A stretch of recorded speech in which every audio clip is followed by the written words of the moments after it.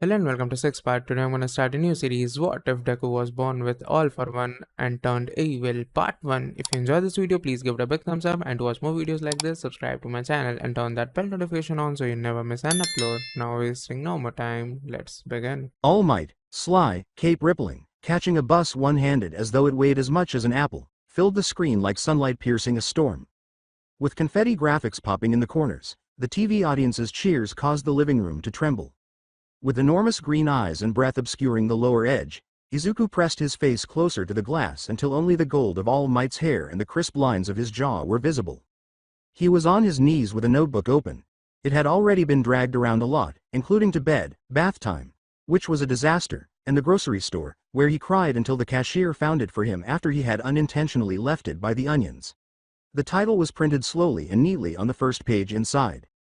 Analysis of Heroes for the Future, Number 1, All Might. Izuku's handwriting was tiny but unrelenting beneath it. Speed. More rapid than the camera. Question. How are they measured? When in danger, smiles to calm people. Plan. Make villains seem unthreatening. Quirk. Arms equals strength, or another thing, form of muscles. Catchphrase. I am here, medicine, perhaps? He paused as he wrote the medication, recalling how the audience on screen ceased yelling when All Might touched down, as if the sound had been restored to their chests. The mere fact that he smiled at them made their lungs seem to remember how to function. The door rattled with keys. With her hair a bit wild from the wind and paper bags rustling around her arms, his mother shouldered her way inside. She called out, Izuku? And then noticed him kneeling in front of the television with a pencil clenched in a fist. She grinned, then stammered a softer utterance. There you are. Izuku practically stumbled on the carpet as he turned and said, Mom, did you see? Did you see? He caught a bus? With people? He smiled like it wasn't heavy at all. I saw, she said, placing the bags on the counter and sighing in relief as she put a hand to her lower back. She hurriedly added, I heard the screaming from the hallway. From the TV. Laughing so that he would also laugh. She wanted him to, so he did. He made an effort every time. She approached him and planted a kiss on the crown of his hair. Homework before more hero notes, okay? It is homework, Mom, he firmly demanded, turning the notebook over for her to see. I'm training my brain because heroes need brains and plans and catchphrases because catchphrases are like emotional CPR. She blinked. Emotional, CPR. He rewound the clip to the precise moment All Might turned to the camera, finger to the lens, saying, it makes people breathe. See? Look. Like a prayer, Izuku muttered along with it.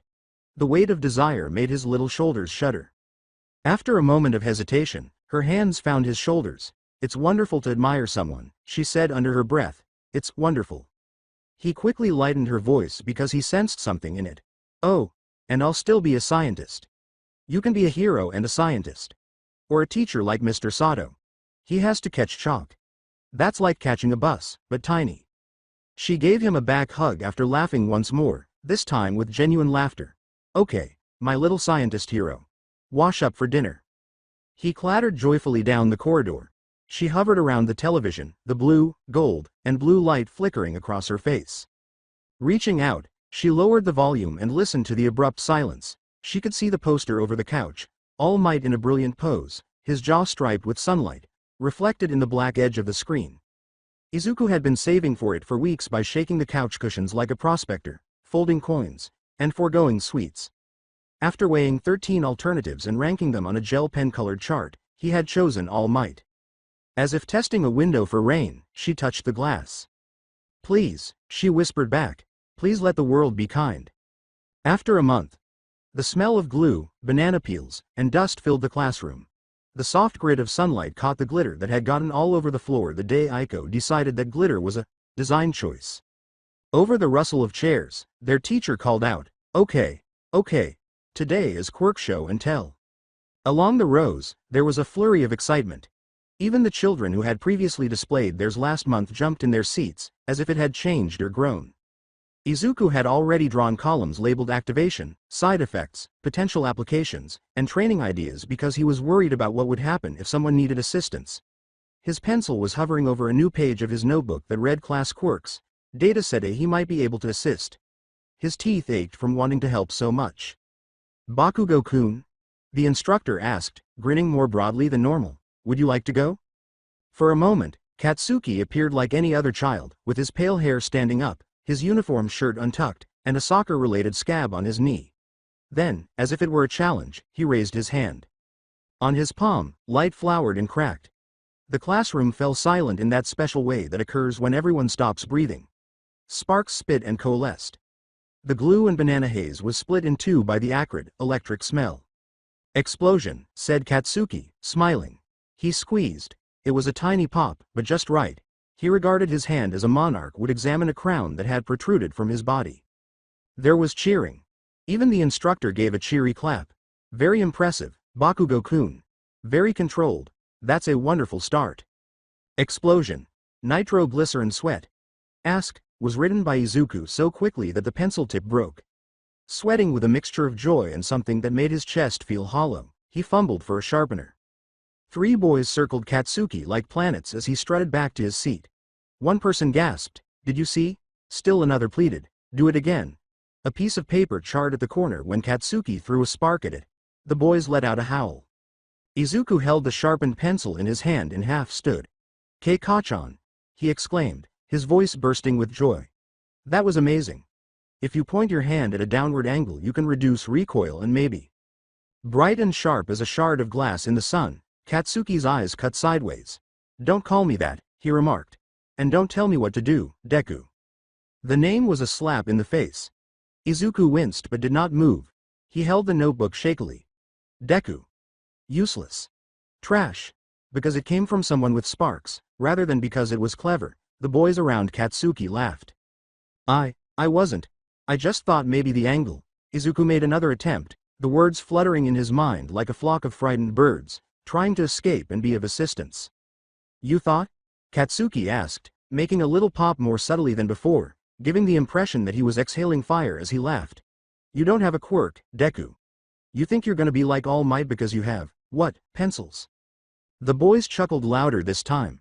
Since Bakugo was a good boy who paid attention to adults when it didn't matter, they complied with the teacher's request for silence. Izuku took a seat again. Recoil equals angulstance is what he wrote. First, give a compliment. Later, ask. He left a dent that outlasted the graphite because he pressed the pencil too firmly. Katsuki's hand continued to glow dimly. Watching the light instead of his desk, he flexed it. Izuku also watched, his throat constricted by an emotion he had not yet given a name to, the edges of his vision soft. It wasn't exactly jealousy, it was a door-shaped need, and it was shut. He always left it there like a balloon on a string, waiting for a hand, and that night his mother discovered the notebook on the kitchen table and opened it, not to pry but because he wanted her to. Good control. She read his new class quirks chart, which was filled with stars, arrows, and small compliments tucked in the corners. Awesome hue. Use for rescue, perhaps? He had written only on the final line of the page. What can I be that still helps if I can't be All Might? She closed her throat. Like she was ironing the question flat, she slid her thumb across the paper. She proceeded to his room. Curled sideways, he gripped the edge of his pillow with the same clenching he applied to pencils. All Might, Edgeshot, Best Jeanist, and even a printout of local firefighters who aided in a grocery store fire were among the posters that adorned the walls. Across the spine of a math book on his desk were 3 action figures in the middle of a rescue. She moved a curl away from his eyes and sat on the bed. He blinked and stirred. Mom? When she said, I made miso for tomorrow, your favorite, for strength. He gave a little, drowsy smile. Without thinking, he reached for her hand and said, thanks. As usual, she took a breath first, then handed it to him. Though something in her heart winced at the prospect of a time when a squeeze might not be safe, she squeezed back when he did so with trust. It was a flinch she detested. Mom, he said in a whisper. Yes? If someone doesn't have a quirk, can they still be good? She leaned over and kissed his forehead, saying, oh, Izuku. Being good isn't a quirk. It's a choice, and you're very, very good. Her words made his green eyes wet like spring leaves, and he grinned. Okay. I love you, she adamantly added. I love you too. After 6 years. The system itself had quietly determined that Izuku was already a lost cause, which is why the bullying had not stopped, the discrimination had not decreased, and the adults who ought to have cared turned away. Izuku scribbled in a notebook while nursing his head at the kitchen table. He repeatedly relived the explosion that Kachan had set off on him during physical education that day, as well as the classmates' laughter and the teacher's lack of interest. Every time he heard the name Deku, it made his chest hurt. The pencil broke. His hand was smeared with graphite, and his notebook was already blurred by tears. Before he could stop them, words began to flow out of his eyes as he pressed his fist against them. "Why can't I just be enough?" His mother's voice came softly from the doorway. "Sweetheart." With a towel slung over her shoulder, she stepped in. When she noticed his trembling shoulders, her smile faltered. "Izuku." She knelt next to him and drew him in. It ought to have been safe with his head nestled against her shoulder, the warmth of her arms, and the scent of miso and dish soap. Her breath caught then. "Mom?" Izuku withdrew. Her knees were buckling and she was sagging. Panic broke out. Grabbing her shoulders, bare skin against bare skin, he scurried to capture her. Initially, it was merely a tingling sensation across his palm, akin to static. Her strength faltered, and an idea that wasn't his own briefly crossed his mind. Please let him go to sleep soon, he's exhausted. His free hand twitched unconsciously. A little bowl on the counter rattled, then slid with a scrape of metal toward him. The strewn about paperclips also jumped, clinking together as though they were being drawn by unseen threads. He experienced his mother's peculiarity, the soft allure of tiny things. Izuku let out a gasp. What? But the pull only got stronger as his grip tightened in a desperate attempt to steady her. Her weariness and anxiety were pressed against his chest. At the same time, he felt strong and lightheaded. Memories became more vivid. Holding a newborn in a hospital room with sunlight streaming down his face. Hearing his toddler laugh in socks as it reverberated down the hallway. She fluttered her eyelids. Izuku. His hand refused to let go even though he tried to. Like magnets stuck together, his skin adhered to hers. Izuku pleaded, "Stop, please stop." Now she lost strength more quickly. Her chest began to faintly heave as her breathing became shallow. More memories flooded back, along with skills. The routine of budgeting every yen in her checkbook, the careful balance of pouring tea without spilling, and the rhythm of folding laundry. Even though they weren't his, they burned into him, simultaneously feeling familiar and alien. A memory that was never his was then buried among them. Harsh lights and white walls from years ago, sitting across from the doctor. His mother tightly gripped his hand. Quirks sometimes appear late. He might just be a late bloomer, the doctor said in a composed tone. As her life spilled out in his hands, the memory of her hope and desperate belief pierced his heart. The rush made his little body shudder. Paperclips clung to his arm as if his body were now the magnet, the bowl tilted and clattered to the floor, and the spoon in the sink rattled. "Mom!" He cried more loudly, his voice cracking. The seconds dragged.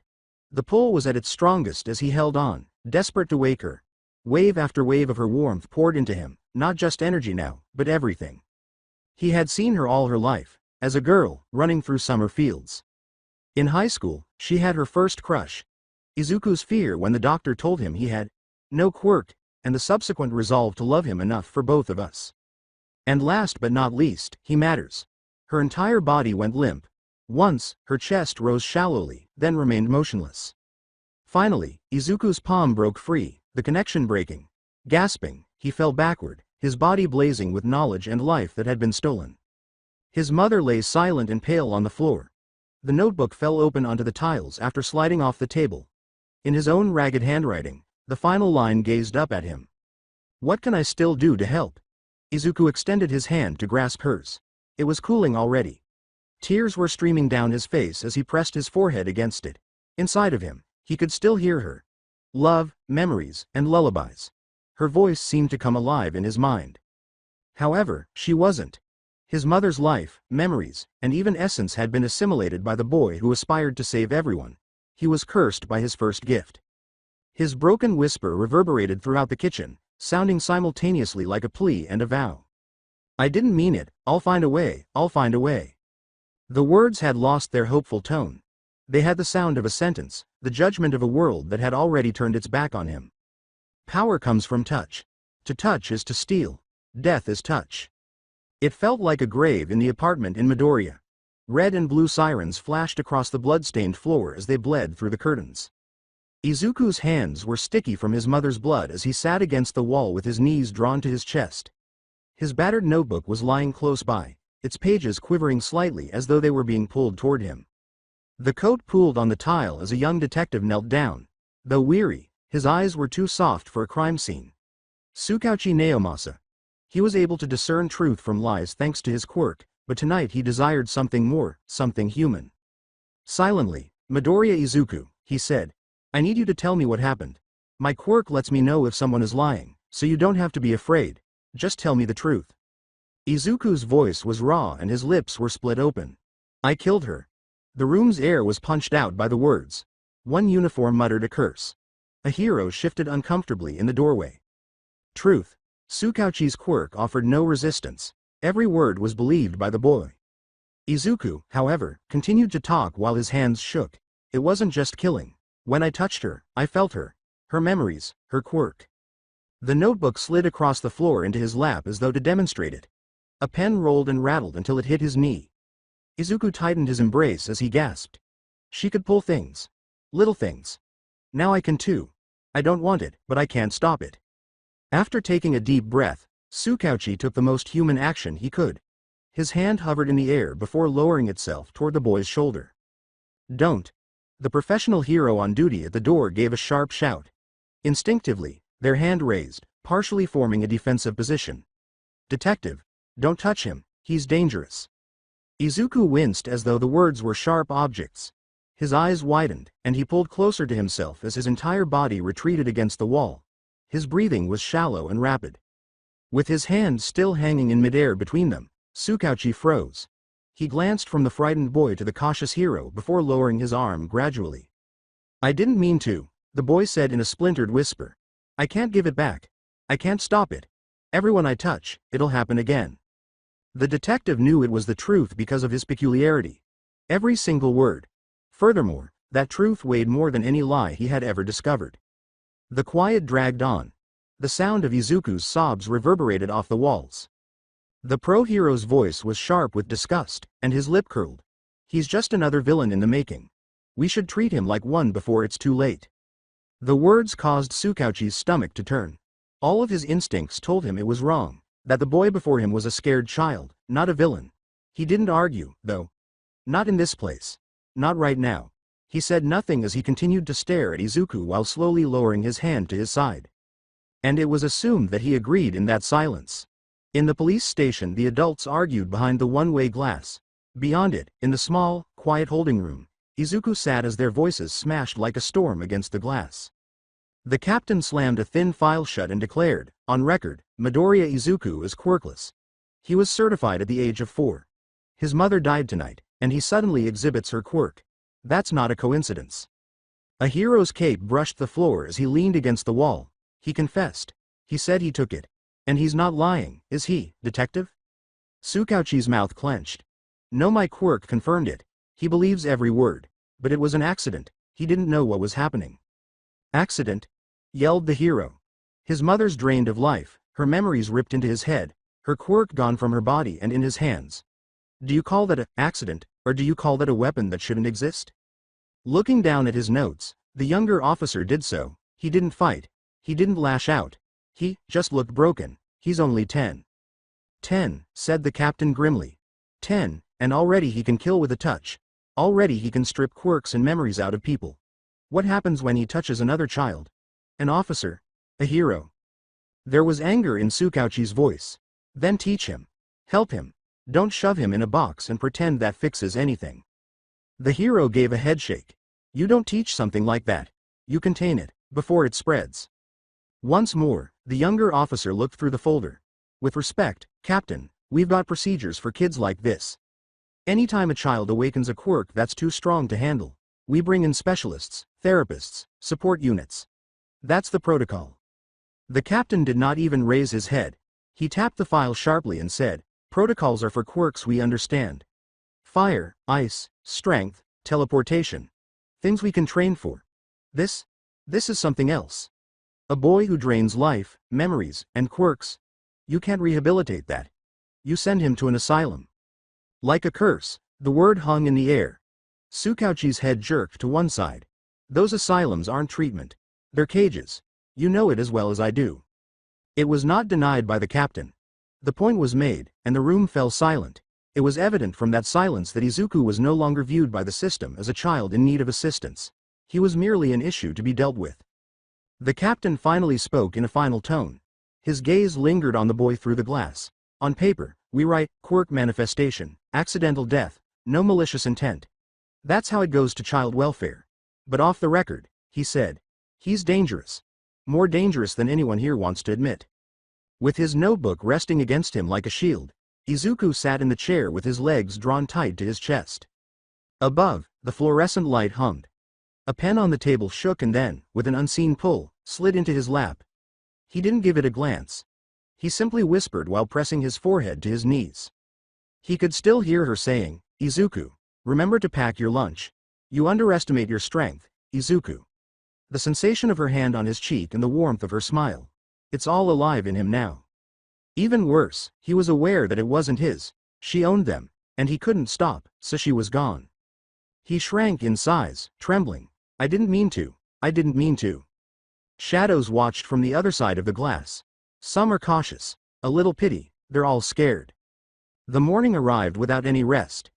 Izuku sat up all night with his notebook gripped so tightly that his knuckles ached, the fluorescent light buzzing overhead. The taste of black coffee, the song she hummed while folding laundry, and the silent shame she carried when she believed he wasn't looking were all memories that came flooding back every time his eyes closed. They refused to leave him even though they weren't his.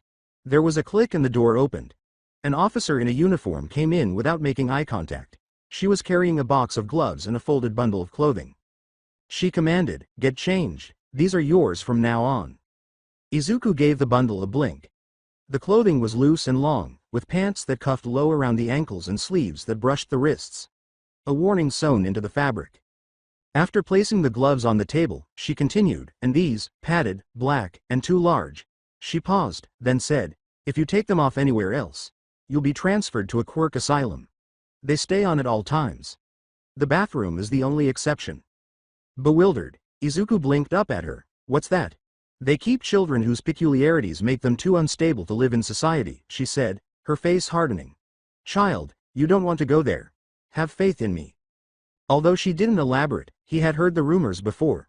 Children kept in wards like prisons until they were old enough to be forgotten. No training, no future, just containment. His hands felt the weight of the gloves suddenly. Izuku nodded and embraced the notebook more tightly as his stomach grew cold. "Say it," the cop demanded. "I understand." As if he had just signed a contract, she nodded sharply and turned away. The child welfare agents showed up a few minutes later, their suits pressed, clipboards tucked under their arms, and their smiles thin and businesslike. "Izuku Midoriya, we'll be taking you to your new placement," the woman inquired. With the gloves already heavy against his skin and the long sleeves grazing his hands, Izuku stood slowly and spoke in a small voice. "New home? Emergency foster care," he clarified, "until a permanent arrangement is made." They simply signed a form, nodded to the officer outside, and motioned for him to follow without kneeling, asking if he was hungry, or if he wanted to bring anything other than the notebook already clutched to his chest. His tiny footsteps echoed too loudly in the sterile silence as they carried him from the holding room down the precinct's main hallway, Izuku clutching his notebook to his chest, his sleeves still smeared with his mother's blood. Eyes followed him everywhere he looked. As he went by, two officers in uniform leaned back, their voices hushed, one's face contorted with disgust, the other with sympathy. As he approached, two heroes standing close to the exit tensed up. One folded his arms and frowned, the other shifted uneasily, his eyes darting to everything but Izuku's face, and both retreated a step, as though distance was enough to protect them. When his shadow touched theirs, even those who had previously gazed at him with concern, the younger officer, a clerk holding papers to her chest, withdrew. Izuku sensed every inch of room they provided him, the intentional voids, the withdrawal. He had never felt more like a prisoner, even though he wasn't in handcuffs or had chains around his wrists or ankles. So he walked through their fear like a ghost, keeping his eyes down and gripping his notebook tighter. The captain handed over the file at the front desk. It was a thin folder with the following heavy words stamped on the top. "Risky." With tightened but unsurprised expressions, the welfare officers swiftly scanned it. The woman read aloud, "Accidental quirk manifestation, describing how the parent's death was caused by their absorbed quirk and memories. High chance of inadvertent injury from physical contact." Her gaze darted to Izuku and back again. "Special directions?" the man inquired. "No physical contact," the captain said. "You call us if he takes off those gloves outside the restroom," he said, "and if he lashes out, you know where he belongs." He lowered his voice. And immediately, Tsukauchi was there, silent, his coat still smelling slightly of his house scent, and he briefly looked into Izuku's eyes before it vanished, like regret. The word, dangerous, was embroidered on the boy's clothing, inscribed on his documents, and muttered into the voices of all the adults as he was led away. There was silence in the car as Izuku pressed his forehead against the window and watched the city flash by. People were walking the sidewalks, laughing, living, and none of them knew him or what he had done. However, the rumors would get out there. They have and will continue to do so. His mother was killed by the boy. With his notebook in his arms, his gloves groaning, and his mother's memories reverberating in his mind, Izuku wished for the first time that he could cease to be. Bakugo family Katsuki sat at the kitchen table, legs swinging impatiently, and the Bakugo apartment was quieter than ever. Why didn't I run into Deku at school? Why are there so many police officers at his house? He demanded. Tell me. With her mouth clenched and eyes fatigued, Mitsuki sat across from him and, after a prolonged silence, said, something happened to Auntie Inko. What? Katsuki froze. She died last night, Mitsuki said quietly. She's gone. Katsuki simply stared for a moment, the words reverberating off him, before his chest constricted and his rage erupted. No, she must be okay, because she is essential to Deku. After hesitating, Mitsuki uttered the words, Katsuki. It was Izuku. His peculiarity surfaced, but it wasn't typical. It took everything when he touched her. Her peculiarity. She recalled. Her life. Although it was an accident. The rest was irrelevant. Katsuki's face twisted and his fists clenched. You're saying, Deku killed her? He yelled, louder and louder, until his throat burned. Auntie Inko was killed by him. He stood, trembling all over, the chair screeching against the floor. He's dangerous. Just Deku is what he should be. He took her away, and I don't care if it was an accident, he's the reason she's gone. Part scream, part sob, all grief. The words shattered in his throat. Katsuki Bakugo was unable to look at Izuku Midoriya after that night without seeing the boy who had taken Auntie Inko. The following night, the Bakugo apartment felt heavy, the TV was turned down, but no one was listening, and Katsuki was sitting on the couch with his arms crossed in a scowl that was painful. He sighed as Mitsuki sat down next to him and said, Katsuki, there's something else you need to know about Izuku. What? That he's dangerous?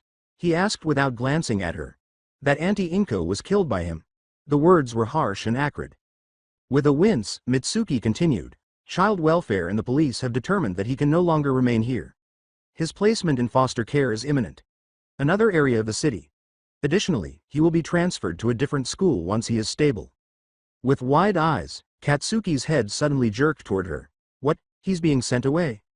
With a nod, she said, it's best. He requires special supervision, they say. It implies that you will no longer see him in class. That's it? The boy's fists shook against his knees. Does he simply vanish? No farewell? Nothing? Katsuki. Mitsuki reached out, but he retreated.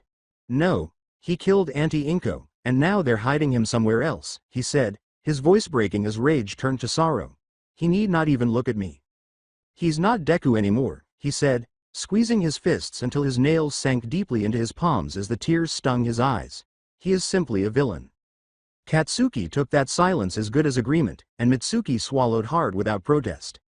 Sometimes Izuku found it almost comical. Whether he had a quirk or a cursed quirk, it didn't matter because he was always the outsider that no one wanted. Different labels didn't change the loneliness he felt. When they removed Izuku from the precinct, the first caseworker said, Special support, quirk therapy, specialists who know how to help kids like you. Izuku had been meant for a program. However, the file was mislabeled, the paperwork was buried, and the gloved boy was quietly moved into foster care just like any other orphan. He was different from other orphans, though. In order to collect the stipend and to whisper to their neighbors about the dangerous child in their home, families kept him for a few months or even a year. After that, they began to complain that he made the other kids uncomfortable, that strange things moved in his room, that he talked to himself, and that he argued in voices that no one else could hear. The transfer paperwork followed by yet another house. Izuku lost count by the time he was 13. There were times when he wanted to scream while he was awake in a stranger's home, at the caseworkers who pretended not to notice, at the families who picked up their checks and pushed him away, but he had nowhere to vent his rage, so it sank cold and heavy into his bones. It wasn't any better at school. They mocked him, calling it a weak power for a weakling, and some children only knew him as the boy with his mother's quirk. The boy who killed his mother. The whispers that slithered behind him in the hallways. Villain. Creep. Don't touch him. Others had heard the truth. Izuku was hollowed out by the dares alone, but they never did, even though the gloves ensured that they never grabbed his arm barehanded. In the hallway, uniformed officers would lean down and remind him not to cause any more incidents, their voices sharp with threats. It didn't matter that he had never used his quirk on purpose. The only time had been when a boy had shoved his bare hand into Izuku's face as a joke, and the accident had almost broken him. Occasionally, uniformed officers would enter his classroom and call his name, not caring that he had the grades to graduate early, only that he was a risk. Because another student thought it would be amusing to force him to touch someone, he almost ended up in jail. He detested the office's stares, which made him feel as though he was already wearing a prison jumpsuit. He detested how the teachers ignored him because they were either too scared or too eager to let him decay. Why did it feel like a brick wall to try so hard to disprove them if they were all so certain he would become a villain? But he never retaliated. I'll show them one day, he told himself as he scribbled in his notebook and kept his head down. I'll be a hero one day and save everyone. He had repeatedly informed caseworkers and teachers that he was attending UA the following year. The response was always the same: no, too risky, too erratic. They made it plain that they would never stand by him, even though he was eligible to take the test, as though his desire to be a hero was a crime that only he could commit. Even though only he believed it, the most recent residence wasn't any different. The mother avoided looking into Izuku's eyes while grinning at the caseworkers. He was never permitted to sit at the dinner table by her children. It was clear that he wasn't truly a member of the family when the social workers came to visit. His plate was always cold and separated as he stood in the doorway while the others ate. However, the employees merely nodded, checked their boxes, and departed. The fate of the gloved boy didn't matter as long as the paperwork was clean. The woman claimed it was policy, but everyone knew the truth. She didn't want him near her kids without witnesses, and he was not permitted inside the house unless the social worker was there for check-in. She nevertheless cashed the checks each month. Izuku was outside most of the time. Wandering. On rooftops. Heroes are being watched. Putting analysis in notebooks. His gloves creaked as he scrawled down his dreams as if they might disappear if he didn't capture them in ink. The incident occurred on one of those mornings. One of the back alleys by his foster home. With their knives flashing in the sunlight, 3 men corner a shopkeeper. Izuku was not thinking. He was unable to. He lost his balance after slamming his shoulder into the largest one. Izuku's glove caught his wrist as the second swung a knife, twisting until the blade clattered to the ground. For a heartbeat, skin brushed skin as the third attempted to seize him. The third gangster lunged at him, attempting to seize him. He was prepared to stab Izuku with his other arm, which had a jagged spine, but Izuku's skin touched his. Izuku let out a gasp. Memories of debts, anger, and nights spent in a dirty apartment flooded back into the man's mind. Then his arm changed. A sharp spine ripped through the glove material and emerged from his forearm. It swung outward, snapping sharply against the brick wall. The crooks stopped. That's my quirk. The man stumbled back, stumbling down on the ground, weak. The thug swayed, gripping his head as though something had been torn from him. His legs had lost their strength, and his knees gave way. Izuku was appalled as he looked at his own arm, where the bone protruded like a weapon. I didn't mean to. The color left the thug's face. He attempted to stand up, but his feet continued to fail him while he yelled. Freak. He has it. He has my quirk. Izuku clutched his temples as he stumbled back. He didn't intend to. He didn't intend to. However, while cursing the freak kid, under their breath, the criminals ran away, dragging their fallen comrade. With a shudder, the shopkeeper muttered a thank you, hurried inside, and secured the door. Izuku stood by himself in the alley, his gloves shaking and his chest heaving. The 3 thugs were already on the ground, moaning, their wrists bound tightly in ropes of shimmering caution tape that all might appeared to summon out of thin air by the time Izuku blinked the perspiration from his eyes. As he passed their fallen bodies, the symbol of peace didn't even appear exhausted. Instead, his eyes were fixed on Izuku. All Might, Izuku muttered. He uttered the name as if in prayer. At the alley's entrance stood the symbol of peace. His shadow stretched far across the ground as his cape rippled faintly. However, his well-known smile was absent. All Might squatted, his enormous body occupying the room. His voice was low and rumbling. That was brave, young man. But what exactly did you do back there? Was that your quirk? He had a locked throat. Should I tell him?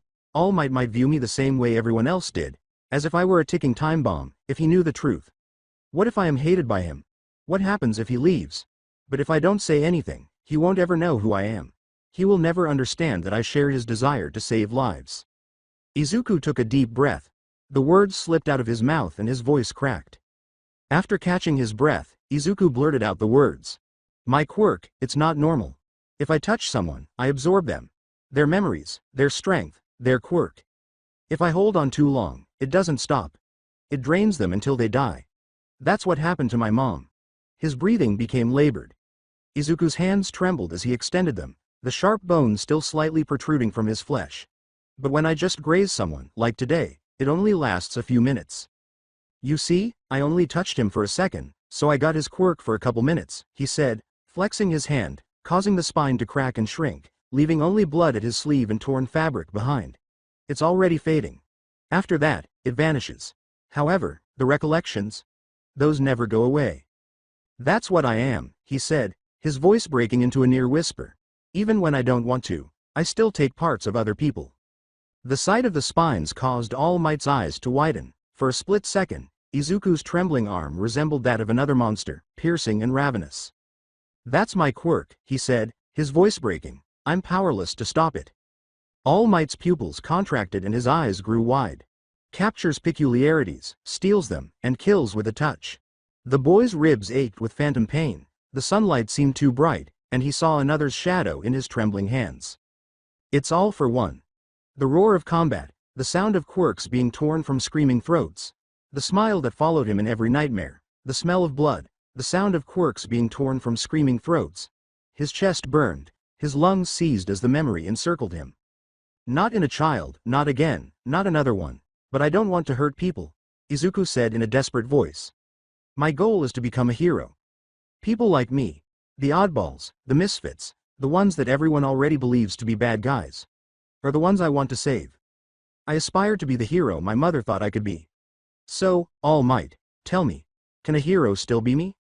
The question shivered like a lifeline as it hung in the warm daylight. All Might's mouth opened, but no sound emerged. His hand twitched once before freezing, and his eyes were fixed on his greatest enemy's phantom rather than Izuku. His chest heaved and his breath faltered, but he was unable to speak. Then sirens screamed. When a police cruiser arrived at the end of the alley, neighbors pointed and leaned out of windows and doorways to whisper. He's right there, Midoriya, leave the scene, an officer yelled as he strode over. Izuku felt sick to his stomach. Wait, I was assisting, I halted them. The second officer snapped. Neighbors called it in, claiming that the dangerous child was out and about attempting to use his quirk in public once more.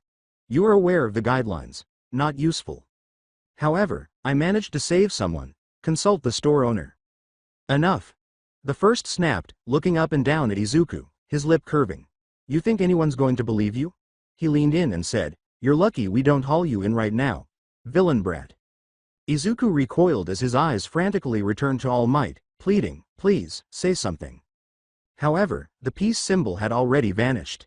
Izuku thought he was already in shadow even though the sun was shining above him, ruthless and golden. It felt like the entire world had already decided who he was, and Izuku detested how much it hurt that he still wanted their approval. First the families, then the schools, then the police, and now even All Might couldn't look at him without seeing a monster. His mother's voice murmured in his mind, Stand tall, Izuku. You're stronger than you think. He gripped his notebook more tightly, his gloves groaning. But he sensed nothing but silence.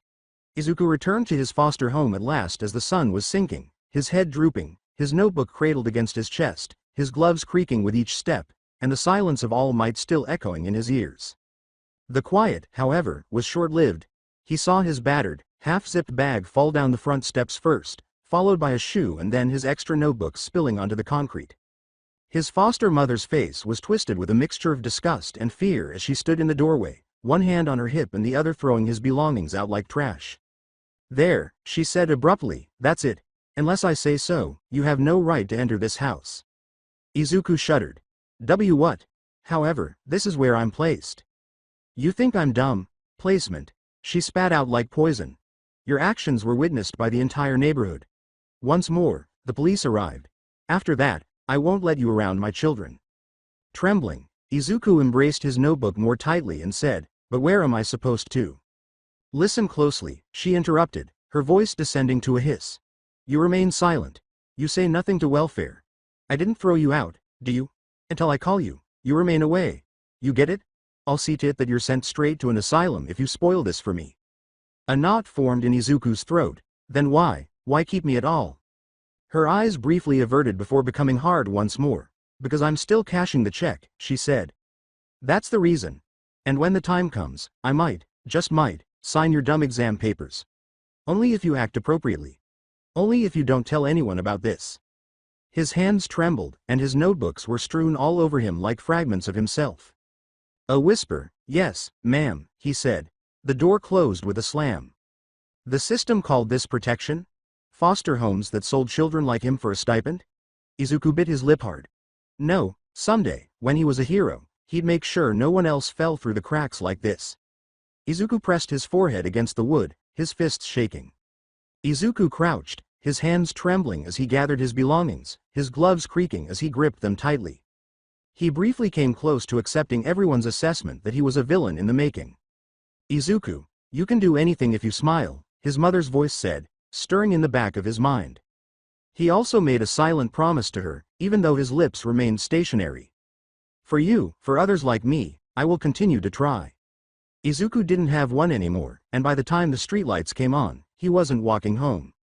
The air smelled of oil, wet concrete, and barrel fire smoke as he drifted through side streets until he was beneath the overpass, where shapes moved in the shadows, including women, men, and even a few children, their faces pale in the light. The people without homes, those with peculiarities that scared neighbors, those with jobs that didn't last, quirkless people with nothing, mutants with twisted features, outcasts with useless powers, a man whose hands sparked uncontrollable static, and a woman with half-scale skin were all hidden here. They regarded him as he went by, a boy with eyes that appeared too old for his age, a backpack that was too large, and gloves that concealed trembling hands.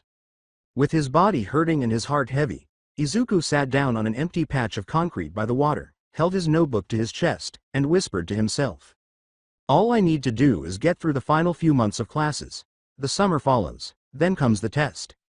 And maybe if I become a hero, I can save them, he said, his voice breaking as he gazed out at the shivering shapes that society had forgotten in the flickering barrel fires. This is what people like. I am liked by others.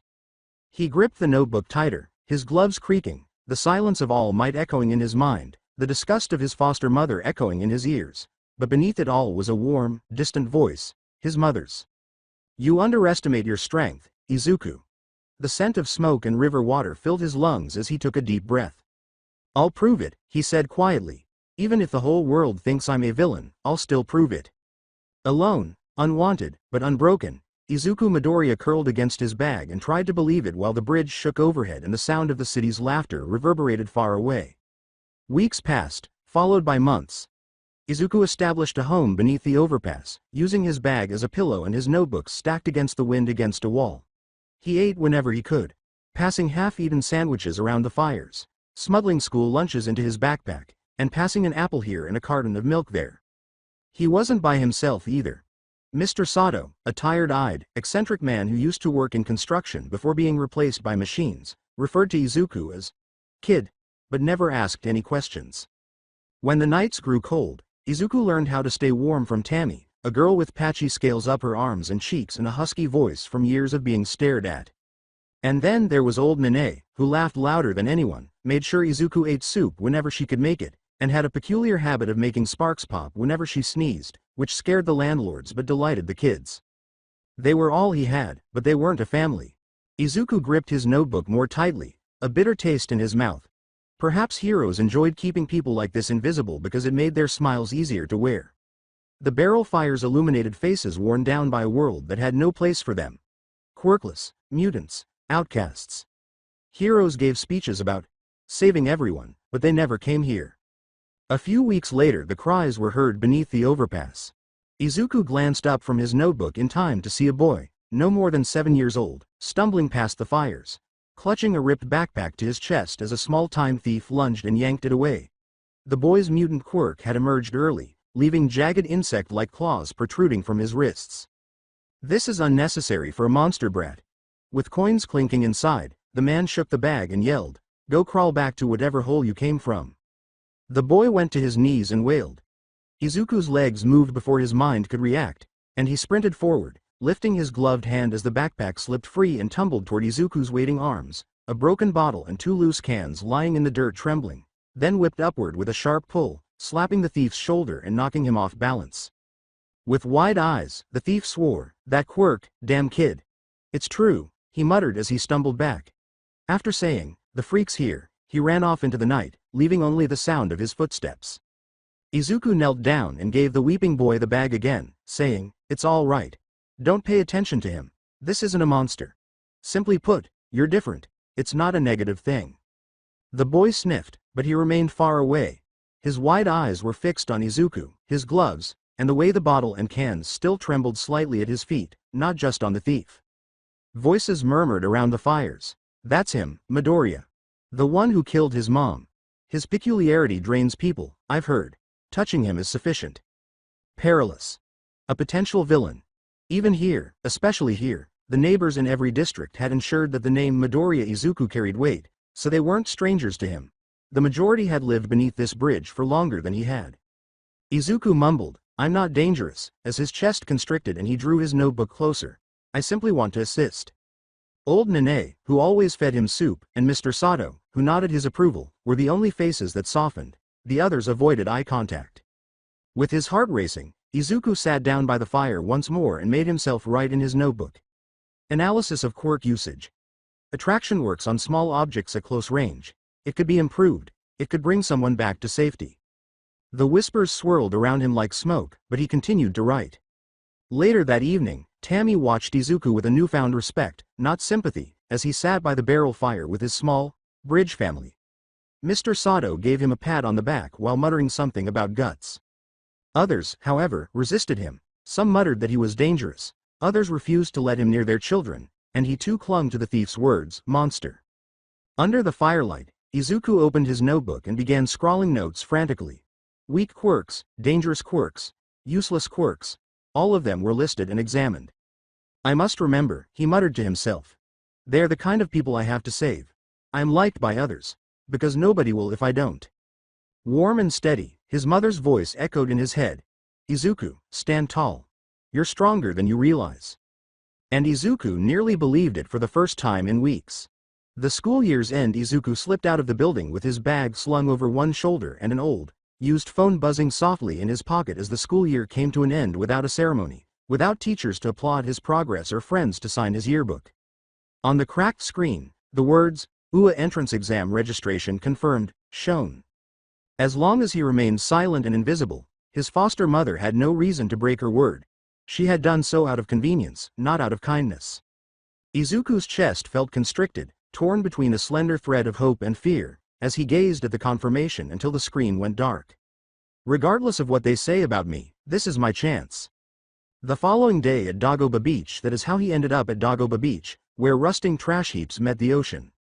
There were old refrigerators, broken bikes, and tires piled like towers. The city dumped here. People forgot here. The place smelled of rot, salt, and oil. Excellent. Izuku put his bag down and rolled his shoulders. He could gather scrap and take it to recycling for money, or he could gather as much practice as he could from the debris for training. With another flick of his wrist, a handful of bottle caps skittered across the sand toward him, and he extended his gloved hand, revealing a crushed soda can that rattled before zipped into his palm with a sharp tug. His mother's peculiarity, the last remnant of her. Izuku thought, perspiration already forming on his forehead. Maybe I can show them if I can master this. I don't need to steal quirks. I don't need to drain lives. I can save people with what she gave me. Just this. Just hers. He repeatedly threw the can into the pile and then took it back. Izuku's arms shook and his head ached, but he persisted in pulling as the sun sank lower, creating long shadows over the mountain of trash. Old plastic bottles, screws, scrap metal, small, unimportant things to him, but they were everything. He promised himself that one day he would be a hero, dragging villains off their feet, pulling people out of danger, and removing rubble from the defenseless. Even though he was still referred to as a villain by the world. A few days later Izuku strolled through Musudafu's back streets in the late afternoon, his bag light and his stomach empty.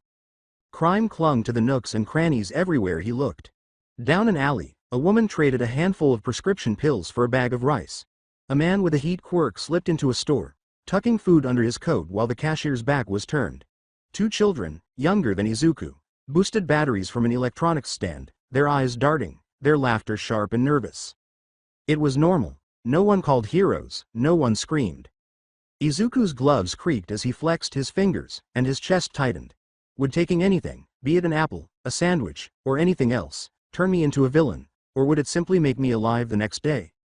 The vendor scowled and drew the box closer as he stared at a fruit stand for too long, the orange scent making his stomach turn. Go on, child. Don't force me to call the police. Izuku turned away and ducked his head, feeling the heat rising in his face. Every step he took drove the question harder into his mind as he strode past broken windows and graffiti-covered walls, past people who did what they had to and never gave it a second thought. Why not live like a villain if that's what the world already calls me?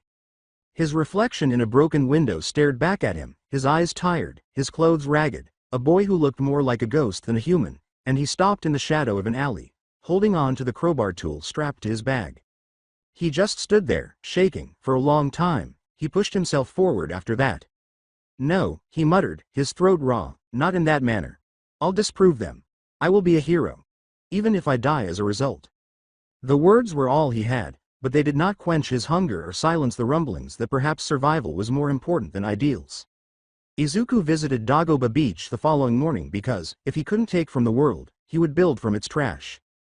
A few weeks later, old tires, broken appliances, and rusted bikes were piled up like monuments to neglect at Dagoba Beach, which was more landfill than shoreline.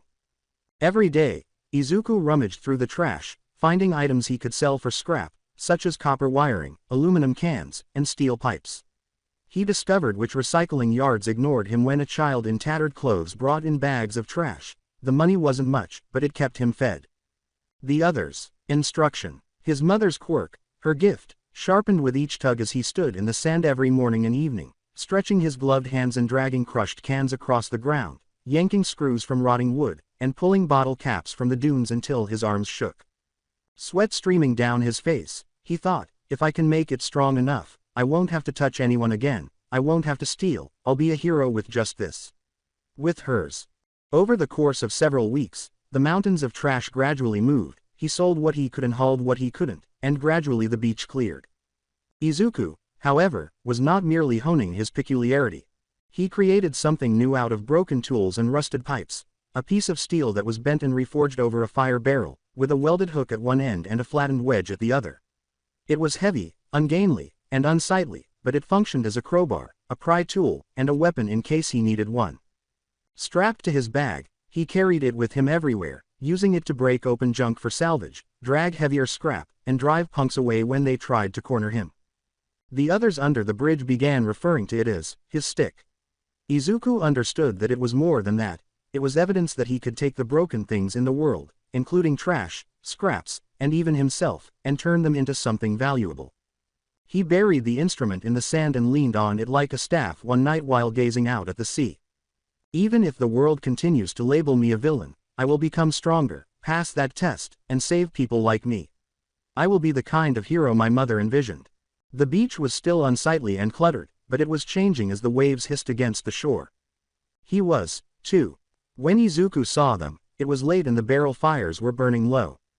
He was standing close to the edge of the underpass, holding his backpack, and three older teenagers in tattered jackets loomed around him, their hands glowing faintly with weak quirks, sparks of flame, jagged teeth, and eyes that flickered yellow.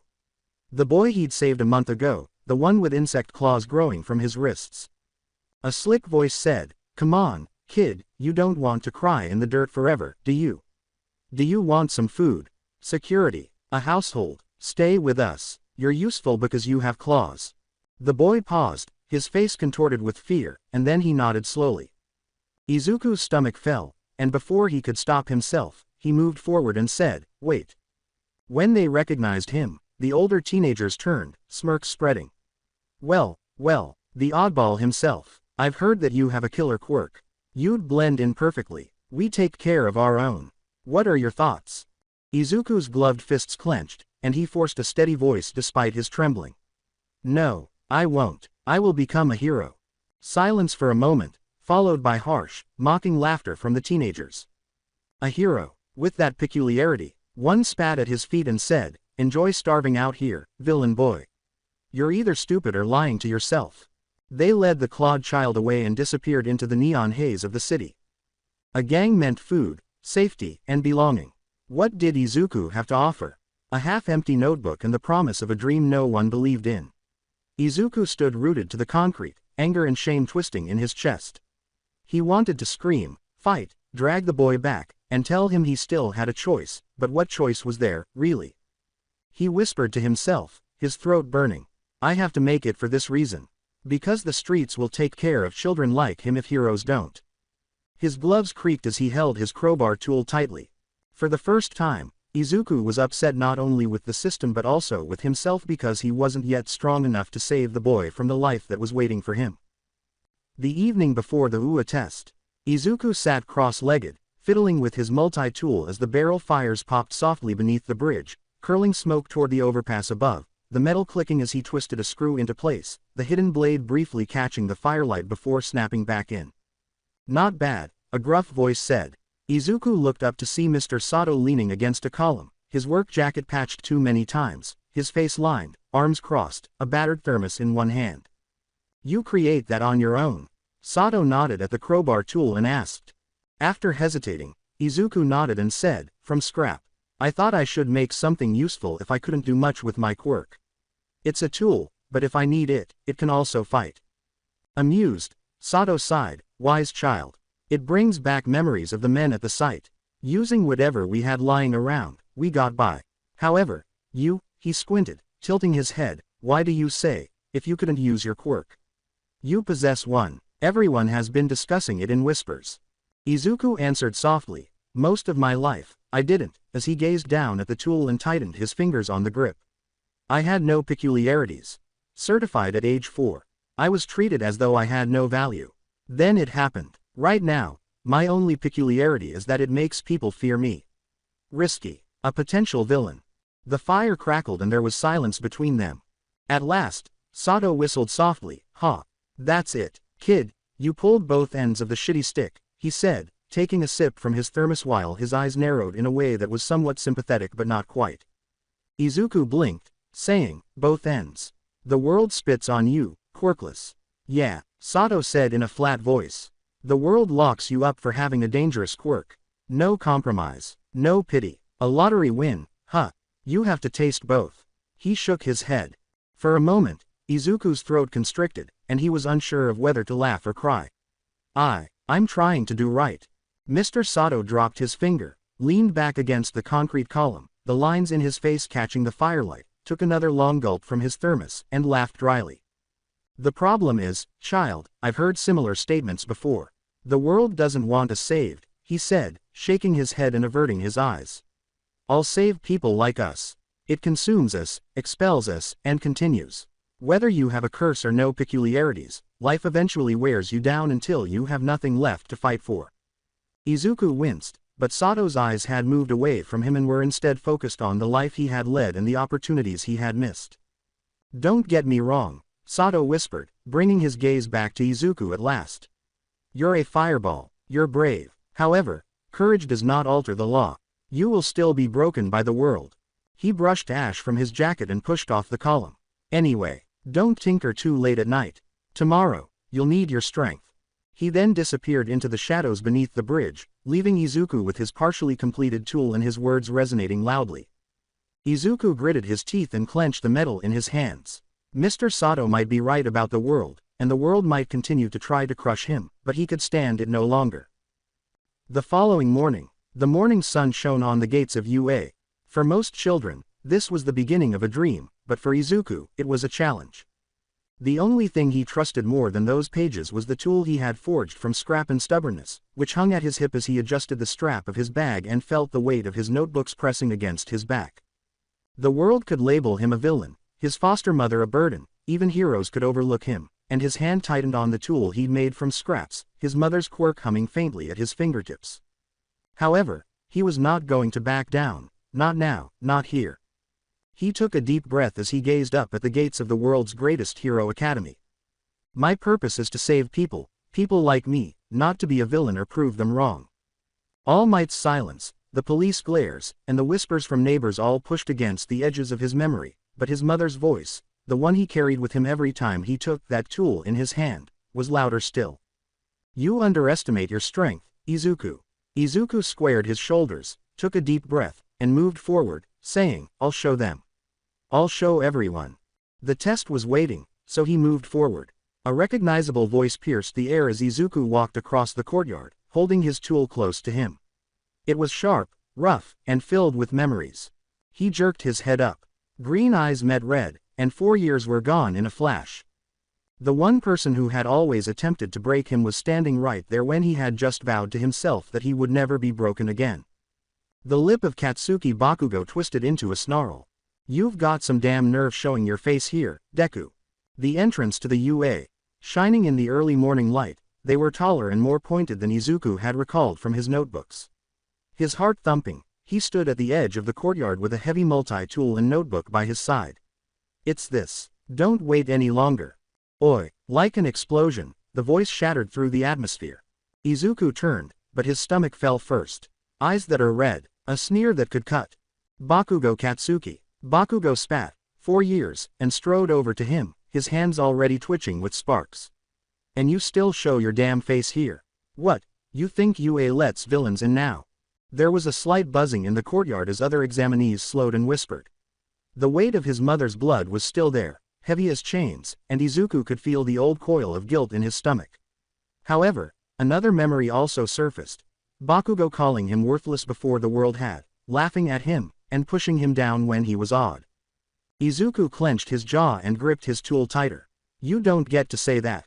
Not you. Not after everything you did when I was powerless. You're not my judge, Bakugo. Tension caused the air between them to crack, and Bakugo's palm flickered sparks. The urge to swing was nearly too strong for Izuku, and his knuckles whitened on the handle of the crowbar. Whispers rose as the crowd hesitantly retreated. Then, what do you think you're doing? The yell sounded like a thunderclap. With mechanical precision, Tenyaida's arm sliced through the air as he charged between them. He whirled on Bakugo, his finger jabbing the air, saying, fighting before the entrance exam even begins. Absolutely disgraceful. You are here to prove your worth as future heroes, not to brawl like common delinquents. And you, sparks flying in front of school property. Unacceptable. Bakugo growled and lowered his hand grudgingly. He turned abruptly and strode off toward the exam room, saying, TCH. Not worth my time anyway. Exhaling, Izuku's shoulders remained taut. His gaze briefly shifted to Iida. Iida, however, didn't give him a glance. He muttered something about discipline, flicked his glasses into place, and marched after the others. Izuku stood there by himself once more, the words of Bakugo weighing on him like old wounds. Izuku looked down at his gloves and thought bitterly, he's not wrong. He's not correct, though. Here, I will not break. Not here at the gates. Considering how far I've come, no. With his heart racing, he rearranged his bag, tightened his hold on his tool, and entered UA. The test was awaiting. Nerves and ambition buzzed like static as the examinees crowded outside the mock city's enormous gates. Izuku stood apart, one hand on his bag strap and the other on the multi-tool strap to his side in the shape of a crowbar. 10 years. I was a quirkless nobody for 6 years, being laughed at, shoved, taunted, and told to give up.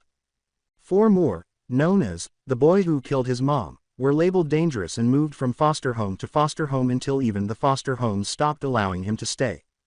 He hadn't even had that last year. Only underpasses and alleys. Fires from barrels. Weapons and meals were made from rusted metal.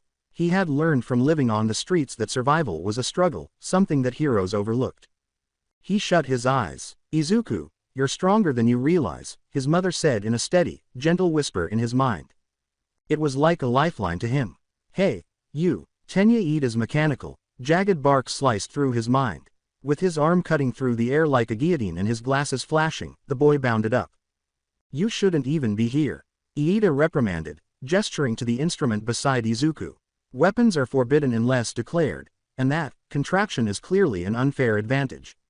It's cheating. Izuku slowly turned his head, his green eyes alert despite fatigue. He gripped the tool tighter, but his voice remained level as he said, "I filled out the forms. Support gear. Approved. Maybe you should focus on your own exam instead of me." Sputtering and obviously unaccustomed to being challenged, Iida froze.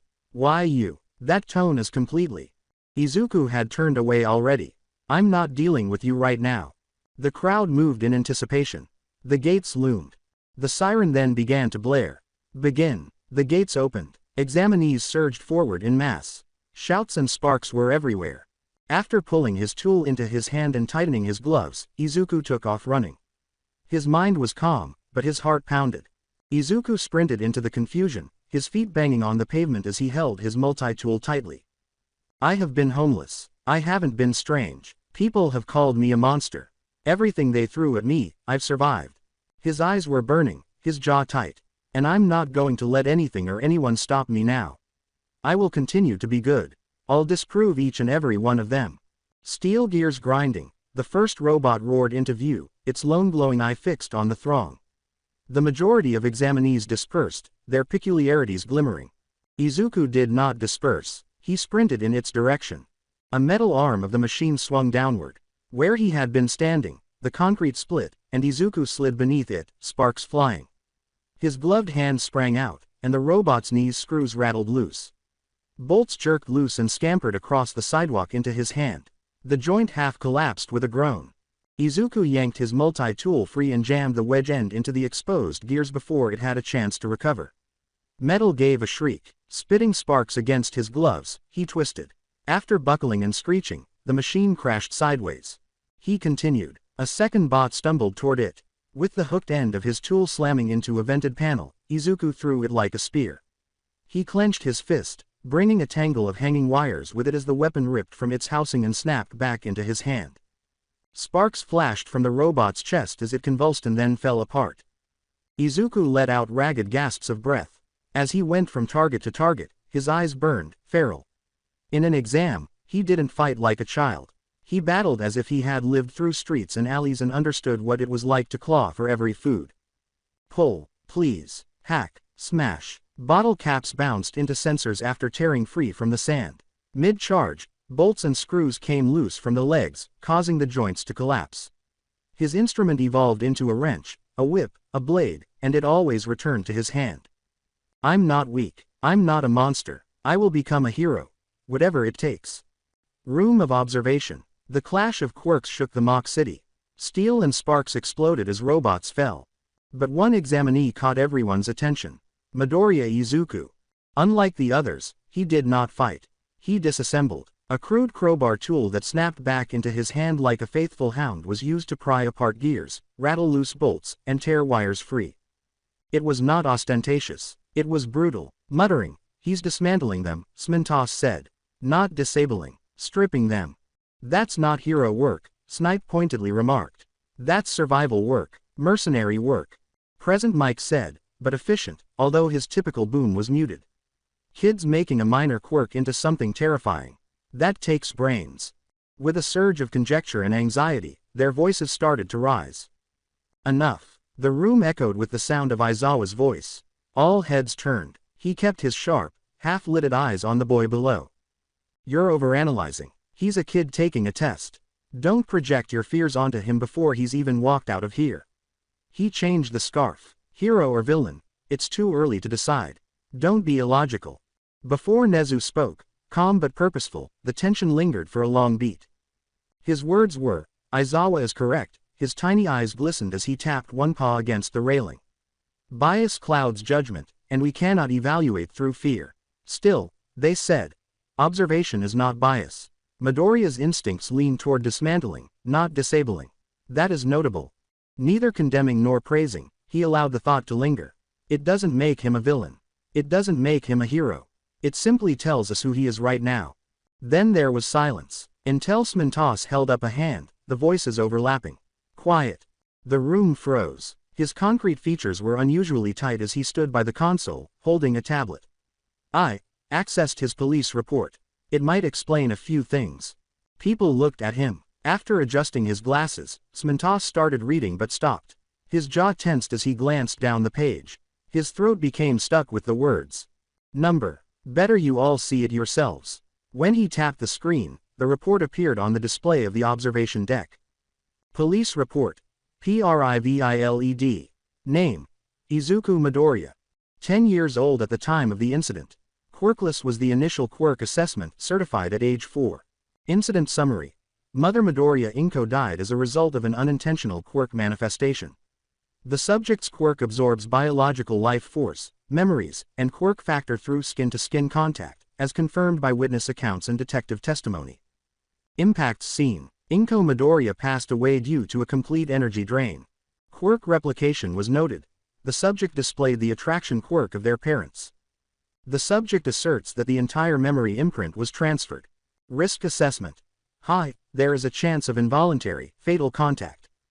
Particular guidelines. Gloves are required. No unattended physical interaction. Placement in a quirk asylum is taken into account. Disposition. Because of their status as minors, they were placed in foster care. File with the stamp dangerous. The screen displayed the words with a chilly glare. Don't cry. No background. The life of a child is simply governed by bureaucracy. Present Mike whistled softly, his voice devoid of its natural vigor. Damn. Snipe's arms were folded. Explains why he fights like that. Kid's been told his whole life he's a weapon. Nezu spoke in a calm but purposeful tone. Facts are facts. His quirk is unusual, and the system has already branded him dangerous. But note, he is here, not institutionalized. That, in itself, speaks volumes. Or it's a mistake waiting to happen, Snipe whispered. Aizawa's voice pierced the room. Enough. He never took his eyes off Izuku. He's a kid. This is a test. Don't start writing his future from a police report. Don't be illogical.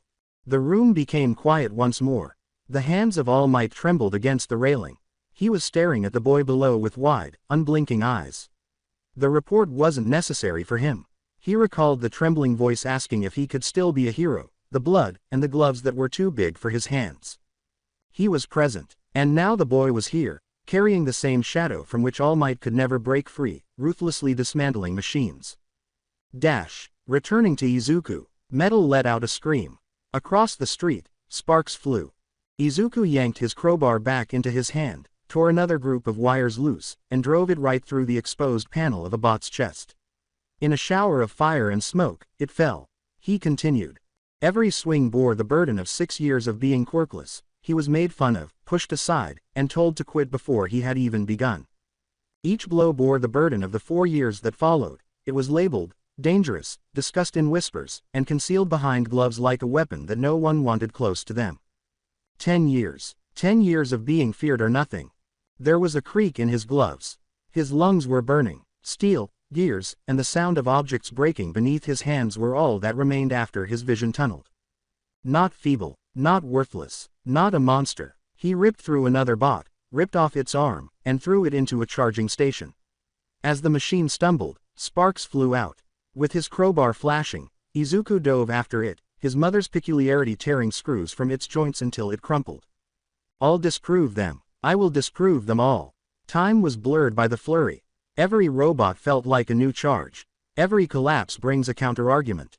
Silence crept in, but he was unaware of it. The final machine toppled without anyone noticing.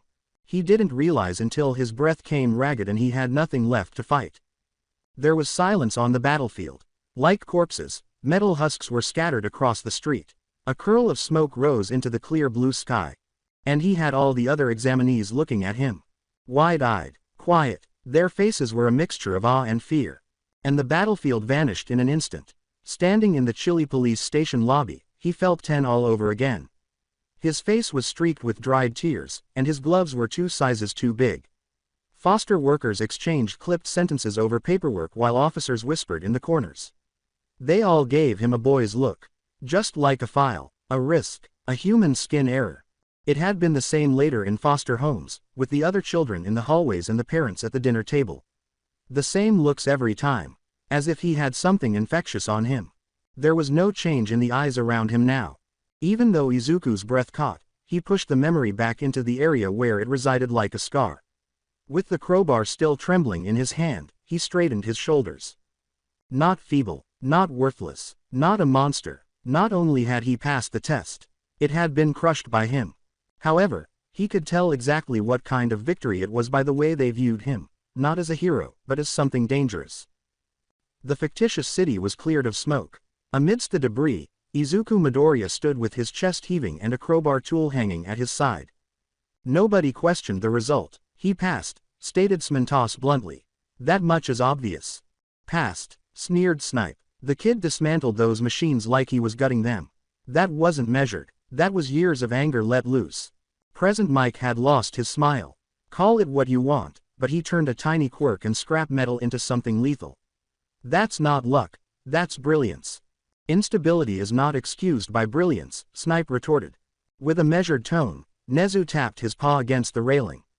Instability can be managed. Potential cannot be ignored. We admit him, of course. But we also observe him closely. Aizawa gave a nod. He'll be in my class. That's my job. If anyone monitors him, it's me. The voice of All Might then rang through the room. No, all heads turned. With his knuckles white and his gaze fixed on the boy below, Toshinori Yagi remained motionless on the railing. He spoke in a tight tone. I should be the first to know of his development. Every step, every slip, every change. If he strays, if he grows into something dangerous, I need to know before anyone else. There was a heavy silence. The head of Nezu cocked slightly. His tone sharpened, calm but unyielding. You're asking for privileged access, Toshinori. UA does not function on paranoia. He is a student, not a threat dossier. If he is monitored, it will be by faculty consensus. Not by one man's fear. Might all tensed. It isn't fear, it's responsibility. Aizawa's scarf moved at his shoulders as his eyes narrowed. No, it is fear. You're not seeing Midoriya. You're seeing a ghost that isn't here. He's a kid, broken, angry, sure, but still a kid. And if you keep treating him like a villain before he even starts, you'll make it true. The room fell silent once more. All Might clenched his jaw but remained silent.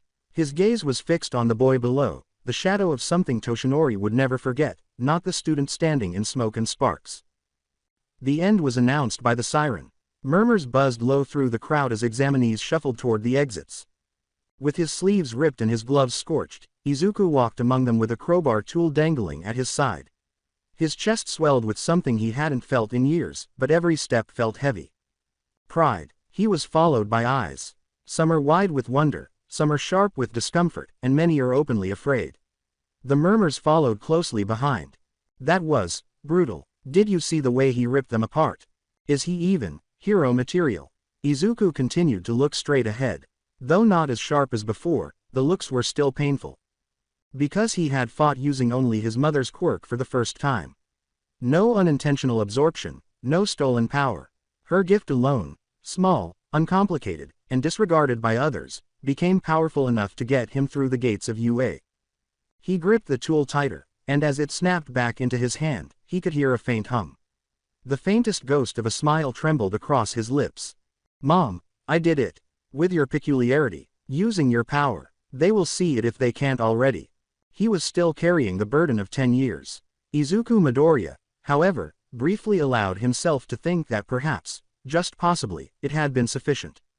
He continued walking despite all the whispers behind him. 3 weeks. It had been that long since the test. Silence for 3 weeks. No calls, no letters, and no word from UA, not at all. With his notebook balanced on his knee, Izuku sat beneath the overpass and made notes about oddities he had noticed during the exam. He had his crowbar tool on his lap. The smoke curled upward into the concrete sky as the barrel fire burst. Sparks flew off old Nene's fingertips as she handed over a dented bowl of soup she had ladled. Eat, boy, nothing good comes of waiting on an empty stomach. Getting out of his crate, Mr. Sato grunted. She's right. Waiting will kill you faster than hunger. With a slight smile, Izuku picked up the bowl in his gloved hands. He tried not to think about the silence as he took a slow sip and allowed the warmth to permeate his body. I might not have been good enough. Perhaps they saw me for who I truly am. Then his bag began to buzz. There was a message on the old, broken phone. His foster mom. Get your ass back to the apartment now. The principal of UA, and some teacher who's a hero is here. Don't make me look bad.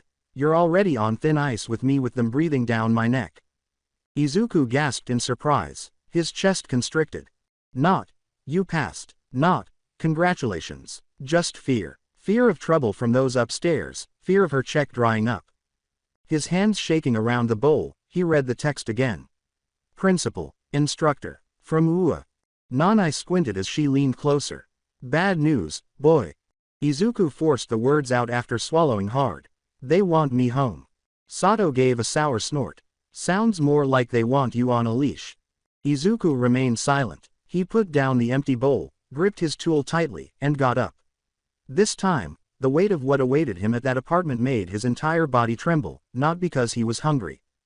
He had been labeled a monster for 4 years and quirkless for 10. Now, a collection of the strongest voices he had ever heard were waiting to inform him of the next steps. All he could do was hope it was UA. Not another cage, please. Every step Izuku took toward the apartment complex made his legs feel heavier. The first text had been followed by a barrage of others from his foster mother. Don't make me look bad. They're still here, hurry the hell up. You think I'm losing this check because of you. His stomach was in knots by the time he got to the door. He opened it. The tension within was not concealed by the scent of cheap air freshener. His foster mother's smile was too tight as she sat rigidly on the couch, her hands clenching the cloth.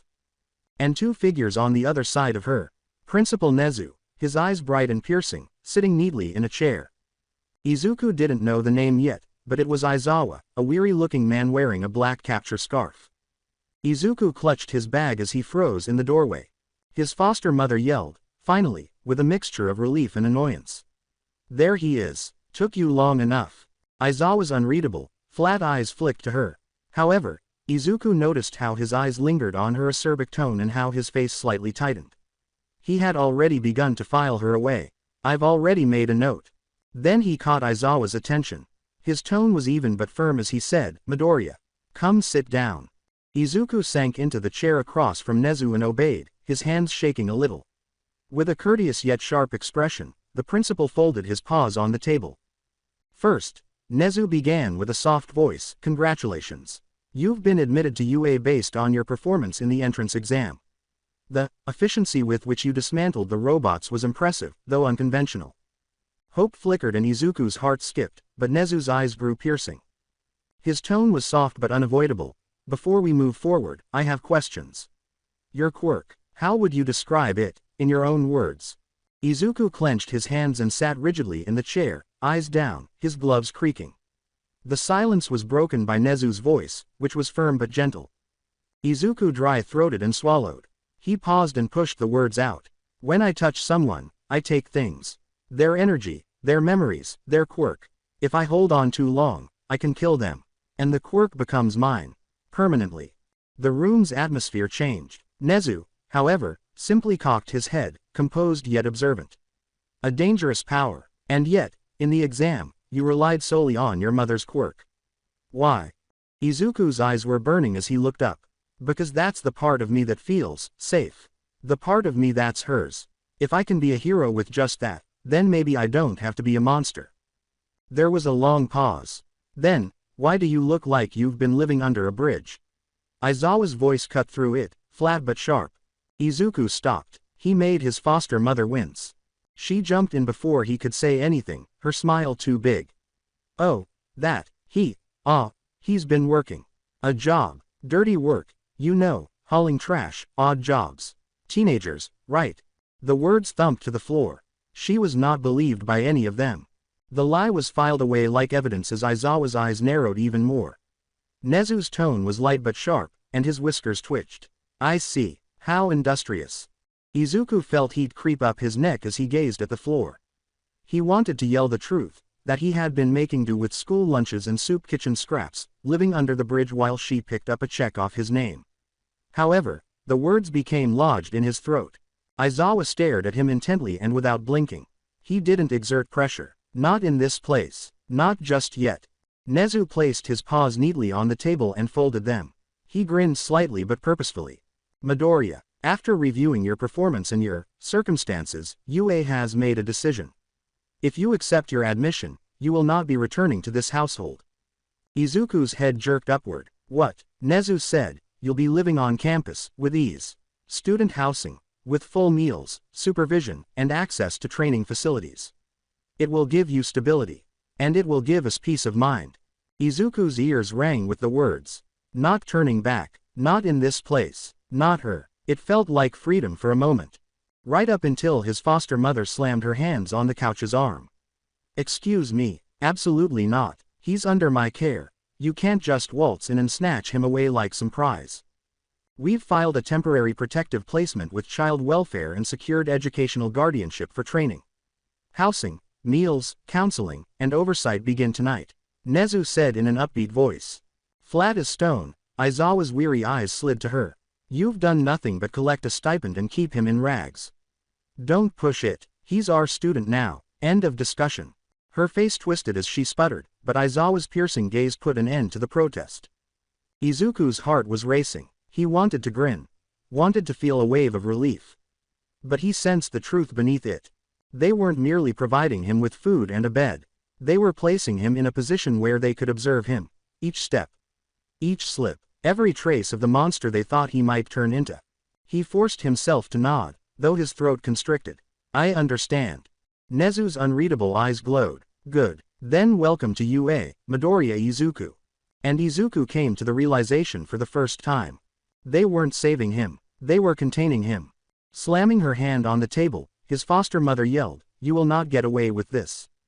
Nezu said lightly, Midoriya, get your stuff together. His things were already in his bag, and Izuku blinked. I have everything, Izuku stated in a monotone. The glare of his foster mother burned into his back until the door slammed shut, and he stood, holding it tightly, and followed them out. He briefly experienced a sense of freedom as he descended those apartment stairs with UA personnel by his side. Izuku, who had just gotten out of the car and returned to UA, was walking towards his housing as the city streets merged behind him, his bag slung over one shoulder. Aizawa eventually slowed until he was walking next to him, his scarf dragging slightly on the sidewalk. I'm sorry about your foster mother, for what it's worth, Aizawa said in a steady, low voice. No one had ever apologized for her before, and Izuku blinked up at him in surprise. Aizawa went on bluntly, she's a leech, adding, took the stipend and left you in the gutter. Parenting isn't like that, exploitation is what that is. My daughter is roughly your age. His jaw tensed as he said, if anyone treated her the way you've been treated, I wouldn't let it slide. Izuku's throat tightened, and he tightened his grip on his bag while staring at the sidewalk. With an unreadable expression, Aizawa looked down at him and said, I won't lie to you, Midoriya. You are in the United States of America now, but that doesn't imply that we believe in you. Not just yet. Many people were frightened by you during the exam. You will be closely observed, and you have problems. That's the reality. Izuku prepared for the sting, but Aizawa's subsequent remarks came as a surprise. However, you also earned your place here. What would have broken most children, you survived. You made it matter by fighting with what you had. That is important, and that's what convinces me you're worth the effort, whether you believe it or not. Izuku's eyes widened as he looked up at him. Aizawa's tone was sharp and unsoftened, but it was devoid of pity or disgust, only truth and a glimmer of respect. More than any cruelty ever had, it knocked him off balance. Thank you, Izuku muttered. Don't thank me, Aizawa said, nodding briefly before shoving his hands back into his pockets. Make me correct. For the first time in years, Izuku didn't feel completely alone as they walked the remaining distance in silence, the words weighing down on them like chains. The dorm room was compact but tidy, with a desk, a lamp, a locked closet, and sheets that were perfectly folded on the bed. With his crowbar tool resting across his lap and his bag still at his feet, Izuku sat on the edge of the mattress. He should have been relieved because this was what he had prayed for. A real roof, a way out, and an end to sleeping in alleys or under bridges. But his chest constricted as he surveyed the immaculate room. Not because they trusted him, but because they didn't. He understood why they had brought him here. A bed, a cage, and food. They intended to observe, examine, and wait for him to make a mistake. Izuku's gloves creaked as he tightened his grip on the tool, and for a brief moment, he heard his mother's voice again. Izuku, you're stronger than you realize. He held on to that because he would only feel the bars surrounding him if he let go. I'll prove them wrong, he said softly into the room itself. There was no response in the silence. That evening at Aizawa's flat, Shota Aizawa, who had just taken off his capture scarf, collapsed onto the couch with drooping shoulders. Emi, also known as Ms. Joke, was leaning against the kitchen doorway with her arms crossed and a smile tugging at her lips. You appear to have crawled through debris. That awful at work today? One student did, Shota snorted. Izuku, Midoriya. 14. Unusual until 10. He accidentally killed his mother the first time it showed up, absorbing her energy, memories, and eccentricity. The police labeled him dangerous. Ever since? Foster care for 4 years. No secure residence. Keep your distance and wear gloves to avoid making physical contact. He was thrown around and left in the dirt by the system. A smaller, sadder smile replaced Emmy's, and he still showed up for the exam? He dismantled it. Shota rubbed his eyes. He didn't just show up. Proceeded to destroy robots as if he were dismantling scrap metal. Accurate. Effective. Brutal. He fights not as a student but as a survivor. And he's still trying to hold on to something positive. I'd rather not witness that break. Shota turned as the floor creaked behind them. His daughter stood in the doorway, her hair disheveled from bed, her tablet clenched against her chest, her eyes piercing and reflective. Dad, she inquired, who is Midoriya? After a moment of hesitation, Shota sighed. A new student. Hero course. It's your year. She said, raising her eyebrows, so I'll see him in class. Possibly. He hasn't had a home, she said, shifting the tablet in her arms. That he hasn't been touched in years. Additionally, he fights like someone who has experienced homelessness. That's right. With a slow nod, she said, then I want to study him. Not to dissect him. To comprehend him. I need to know who he is, not just what people say about him, if he's going to be in my class and a hero. After blinking, Shota sighed softly and said, you sound like your mother. Leaning against the doorframe, Emmy grinned and said, or like her father. With curiosity blazing in her eyes, their daughter gave a slight smile and said, if the system failed him, then I want to see what he does without it holding him back. Remember that comprehending someone like Midoriya may require you to see things you don't want to, Shota said, leaning back and gazing at the ceiling. I know, was all she said. The week before classes begin, 2 weeks later. Silence bled for 2 weeks. Izuku trained in the same deserted gym until his muscles burned, ate the same cafeteria fare under the same suspicious looks, and woke up to the same white ceiling. He felt the weight of eyes everywhere he went, with teachers lowering their voices when he passed and staff watching him for too long, but no one warned him not to leave campus, but he didn't need to be told. He observed how the dorm camera blinked red whenever he moved too close to the door, and he timed how long it took the security guard to look up whenever he lingered by the gates. Clean, bright, and made to make the specimen forget there were walls, it was a terrarium rather than a home. Aizawa was leaning against the wall outside the dorm, his scarf loose around his neck, and Izuku was dragging himself back from the gym in the evening, his eyes stinging from perspiration. Aizawa stated bluntly, you've been trapped in here long enough, come on. Izuku tightened his grip on his bag and froze, asking, did I do something wrong? Aizawa muttered, if you had, you'd know it, and after taking one quick look back, he said, I want you to meet some people. After hesitating, Izuku followed. Izuku stopped when the door opened as Aizawa led him through a hallway that had a subtle chalk dust and coffee odor and into a side building. It was warm, lived in, a staff lounge with mismatched chairs and a soft buzz of light, neither an office nor an interrogation room. Ms. Joke was scrolling through her phone while sprawled out on a couch with her hair loose. Shota. You brought him, really? I assumed you would frighten him away first. Izuku tensed up, then smiled at him, saying, calm down, little one. It's a joke. A girl of his age sat at the table, a tablet glowing in her hands, and she looked up, her eyes keen, studying him as if he were a puzzle. You're Midoriya, then. You appear worn out rather than frightened.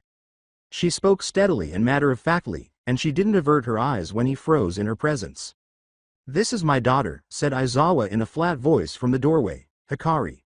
She appeared to be the ideal combination of her parents' traits, bright where her mother was bright, and sharp where her father was sharp. Her hair, cut in a choppy shoulder-length style that framed her face without concealing her eyes, was jet black with faint green streaks that caught the light. Her eyes were a startling green-gold, tilted slightly at the corners like Aizawa's, but alive with a spark that was all Ms. Joke. She wasn't skinny, she carried herself with presence, every movement precise and economical. Her body was lean, built from training. The kind of muscle that came from hours of drills, not just the weight room. She had strong arms, a steady posture, and the coiled balance of someone who knew how to fight and expected to. The impression was there even in casual attire. A girl who was prepared to suddenly drop into a stance. However, her face softened the edges, with a resting gaze that reflected her father's flat patience and a quick smile that conveyed her mother's warmth. Ms. Joke slid a plate of crackers toward Izuku, who was sitting at the edge of the table with his shoulders hunched. Still rigid, Izuku paused at the edge of the lounge table until Aizawa resumed her conversation. Take a seat. Emi placed a food order. She desires that we eat al fresco. Startled, Izuku blinked. Food? With 2 bulging paper bags already in hand, Ms. Joke smiled and said, it's picnic night. Better than cafeteria sludge, isn't it? Izuku's ears burned, and before he could stop it, his stomach growled. Come on, said Aizawa, rolling his eyes and pushing away from the doorway, prior to her stalling you with jokes. Emi flopped onto a blanket she had spread earlier, unpacking takeout boxes with a flourish as they emerged onto the back lawn, where the grass stretched wide under the evening sky. Ta-da, karage, dumplings, and soba. I ordered extra, so don't worry, child. With trembling hands, Izuku picked up a box of dumplings and sat gingerly on the corner of the blanket, half expecting someone to snatch it back, but nobody did. Cross-legged and without a tablet, Hikari sat down opposite him. So, Midoriya, apart from training, do you ever do anything else? With his dumpling halfway to his mouth, Izuku blinked. What? That can't be all you are, Hikari said plainly, biting into karage, because you've been holed up in the gym every night. Right, he said, looking down in embarrassment. Notes, on peculiarities, regarding tactics.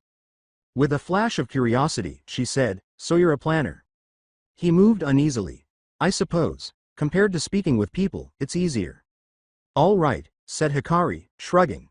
Individuals are complex, plans make sense. Izuku dared to look up. She wasn't making fun of him, she was just stating it as if it were true. With a smile, Emi pushed a carton of soba in his direction and said, eat, kid. You or your body, tell him, Shota, that if he doesn't eat, training won't be squat. With a flat expression, Aizawa said, eat your food, Midoriya. As he slurped noodles, Izuku ducked his head and concealed a tiny smile. The evening proceeded as follows, awkward at first, then easier. When Hikari asked Izuku what his favorite food was, he sheepishly admitted that he hadn't had much more than cafeteria trays in years. She told him about having 2 pro-hero parents as a child and how their training drills occasionally served as family time. He laughed when Emi told him that Shota dozed off in the middle of one of Hikari's practice matches. Nobody inquired about police reports, files, gloves, or peculiarities. It was only conversation, jokes, and food. Typical. Izuku sat back on the blanket, feeling warm and full in a way he couldn't recall experiencing, once the boxes were empty and the fireflies emerged. He was a child, sitting with another child, eating together under the summer sky, and for the first time in years, he wasn't the odd one out. The walls were still pressed in, the cameras were still blinking red, and the whispers would begin again tomorrow when he returned to the dorm later that night after bidding the family farewell. However, he felt uneasy and his chest felt lighter. Because he had been viewed fearlessly by a person his own age tonight. Because he hadn't felt like a monster tonight. Perhaps Hikari Aizawa and her family were the first to give him a key if this location was a cage. Izuku's crowbar tool was left on the bench, sweat trickling down his face as he pounded the heavy bag until his knuckles hurt inside his gloves, and the steady rhythm of fists hitting a heavy bag filled the gym. Not bad. Aizawa was leaning against the wall with his arms crossed and his scarf loose, while Hikari was standing next to him with his posture relaxed but his eyes alert as Izuku spun. What are you doing here? Izuku tensed. Aizawa merely stated, watching, and giving you an opportunity. Rolling her shoulders, Hikari took a step forward and said, I want to spar. Hand to hand. What? Izuku froze. Calm but straightforward, she said, just us, no bots. No equipment. Look at what you truly have. He immediately backed away and shook his head, saying, no. If I come in contact with you, You won't, Hikari interrupted, her eyes containing a hint of challenge despite her steady, matter-of-fact tone. Izuku persisted, you don't understand. My quirk. If I hold on too long, I could, he said, his voice breaking. I could kill you. Without even blinking, Hikari said, that's why I told you. Suppression aura. Within a radius, I dampen quirks. I cancel them entirely if they get too close. You're safe with me. Izuku's chest constricted. Safe. The word was heavy and foreign. Nevertheless, he shook his head and shook his gloved hands, saying, I won't take them off. The gloves, the sleeves, not for this. There was a long pause. Aizawa's eyes narrowed, but he nodded slightly in approval rather than reprimanding. Good. Control is that. Continue wearing them. Tools are insurance, not weakness. You utilize them until they become unnecessary. Izuku blinked in shock. Previously, gloves had been used primarily as a threat or a source of fear. Calm, witty, but fierce underneath, Hikari grinned faintly and raised her fists in stance. All right by me, your training wheels are yours to keep. I will continue to throw you off balance. Izuku paused, then held up his hands, still cautious, still gloved, but prepared. They moved slowly at first, Hikari circling him with steady precision, each step measured, each look testing, fighting with her father's patience, waiting for an opening, carrying her mother's confidence with her when she struck. As the minutes passed, Izuku's street-forged reflexes, dodging tight, countering fast, every move derived from surviving fights he'd never asked for, came through. At first, he blocked awkwardly, his instincts rusty. You see, not just muscle, Hikari remarked in between blows, a tiny smile pulling at her lips. You move while thinking. That is risky in the proper sense. She was studying him calmly, curiously, and with a wit that made her jabs sting in more ways than one. Izuku's breath caught, but she wasn't scared or disgusted. With her scarf loose and her eyes sharp but unreadable, Aizawa observed from the wall. Izuku let his arms drop, gloves creaking, and Hikari eased out of her stance as well, a serene smile tugging at her lips as the spar slowed, both of them dripping sweat, chests rising and falling hard. As she warmly repeated her father's words, not bad, she added, next time, don't hold back so much. Startled by the confidence, Izuku blinked at her. There was no fear or disgust, only respect and curiosity. It wasn't until then that he realized what had been there the entire time. Her eyes had changed from green gold to a sharp, steady green, and her hair had been slightly lifted and static soft at the edges. This was her suppression aura. For him, she had kept it going the entire time. She then held out her hand. Izuku froze, his breath coming in short gasps as his thoughts raced back to the last time he had touched flesh, the warmth his mother had taken from him, the flood of her voice, and the memories. Glancing down, he checked his gloves, which were still there and secure. He reached out, his breath trembling. Nothing happened when their hands touched. Fabric against her fingers, no loss, no flood of memories, just touch. She held on firmly and steadily. See, calm and subtly fierce, she said, you're not untouchable. All you need is someone who can be near you. For the first time in 4 years, Izuku didn't pull away first, and his chest tightened, a delicate warmth piercing the years of fear. Aizawa observed silently from the wall, his arms folded. He made no remarks or smirks, only remarked that Izuku's shoulders appeared somewhat lighter for once. The days passed in a slow cadence. Izuku didn't have classes yet, and his mornings were a blur of long gym sessions, cafeteria meals consumed in front of suspicious eyes, and the sterile quiet of the dorms. However, Hikari always showed up in the evenings. As her suppression aura settled over the room, she would always enter with her hair tied back, her sleeves rolled up, and her eyes changing from green gold to steady green before giving him a small smirk and saying something like, "Don't tell me you wore yourself out before I got here." She fought like a student brought up on drills, sharp balance, and quiet control, while Izuku fought like a survivor, executing quick dodges and desperate counters.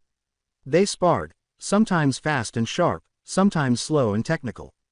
The long sleeves remained on, even when perspiration darkened the fabric, and he never once removed his gloves or exposed his skin. She never asked him to take them off, and for that he respected her more than he could express. She questioned him in between rounds, not about his peculiarity, but about him. When you're not fighting, what other pastimes do you engage in? I write notes on peculiarities, regarding tactics. She said, half smiling, that tracks. You think like a chess player. She smiled sharply as she inquired about his crowbar tool and he haltingly described how he had constructed it out of scrap. That isn't merely a creation. It means you're not going to give up. I enjoy it. She occasionally mentioned his past, and he gave her bits and pieces, the foster homes, the bridge, the stairs, not the entire story, but enough. She never felt sorry for him, she simply listened. Izuku also learned about her. She wanted to understand people, even the ones that everyone else dismissed.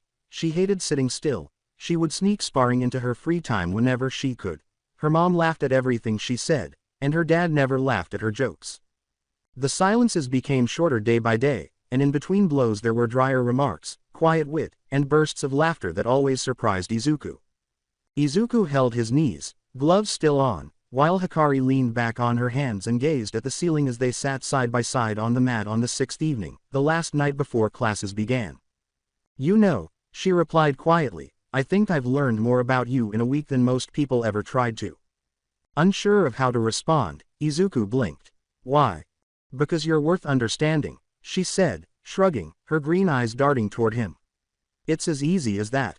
Izuku's throat constricted. It had been 10 years since anyone of his age had expressed interest in him. And now he had a friend for the first time in years. UA's first day. With a clank, the door slid open. With a pounding heart, Izuku entered behind Hikari. Desks in rows shone in the intense light. Chatter, eccentricities, and personalities were all bouncing off one another in short bursts of sound as students began to filter in. Someone was being lectured about good posture by Iida Tenya. Uraraka attempted to introduce herself while grinning uneasily. Todoroki sat quietly at his desk, with his hair covering half of his face. With hunched shoulders, Izuku attempted to slide into a seat close to the back, hoping to avoid drawing notice. A recognizable voice then broke through the cacophony. "Well, look who crawled out of the grave." The room froze. With his red eyes fixed on Izuku like a knife point, Bakugo reclined in his chair. "Deku." The word was so loud that it sounded like venom. Izuku gasped for breath and froze. It landed with the same weight, but hearing that nickname spit at him was still unusual. His throat was constricted as he opened his mouth, but something inside of him pricked up this time. He had not fared as well as Bakugo. He had made it through everything. He said in a steady, low voice, "Bakugo, you haven't changed." The tension became tense. Heat pricked the air as Bakugo's palms spat sparks. Izuku's glare was unwavering as his fists clenched tightly in his gloves. Bakugo ranting, "Let's get this over with." Izuku, already aware of what he would say, braced himself.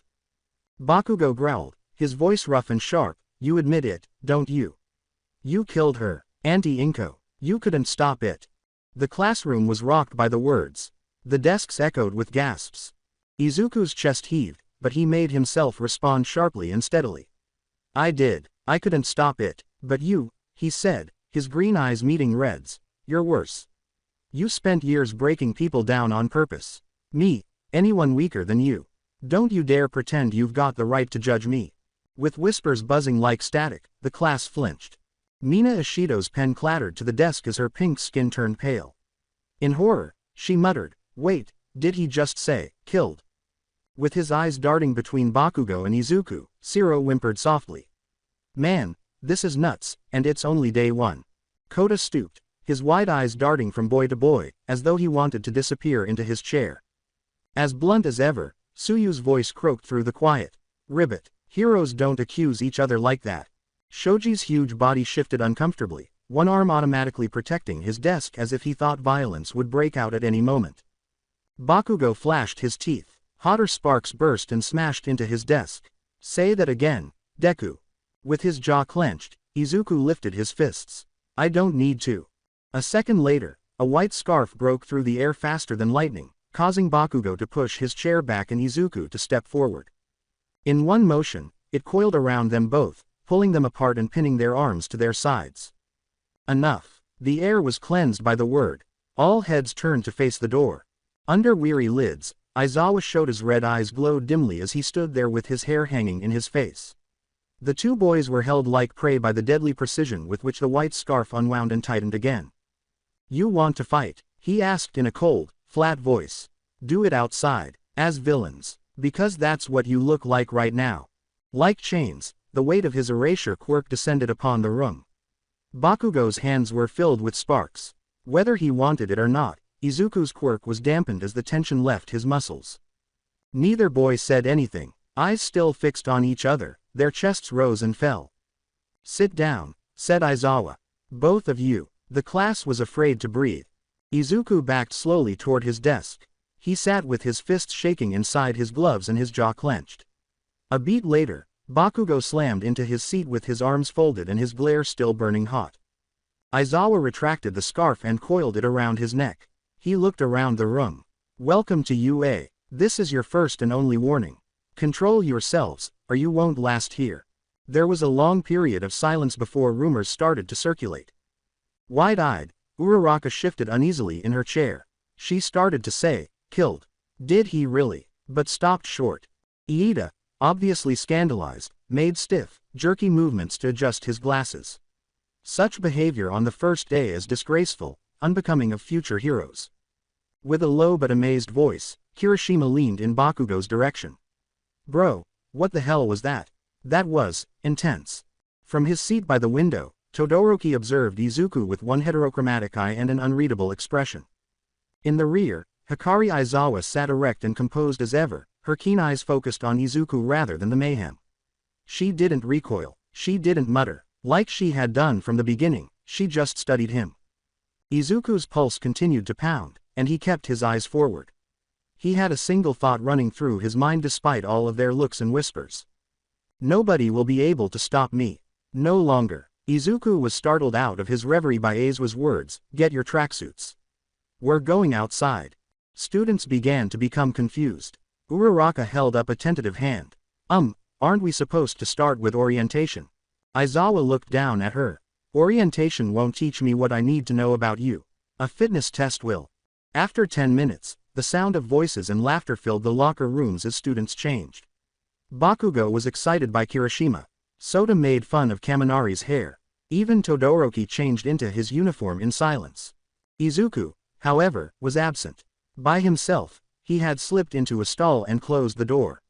When he pulled the blue and white tracksuit on, it felt even heavier in his hands. Every sleeve, zipper, and fold of fabric was pulled into position until there was not a single exposed area of skin. Tight gloves. The sleeves were pulled. He zipped his collar to his chin. The others were already filing toward the field when he eventually emerged. Instead of exercise clothes, his version of the uniform resembled armor. He resisted giving up the gloves and sleeves and added a second barrier. Outside, the sun shone brightly and unforgivingly on the field. Excitement was in the air as the class assembled, until Aizawa spoke. You're here to be heroes. That means pushing yourselves beyond the limit. So we'll see what you can actually do. White threads gleamed in the light as his scarf uncoiled. He scanned them with his piercing, unwavering eyes. Fail to impress me, and you're expelled. Simple as that. Everyone in the group gasped. Kaminari gave a yelp. Uraraka went pale. Iida's poise wavered as well. Izuku's chest constricted, but he remained silent. His covered sleeves creaked slightly as he adjusted his gloves. Orientation was not this. There was no trust here. It was a test. He would also succeed. The track was covered in long shadows due to the low sun. Sweat-soaked and restless, the students stood in a loose cluster. Flipping through the results on his tablet, Aizawa's scarf dangled loosely around his shoulders. Nerves buzzing in the air, he didn't miss the way the children craned their necks to peek. Some were clear. Todoroki. Superior. Bakugo. Controlled but explosive devastation. Iida. Exactness down to the last digit. Uraraka. Hesitant but clever. There was Midoriya after that. With his tracksuit zipped to his chin, gloves never leaving his hands, and his entire body covered, he appeared more like a hazard contained than a student. Nevertheless, his scores revealed a different picture. Strength. Effective, albeit rough. Above average speed. Dexterity. Acute. Instincts and creativity. Merciless. Eyes narrowing, Aizawa thought, too cruel for a man his age. He worked as if every action were a matter of survival rather than training. Like someone who had practiced fighting in shadows and alleys rather than gyms. Someone who was attempting to establish his legitimacy. For example, Midoriya did more than simply squeeze the grip dynamometer. Green eyes narrowed as he took a slow breath and pressed his gloved palm against the other hand that was encircling the gadget. Nothing seemed strange for a moment. Then, as he turned his mother's quirk inward on his finger, the air became heavy and faint energy crackled beneath his skin. At the same time, he used the quirk on the opposite side of the grip dynamiter with his other hand, which doubled the pressure and forced strength through bone and tendon that wasn't supposed to hold it. The device screamed. The numbers spiked much higher than those of anyone without a strength quirk. Then his wrist crackled sharply. His fingers spasmed against the grip as pain shot up his arm. Perhaps worse, he had sprained it. Some pupils let out a startled gasp. Did he just? Izuku put the device down and slowly unclenched his jaw, concealing the tremor in his hand. No grievance, no limp. Here you go, he muttered as he walked it off, shoulders rigid. The eyes of Aizawa narrowed. Careless. Brutal. Desperate, too, like a boy who believed that the only way to be viewed as a hero was to demonstrate it by hurting himself. Already, there were buzzing whispers among the students. Half in wonder, half in terror, Midoriya gave a few sidelong glances. He stood apart, his jaw clenched, his eyes fixed on the ground. With a slow exhale, Aizawa wiped the tablet away. You all did what you were supposed to. That's the point. This wasn't about numbers, it was about how you push yourselves when there's no safety net. Some pupils let out a sigh of relief. Uraraka relaxed his shoulders. Kaminari muttered that he nearly fried himself. However, Aizawa's gaze remained fixed on Midoriya. No safety net, he repeated in a quiet voice. There hadn't been one for years for that child. At the far side of the field, he noticed movement. All power. Observing from a distance, out of the pupil's direct line of sight. His tall stature and tense posture were neither pride nor joy. More like uneasiness. Aizawa's mouth clenched. Naturally, when the boy who makes him think of his worst nightmare is standing here in blue and white, the symbol of peace is unable to turn away. Then he dropped the tablet to his side. That's enough for today. Go back to the locker room to change. Chatter grew as the students started to disperse. Bakugo glared as he stalked forward. In an attempt to lighten the mood, Uraraka nervously clapped her hands together. Todoroki continued to walk in silence, unreadable. Midoriya hovered at the rear, shoulders taut, each stride purposeful. With his daughter at his side, All Might remained, merely in hiding. Aizawa's mouth clenched, his scarf trailed white against the floor as he approached him. All Might, he said in a low, flat voice. Or should I say Toshinori Yagi? You want to explain why you're stalking my class instead of teaching yours. Already deflated into his gaunt form, All Might tensed. His sunken eyes flitted to Aizawa and then back to the students who were running away in the distance. I wanted to see how the new generation handled themselves. Don't lie to me, yelled Aizawa. Sharp as razors, his eyes narrowed. You weren't watching them, you were watching him. A thin line formed on Toshinori's lips. He did not refute it. Aizawa took a step forward, her voice low and menacing. You're letting your baggage dictate your judgment. I saw your face during the exam. You weren't looking at Midoriya like a teacher. You were looking at him like a ghost. Might's breath came in a rattle. You don't understand. Aizawa, I understand enough, retorted. He's a kid, 14, already treated like a criminal by half the system. And now the symbol of peace can't even look at him without flinching. Toshinori's hands trembled and curled into fists. His quirk, what he can do, it's too close. Too damn close. The image of All for One standing over shattered bodies, his quirk stripped and twisted, the same hollow defiance burning in his eyes, flashed through his mind. Toshinori's stomach knotted at the resemblance alone. His voice broke. You didn't see what All for One did to people. You didn't. With narrowed eyes, Aizawa interrupted, I don't care, he's not All for One. He's Midoriya. If you can't tell the difference, then stay out of his way before you break what little hope he's holding onto. Between them, silence hung as sharply as glass. With the weight of ghosts pressing down on his thin body, Toshinori's shoulders slumped. With her scarf fluttering in the dirt, Aizawa turned away. I won't let you crush him because you can't handle your own nightmares. All Might didn't argue for once. Following school, the gym. The leather creaked beneath Izuku's fists as the heavy bag rocked with every blow. Sweat trickled into his eyes as his gloves thudded in a steady rhythm. You hit harder when you're mad. Izuku stopped in mid-strike. With her green eyes as sharp as ever, Hikari was leaning against the wall with her tracksuit jacket tied around her waist. He whispered, I'm not angry, and returned his attention to the bag.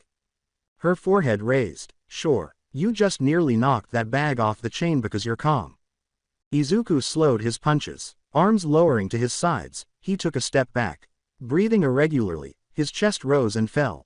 With her eyes green and her hair slightly uplifted, Hikari walked across the room and stopped a few feet away, her aura subtly active. I want to ask about earlier.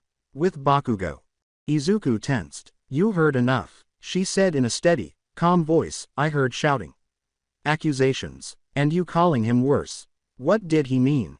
Izuku's throat grew constricted, His jaw was clenched as he gazed at the ground. He's right. When my quirk came out, I killed my mom. I couldn't stop it. Everyone knew it. The police, heroes, the school, and the many foster home I went to. Hikari's face remained unchanged. No wince, no sympathy. Simply listening. Izuku's voice was rough as he swallowed. But Kachan, Bakugo, he spent years beating me down when I was quirkless beforehand. Reminding me I was nothing. Laughing when no one else would look at me. And now he stands there and, his tone was raspy.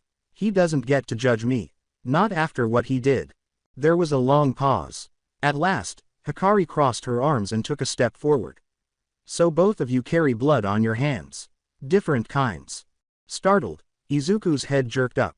Her eyes grew a little softer. The difference is, you don't want yours. You're still trying not to add to it. That's why you're here. Unsure of what to say, Izuku blinked and his chest constricted. Hikari tilted her head in a faint smirk. Besides, I've sparred with you for a week now. If you were really the monster people whisper about, you'd have proved it by now. The slightest laugh managed to get past the lump in his throat. It sounded genuine but broken.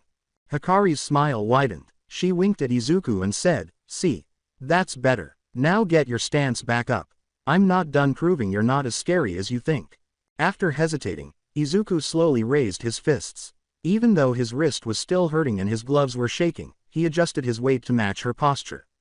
In sync, but not flawless or consistent. The weight in his chest didn't feel too heavy for the first time since Bakugo's remarks. Before the door slammed open, the room was alive with anxious conversation. "I am here." With his cape snapping behind him, All Might's voice roared through the room. Suddenly, there were cheers, gasps, and wide-eyed amazement. With her fist pumping, Kirishima yelled. Uraraka put her hands together beneath her chin. Todoroki even raised his head, his cool mask bursting with interest.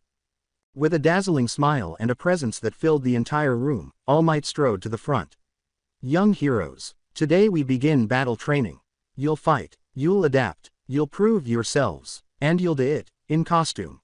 Voices overlapping in excitement, the class erupted. Izuku remained motionless. All Might's eyes never touched him. Not even a look. Nothing. Nothing. Everyone else smiled. The class was carried by the thunderous encouragement. Not him, though. Izuku felt sick to his stomach. His fists clenched beneath the desk, and his gloves creaked. Since he had previously seen this. "I've felt it before." He had asked one question on that day under the bridge, when he had stopped those criminals and told All Might the truth about his life. Would he be a hero now? Furthermore, All Might had not responded. He had left. It felt like the same thing again now, in front of the class. Even worse, because All Might wasn't simply quiet this time. He was acting as though he didn't exist. Izuku's chest grew constricted. That bridge was a full year ago. A full year has passed since he posed the one crucial question, "Can I still be a hero?" And received no response. He was now grinning at everyone else as if nothing had happened. Hikari saw from the other side of the room. Her eyes softened in concern as her brow furrowed. She usually studied him in sparring, but this time she wasn't staring at him like a puzzle. This time, there was uncertainty and concern. Izuku's jaw locked as the symbol of peace glanced past him as though he were invisible, and she noticed how he hunched in his seat when everyone else leaned forward. She couldn't figure out why. However, it bothered her. And for the first time, Hikari felt more like she was witnessing the abandonment of a friend than a classmate. Battle simulation grounds for arrival. The locker room spilled into training ground Beta's expansive concrete parking area. As the students saw the mock city rising around them, with its glass towers, brick alleys, and steel staircases winding like arteries, they gasped. The air was cut with excitement by Ida's hands. "This is remarkable. An entire battlefield, engineered for us." Not everyone's attention was on the city, though. A few stayed on Izuku. His dark green reinforced fabric costume, which was zipped to his chin, gloves that were tightly sealed, and a low hood, stood out against the bright colors of his peers as he stood close to the back of the group. Shining in the sunlight, the new multi-tool hung at his hip like a weapon. Kaminari murmured, "Seriously, that's less hero suit, and more, oh, here comes the guy in the alley." Jiru's forehead wrinkled. "It's intimidating, he looks like a mercenary." Sparks flickered across Bakugo's gauntlets as he snorted. "Stop sugarcoating it. He looks like a damn villain. Fitting, isn't it, Deku?" Like a slap, the word hung there. Uncomfortable but silent, a few students looked between them. Then the tension was broken by a sharp, low voice. Idiots. Everyone pivoted. Dark Shadow's bright eyes narrowed as he peered over Tokiyami's shoulder, shifting his cape. A villain is defined by their choices, not their clothes. To mistake armor for intent is the reasoning of fools. Dark Shadow's gravelly voice rumbled in agreement. Yeah, don't judge so quick. There was a heavy silence for a moment before Hikari moved forward, arms crossed and eyes narrowed. You're being dense, she said dismissively as she looked around the group. If someone comes to class wrapped head to toe, maybe think about why instead of slapping a label on them. Her emerald eyes darted to Izuku and back to the others. You call yourselves hero students, but you're talking like the same gossiping civilians you'll be swearing to protect. It was stinging. Some pupils cast their eyes downward. The back of his neck was scratched by Kaminari. Jiro even shifted in embarrassment. Bakugo merely mumbled something under his breath and scoffed.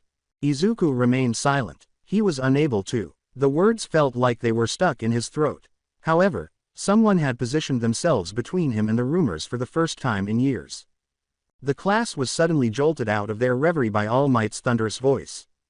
Today's training will be battle practice. Teams of 2, heroes versus villains. Villains guard the weapon. Heroes try to capture it, or subdue their opponents. This is your first step into real combat. Students were giddy with anticipation. Uraraka muttered uneasily to herself. Bakugo cracked his gauntlets with a grin that seemed more menacing, and Iida chopped his arms in approval. With extravagant flair, All Might pulled slips of paper to draw lots for the matches. Team A, Midoriya and Uraraka. Team B, Iida and Bakugo. The class instantly erupted in gasps. With sparks hissing in the air, Bakugo's smile widened. Finally. Izuku held himself steady even though his stomach turned. His hood obscured his face as his gloves squeaked under his hold. All right, said All Might. Team B will be the villains defending the weapon. Team A, you'll be the heroes. Chatter filled the air as the students shuffled toward their starting points. However, Izuku was about to follow Uraraka when a huge hand fell on his shoulder. He angled his body so that the class couldn't see him, and All Might leaned close, towering over him. His eyes weren't smiling, but his smile was thin and fixed. He said, Midoriya, in a low, sharp voice that Izuku had never heard before. Fear, listen carefully. You will not use that quirk of yours. The one that steals. You will not lay a hand on your classmates. Izuku stopped. His chest grew constricted. But I wasn't going to. The hold of All Might grew firmer. He lowered his voice almost to a growl. I've seen what happens when men take quirks, when they drain life with a touch. I won't watch that happen here. Not at my school, not in my class. Under the weight of his words, Izuku froze. Not advice, not caution, judgment. He once pleaded for hope from the man. Anger rose in his throat. He fought every day to stay within that line, so how was it fair that heroes and villains who killed without hesitation received redemption while he was viewed as a threat? Words clawed at Izuku's closed throat but would not come. With the artificial wind causing his cape to snap, All Might's shadow loomed over him. Then, suddenly, the smile returned. The symbol of peace was back in its proper place. His voice boomed to the class as he straightened. Now, let the first match begin. The pupils applauded. Puzzled, Uraraka looked back. Bakugo was already giddy with excitement. It was a smile for the class. He was the one who was afraid. And it struck Izuku with ruthless clarity. It made no difference how hard he fought, how carefully he did it, or how many times he maintained control. The symbol of peace would never consider himself a pupil. He would always be dangerous. Izuku's heart continued to pound as he stood motionless for another beat. He had no idea what All Might had witnessed. He had no idea why something so raw had cracked the symbol of peace's voice. However, he was aware of this. He wasn't being warned like a teacher by All Might. He sounded as though he considered Izuku a danger that he would eliminate if needed. The buzzer went off. Izuku and Uraraka waited at the entrance, the chilly fluorescent lights buzzing overhead, while Iida and Bakugo hurried inside, assuming their roles as villains. Uraraka fumbled with her gloves uneasily. Do you have a plan? Izuku's face was shadowed by his hood. He spoke in a steady, low, yet harsh voice. Get to the weapon. Leave Bakugo to me. Her gaze expanded, but he gripped his new multi-tool tighter and said, trust me. He was steadied by the weight. A second buzzer went off. Heroes, start. Izuku moved more quickly than Uraraka had anticipated, disappearing like a shadow into the hallways. Silently, he walked while his gaze swept over every nook and cranny, vent, and loose wire in the wall. A few seconds later, there was an explosion. With his teeth bared and his gauntlets primed, Bakugo exploded out of a stairwell in a roar of fire and sparks. Deku. Izuku managed to dodge the initial explosion by skidding back just in time. Pieces of plaster were falling down as he tore across the corridor. Bakugo's eyes were wild as he stomped forward. 4 years, and you still stink like weakness. Auntie Inko's gone because of you, and now you think you can play hero. The explosion was not as sharp as the words. Izuku's chest burned with guilt for a heartbeat, but then something colder slammed over it. Fury. Izuku's chest ached, but it was now rage rather than grief. Rage at Bakugo's ability to use words as weapons while the world referred to him as a monster. The fact that he was punished for living while everyone else was allowed to act like heroes in training infuriated him. He squinted his eyes. There was a metallic clack as the multi-tool splintered open in his hand. Sparks crackled as Bakugo smiled. Come on, Deku, show me what a murderer fights like. Izuku was the first to move. He lacked Todoroki's strength and Iida's polish. He fought as though he had been trying to prove something for years. Izuku grabbed a homemade bolo and threw it at Bakugo's feet, causing it to tangle and snap. Bakugo swore and blasted the floor to get away, but Izuku was already on the move. With ruthless accuracy, the tool crashed into Bakugo's gauntlet as he threw it, the retractable tether screaming out. With a crunch, the mechanism locked, and the weaponized gear rattled. Izuku asked in a harsh, unvarnished voice, "You think this is a game? I've been fighting to live while you've been playing hero." Bakugo sprang forward with a roar. Now they were fighting at close range, with explosions pitted against vicious, effective attacks. Izuku targeted joints, weak points, and leveraged spots with his unobtrusive crowbar swings. Each blow was intended to finish the battle, not just win it. Each blow was more than a retort. Every mutter of villain, every recoil in the corridors, every instance where someone interpreted his gloves as danger rather than punishment. Bakugo could see how hard Izuku had learned to fight for his privacy if he wanted to accuse him of murder. As a last resort, Bakugo once attempted to blow Izuku away by pulling the pin on his gauntlet. But Izuku did it before him. As Bakugo attempted to fly in the direction of Izuku, he used his mother's peculiarity to pull the gauntlet's pin. The floor exploded, as did the wall behind him. As the explosion carried him, it also made him slam hard against the ceiling. Izuku was on Bakugo once more before he could fully stand up. Students fell silent in the observation room upstairs. Whispering, "Pale, he's fighting like a villain," Juro said. "No," Tokiyami said sourly, dark shadow snarling beside him.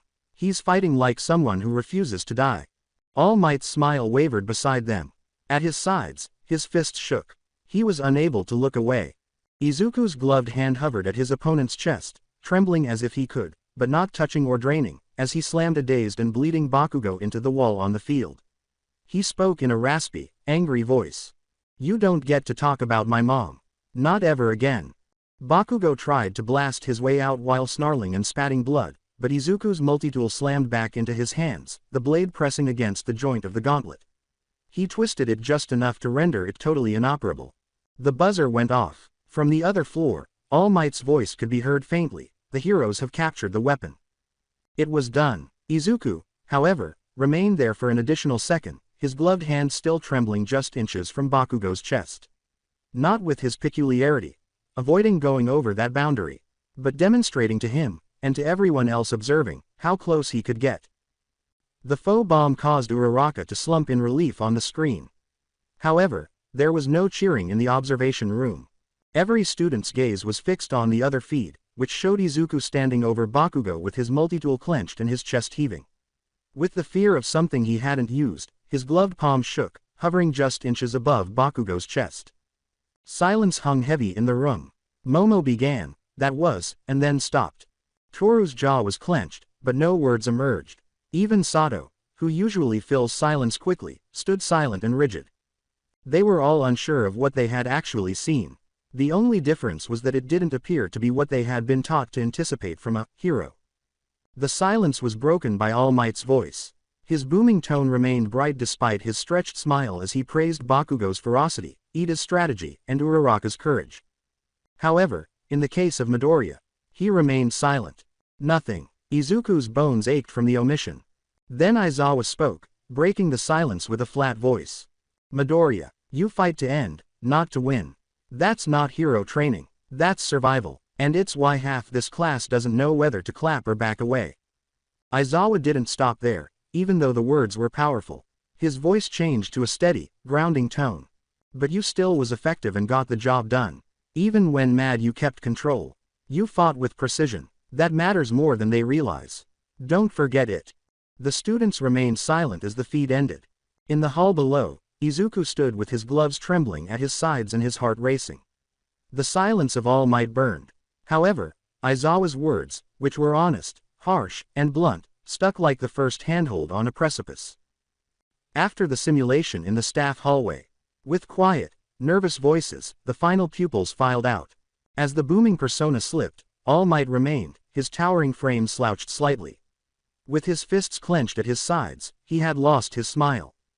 Toshinori muttered, his voice thin in his gaunt form, you didn't reprimand him enough about how he fought. Aizawa's eyes were half-lidded but sharp as she leaned against the wall, her scarf trailing white against the floor. No, I was honest. He needs blunt truth, not empty illogical discouragement. Toshinori yelled, that boy just fought like a villain, before he could control his temper. Efficient, ruthless, that's not what a hero is supposed to be. The eyes of Aizawa narrowed. You think I didn't notice? Of course he fights like that. He's had to survive things these kids can't imagine. You don't erase 4 years of being treated like a walking bomb with 1 day at UA. You don't erase 10 years being treated as a second-class citizen just now having stable housing. Toshinori's shoulders went rigid as he turned away. You don't know what I see when I look at him. No, Aizawa bounded back, taking a step forward. I know exactly what you see. You're not looking at Midoriya. You're looking at your ghosts. At him. All Might recoiled, his hands shaking. If he ever loses control. If, Aizawa interrupted in a quiet, firm, and unwavering voice. If that boy had every chance to cross the line today, he didn't. That tells me more than your fear ever will. Between them, silence was as sharp as shards of glass. At last, Aizawa retucked his scarf around his neck. I'll watch him, I'll push him, and if he slips, I'll be the first to stop him. That's my job, not yours. Toshinori's jaw tightened, but he remained silent. Aizawa's voice trailed back, flat and final, as he turned to go. Stop seeing a villain where there's only a kid. Toshinori stood by himself in the deserted hall, staring at the floor with haunted eyes. After-school training facility. The gym was silent, with the faint smell of chalk and sweat on the mats. With his multi-tool resting across his knees and his hood low, Izuku sat cross-legged close to the wall. With his jaw clenched, he ran his thumb along the seams of his gloves. Hikari leaned on her knees and knelt opposite him. Despite being calm, she had a heavier edge to her voice. You fought like it wasn't training. Like you were back in an alley. And when Bakugo talked about your mom, she paused, her eyes narrowing, you fought like you wanted to kill him. Izuku spoke harshly as his head lowered. Maybe I did. Don't say that. From the doorway came the voice. When Aizawa entered with a loose scarf around his shoulders and a sharp, flat gaze, they both turned. His boots were soft on the mat as he approached. You fought with skill, precision. That survival instinct is what's kept you alive. Don't lose it. It will save you one day. Astonished, Izuku blinked. Then, but, Aizawa interrupted in a firm voice, you pushed too far, too fast. Today wasn't the day. It wasn't the first lesson. It wasn't against classmates. Izuku balled his fists. He was. With unwavering eyes, Aizawa said, insulting you. I know. That's the second problem. You let anger take the wheel. And anger, Midoriya, anger makes mistakes. Anger kills people you didn't mean to hurt. Izuku's chest tightened as he winced. To get closer to eye level, Aizawa lowered herself a little. His tone remained steady, direct but not mean. Fight to survive. That instinct is good, but don't fight with anger. If you can't separate the two, you'll burn yourself out before you ever save anyone. It was a heavy word. Izuku's throat was thick as he gazed at his gloves.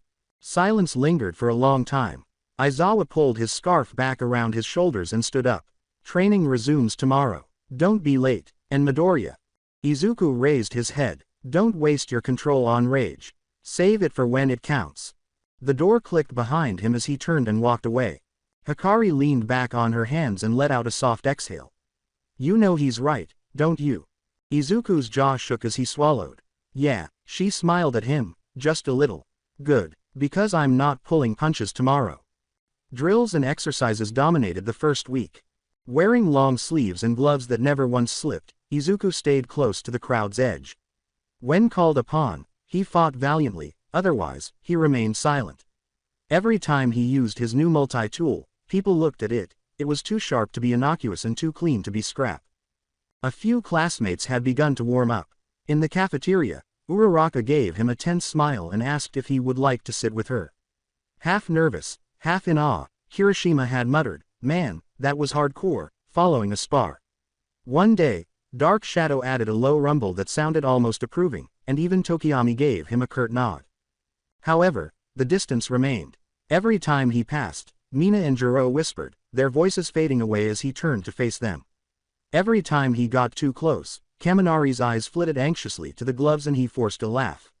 Even Iida, who was mechanically polite to everyone else, stammered when speaking to him, as if he wasn't sure which rules applied. They didn't ask outright, none of them desired to. Nobody in Class 1A was aware of the true nature of Midoriya Izuku's peculiarity. Furthermore, the ignorance made the area surrounding him heavier than any blast Bakugo could detonate. Energy was in the air on the morning of the USJ trip. Talking about the upcoming rescue training, the students filed toward the buses. Uraraka's face lit up with excitement as she hopped on her toes. Kirishima was eager for anything physical and was already flexing. Todoroki remained silent, staring out the window. And the volume went down a little when Izuku got on the bus. Not quiet. There was a brief pause to remind him that they were still observing. I'm still speculating, still cautious. With his gloves creaking, he grabbed his bag strap and lowered his hood before slipping into a seat close to the back. He glanced at Hikari from the other side of the aisle. She was composed, steady, and unreadable. The only one who didn't change their expression when he entered. They were all driven toward the unforeseen simulation joint as the bus rumbled ahead. Additionally, Izuku couldn't get rid of the thought that kept coming to him. They have no faith in me.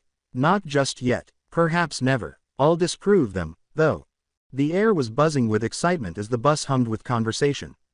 Iida lectured everyone in earshot about appropriate behavior, Mina added jokes, and Kirishima and Kaminari were already debating who would be the most visible during a rescue operation. However, not everyone participated. There was a slight but noticeable drop in conversation when Izuku got on the bus. Eyes darted to the hood, the gloves, and his private manner. The air around him remained dense. With his eyes down, he slid into a seat near the back. At his hip, the multi-tool glinted dimly in the sunlight whenever the bus shook.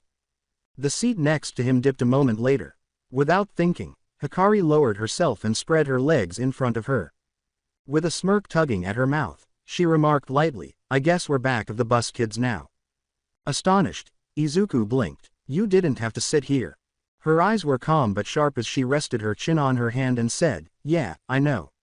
That's kind of the point. Before he caught himself, the corners of his mouth quirked. Thanks. When the bus bumped, Izuku reached out to steady her out of instinct. His gloved hand lingered in midair before swiftly returning to his lap. Hikari raised an eyebrow. Relax, gloves. I've got balance. He pulled the hood down as he flushed underneath it. Sorry. After allowing him to wriggle for a moment, she said, but it's nice you thought about it. Izuku's throat grew constricted. No one else spoke to him like that, even though it was the smallest thing. Classmates talked loudly and brightly up ahead about their peculiarities and ideal jobs. He was unaffected by it. Hikari, however, leaned closer to him and spoke in a hushed tone. You don't have to prove anything to them yet. Just keep doing what you do. They'll see it eventually. With the words catching in his chest, Izuku turned to face her. She had no judgment in her eyes. Just assurance. He whispered, you really think so? Hikari grinned once more, her eyes sparkling. I wouldn't be wasting my time sparring with you every day if I didn't. This time, the heat in his chest was different, and his pulse faltered. The weight of other people's looks was momentarily irrelevant. Casually but firmly, she tapped her shoulder against his. Besides, you're not half bad company when you stop brooding. Izuku fought a smile as he ducked his head. He didn't feel totally alone for the first time in the entire week. Izuku folded his gloved hands in his lap and they sat in pleasant silence for a while. Calm as always, Hikari leaned comfortably against the window next to him. Then a low voice broke the commotion from a few seats up front. Sue said, "Midoriya, may I ask you a question?" Izuku and Hikari gazed at Sue with interest, and Izuku said, "Sure, Asui." Suyu said bluntly, "Just to let you know I can be very blunt, Midoriya," with a slight tilt of her head. "What's your quirk? Most of us think it's a form of telekinesis, but it has to be more than that. And why does Bakugo keep calling you a villain?" In a moment, the bus was silent. He saw dozens of eyes flick back. The question caused Bakugo to twist in his seat as well, with faint sparks crackling. Izuku's chest grew constricted. His initial reaction was to remain silent, allowing the pressure of the looks to pull him back down. Then Hikari moved next to him. Her piercing green eyes briefly met his, confident and steady. A slight nod. He inhaled deeply. "My quirk," he said in a clear and low voice, "activates through touch. If I hold on too long, I can take someone's quirk. Their memories, even their life." Discomfort rippled through the bus as the words fell like a stone into water. Some pupils tensed up, unconsciously pulling back. After muttering something under his breath, Kaminari fell silent once more. Izuku tightened his hold on his gloves. "My mom." His throat caught, but he forced it out. "I've been quirkless for most of my life. My quirk manifested when I was 10, and I didn't understand what was happening. I held on too long. And I killed her." After that, there was a thick silence. Nobody muttered. Nobody made any jokes. Just stares, some unreadable, some wide. Izuku's voice became barely audible. "That's why people call me dangerous. Why they call me a villain." He waited for the recoil by lowering his head. The silence was broken, however, by Hikari's calm and confident voice. "And he's also the one who hasn't hurt a single person here. He's the one who fights harder to stay in control than anyone I've ever met." Her piercing gaze darted around the classroom, challenging anyone to argue. Then, with her arms folded and her voice hushed but addressed to him, she leaned back. "You told the truth. That's what matters." Izuku tightened his chest and swallowed forcefully, but for once, the quiet didn't feel confining. The silence was broken by the hum of the engine. Following Izuku's remarks and Hikari's adamant defense, no one said anything. As if his very presence were too heavy to gaze at for very long, eyes darted toward him and then away again. Now, even those that had begun to thaw earlier in the week sat rigid and unsure. Uraraka's hands twisted in her lap as she tried to speak but was too scared to make a mistake. After opening his mouth and biting his lip, Kirishima closed it. Sparks popped at Bakugo's gauntlets as he glared straight ahead, but for once he remained silent. Seated close to the front, Aizawa took notice. He had listened to everything. Once, his piercing eyes darted to the rearview mirror, lingering on Hikari sitting motionless next to Izuku and his hooded figure. However, he remained silent. All the way to the gates, he allowed the silence to linger, raw and heavy. In front of the enormous dome, the bus hissed to a halt. Slowly, with low voices, the students filed out. Even as they crossed the walkway and the building came into view, the silence persisted. A hero's playground of disaster zones, the unforeseen simulation joint was expansive and gleaming, featuring fire, flood, storm, mountain, and cityscape. The awe of the class briefly attempted to overcome the tension. Whispering, "Whoa," Kaminari said. Mina exhaled, "This place is incredible." 13 was waiting at the doorway, their arms extended in a greeting, their suit shining. "Welcome, Class 1A, to the USJ." The doors opened smoothly. Inside, students shuffled. With Hikari by his side and the multi-tool heavy at his hip, Izuku trailed behind. Each stair felt like a bruise, the weight of the bus ride still pressing against his chest. The air then changed, though. Aizawa's scarf became rigid. He squinted his eyes. A black mist bloomed outward like an open wound, causing the area in the middle of the USJ to ripple. Figures appeared one by one, sneering faces, gleaming blades, and hulking shapes. The stunned silence was abruptly broken by Aizawa's voice.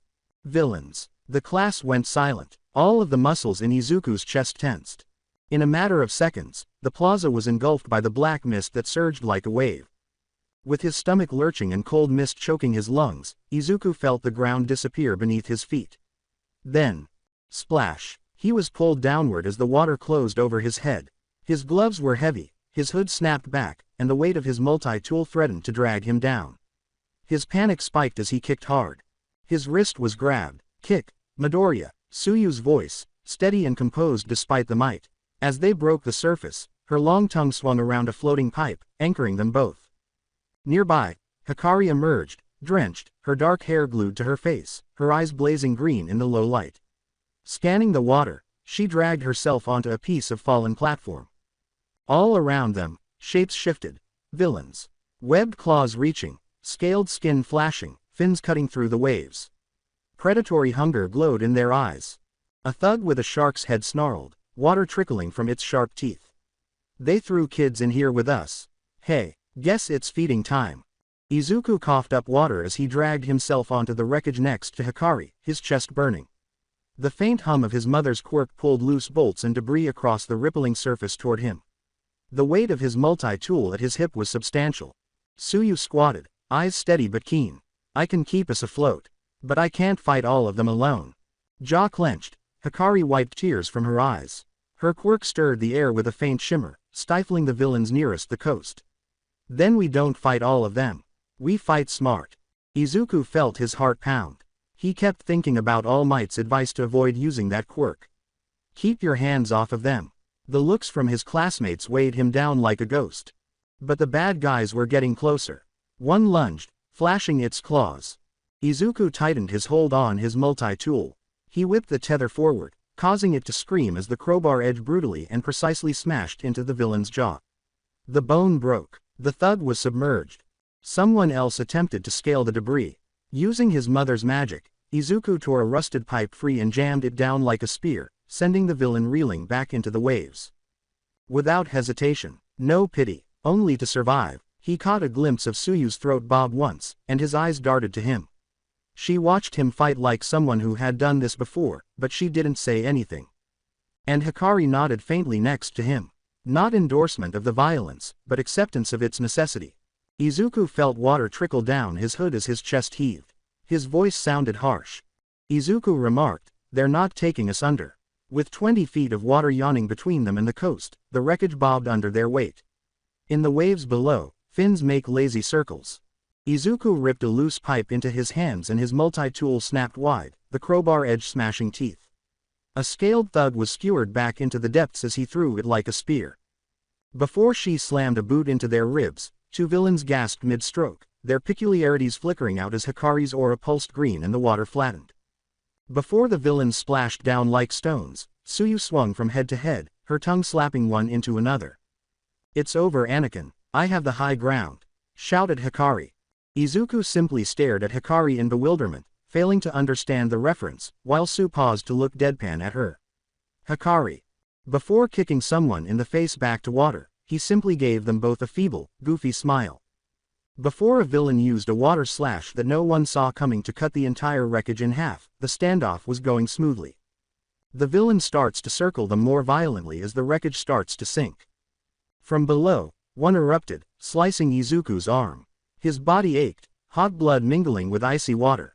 Hikari yelled, "Midoriya," and grabbed him. Then, on a tiny, crumbling slab of wreckage, a larger thug with a shark head leapt in front of Izuku, beaming broadly. "Gotcha, brat." He seized Izuku's neck, his huge hand moving skin to skin across Izuku's face.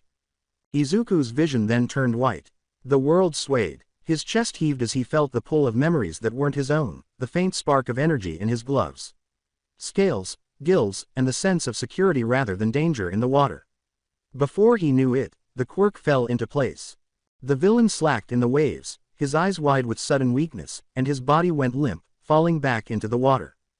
Izuku's voice was rough as he gasped, "I can breathe underwater." With abruptly more forceful movements, he pushed away, slicing through the water like a blade. "Grab on." Without hesitation, Hikari clamped down on his shoulder. Tsuyu anchored herself to him by tightly wrapping her tongue. Izuku drove them through the water with vicious strokes, slipping between the villains as if they were the ones stuck. At the far side, they cracked the surface and dragged themselves onto broken scaffolding and cracked stone. Izuku stumbled to his feet, still holding his bleeding arm, and water poured off him. The bad guys weren't done yet. Their claws scraped the concrete as they dragged themselves onto land after them, snarling. Water trickled down the shark-headed thug's sharp teeth as he spat. That's my quirk you're copying. Amphibious physiology. You think you can outswim me, outhit me, when I was born for this. Izuku's body hummed with stolen rhythm, but his breathing was too smooth despite his chest heaving. Feeling the pull of something heavier at his sides and the water in his lungs, he flexed his gloved fingers. Doesn't matter. You gave it to me the second you touched me. Tsuyu squatted low behind him, prepared. Hikari's aura radiated from her eyes, stifling the closest villain's eccentricities. With blood streaming from his sleeve, Izuku flashed his teeth. Let's finish this. The bad guys ran. When Izuku snapped his hand outward, bolts, broken pieces of concrete, and even a rusted pipe that had torn free from the ground began to pull in his direction. Humming as objects slammed into his palm, striking several enemies in mid-movement, was his mother's quirk, and her quirk alone.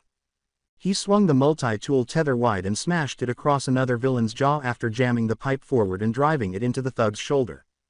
With a splash, Tsuyu flipped a scaled thug back into the water after slicing her tongue around his torso from the flank. Calm and steady, she called, I'll cover the left. As Hikari's aura turned green, two more villains lunged but were stopped in their tracks by their quirks. She sprang forward and hit him in the ribs, causing him to fall in a heap. She yelled, keep the big one busy, Midoriya. Izuku slammed forward, gritting his teeth. Izuku mimicked the shark-headed villain's movements, using his amphibious physiology to increase his strength and speed as he clawed at him, spraying water with each blow. Izuku felt a metal rod snap into his palm and threw it like a dart, jabbing the sharpened edge into the thug's thigh. When the villain stumbled and howled, Izuku drove in with the crowbar hook and smashed his teeth. Izuku skillfully combined both quirks. Debris snapping into his hands, thrown with amphibious strength, multi-tool whipping back into his grip each time like a predator's fang. Hikari suppressed two more and delivered precise, sharp blows, while Tsuyu bound another with her tongue and slammed him against the wall. With a gloved hand hovering at his throat, Izuku finally pinned the shark-headed thug to the concrete. His borrowed quirk was weakening but burning hot in his lungs as his chest heaved and blood trickled from his sleeve. The thug was down, but he moaned and spat blood. The other villains either retreated into the water or lay moaned or broken. There was a ripple of silence in the area. Izuku sagged forward, his breaths becoming shallow once more as the quirk began to fade. His knees gave way, but Hikari caught him, unflinching and steady. Hello, Hikari smiled and said, just like we practiced. Tsuyu knelt next to them, her wide eyes piercing and contemplative. You really can copy quirks. And use them like they're your own. With a hoarse voice, Izuku swallowed. Only for a little while. But sometimes, a little while is enough. Neither girl turned away. Izuku felt for the first time that someone had truly recognized him as a monster with a weapon that could cut in either direction. The three of them took a moment to bandage their injuries and handcuff every defeated villain in their vicinity. Under the maintenance lip, they discovered a rope and a USJ emergency medical supplies kit. As the last remnants of the stolen quirk dissipated, Izuku's limbs became heavy once more, and his chest continued to burn. He gripped the multi-tool tighter, his gloves creaking, prepared in case more villains emerged from the water. However, none did. Now the area was eerily silent. Tsuyu squatted on the platform's edge, eyes darting, tongue coiled. We should regroup. Find the others. Hikari gave a sharp nod, but she continued to steady Izuku by keeping her hand on his shoulder. Right, let's move. In order to reach a higher platform with a view of the central plaza, the three clambered through a maintenance tunnel. They froze at that point. The battle raged, unevenly, below them. They were down, Eraserhead. His scarf was torn, blood streaming down his face, and he was pinned by the Nomu's enormous hand.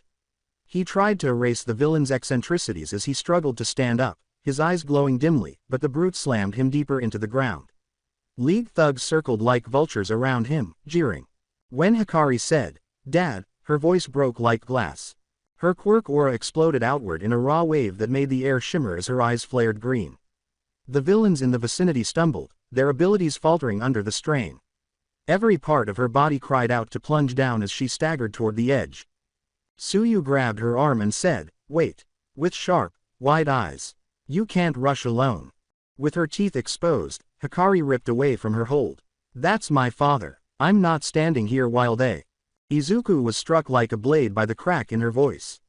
He had never heard her sound so raw before, and he was more afraid of her launching herself into that chaos than he was of the villains. He briefly saw himself, kneeling in blood, defenseless, and carrying the burden of rumors that he was a monster. The recollection struck him more forcefully than any blow. With a firm grip on his multi-tool and a raw yet steady voice, he pushed himself to his feet.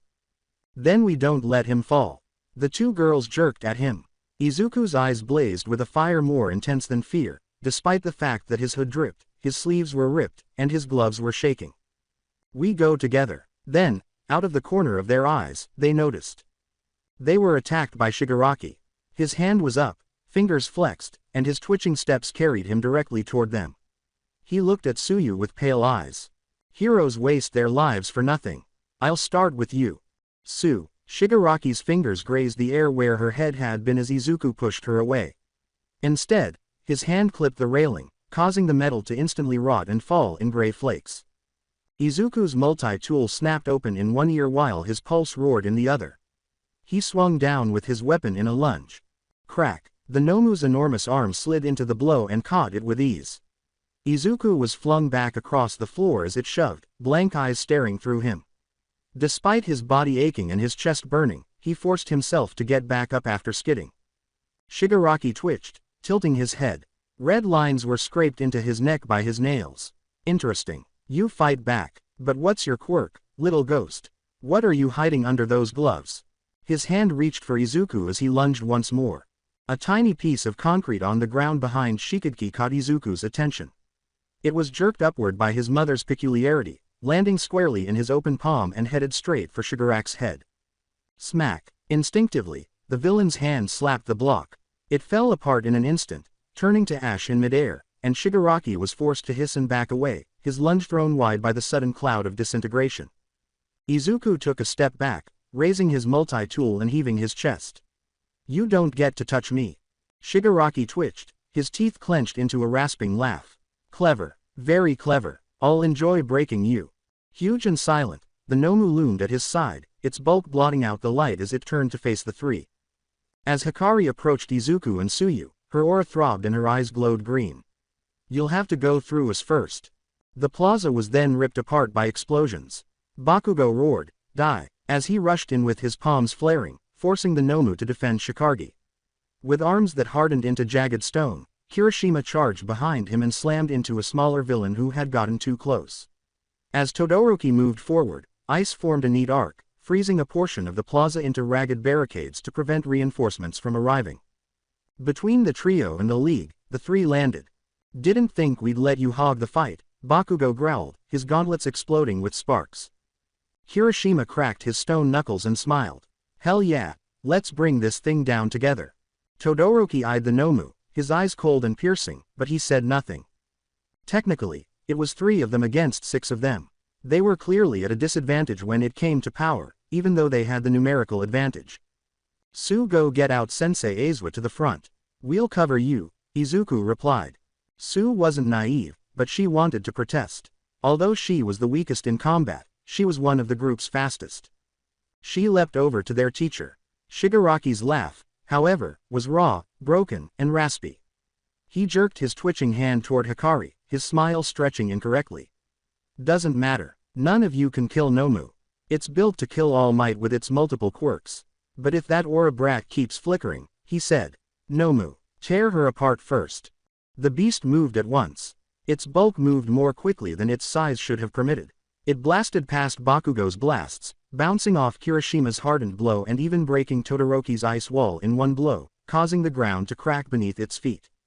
For Hikari, straight, as she braced, her eyes widened and her quirk's green glow glowed brighter, but the sheer force pressing down on her was too great to resist. Izuku lunged, his multi-tool roaring open as his gloves creaked. No, he exclaimed as he used his momentum to roll the hot number on its head. He hurried to his feet and attempted to remove the Nomu's eyeball using his mother's peculiarity. For a brief moment, all of this did capture its attention, but he was promptly punched. Izuku was thrown away by this and skidded across the floor. As he slowly stood up, he discovered that his arm was broken, his multi-tool had broken, and he had several broken ribs.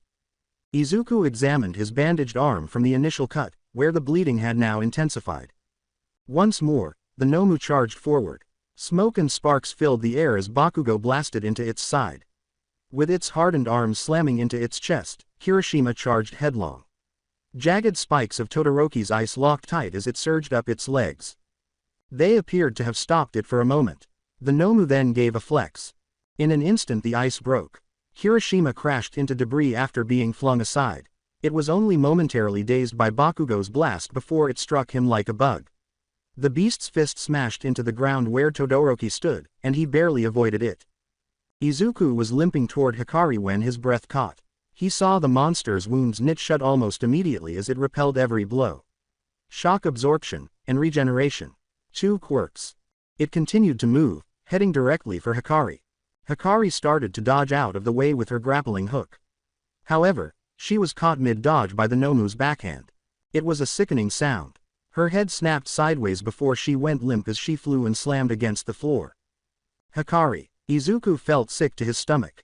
With an arm raised to crush her flat, the Nomu's shadow loomed over her fallen body. Half-conscious in Sue's arms, Aizawa screamed her name, Hikari. Because she was too weak to move. Tamura cried out, "Finish her." Izuku felt a hollowness in his chest. The world shrank to her motionless body on the ground. He was moved by a gut-deep rejection that was more intense than anything he had ever experienced, not by strategy or training. Not her. Anybody but her. In one motion, his gloves had ripped free and fallen to the ground. With wide, raw, and desperate eyes, his hood dropped back. He ran ahead, leapt, and slammed his bare hands onto the Nomu's back. His vision exploded the moment his palms touched its flesh. With borrowed power, his muscles screamed as strength rushed through him like fire in his veins.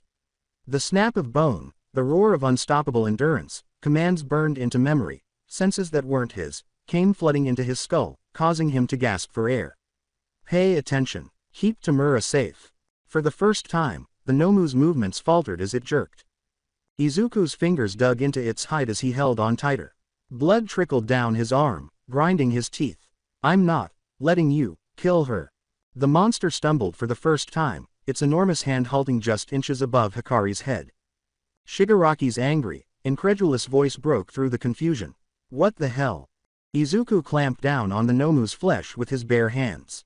Muscles bursting with unfathomable strength, flesh mending the moment it tore, power screamed into him.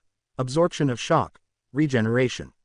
He sensed its peculiarity becoming ingrained in him and becoming permanent. His skull split under the weight of it, and his veins burned. As if nothing had happened, the cut he had sustained and all other wounds closed over.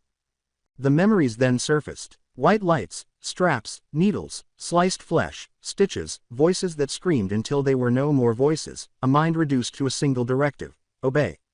Keep Tamura safe. Izuku let out a scream that echoed the monster's. As Izuku's touch tugged and tugged, tearing away everything that had been forced into it, the Nomu thrashed, its hull shattering the glass dome above, its bulk convulsing and steam gushing from its body. "Avoid him." Shigaraki's voice cracked, panicked, as his nails tore bloody lines down his neck. Nomu. However, even he stumbled backwards as Nomu slammed the ground in an attempt to shake Izuku off, sending shockwaves through USJ that forced everyone to retreat. As Nomu was slowly dying, Izuku's grip tightened and tightened, refusing to let go and growing stronger. As their ultimate weapon shrieked like an animal being butchered alive, the League villains froze, their eyes wide.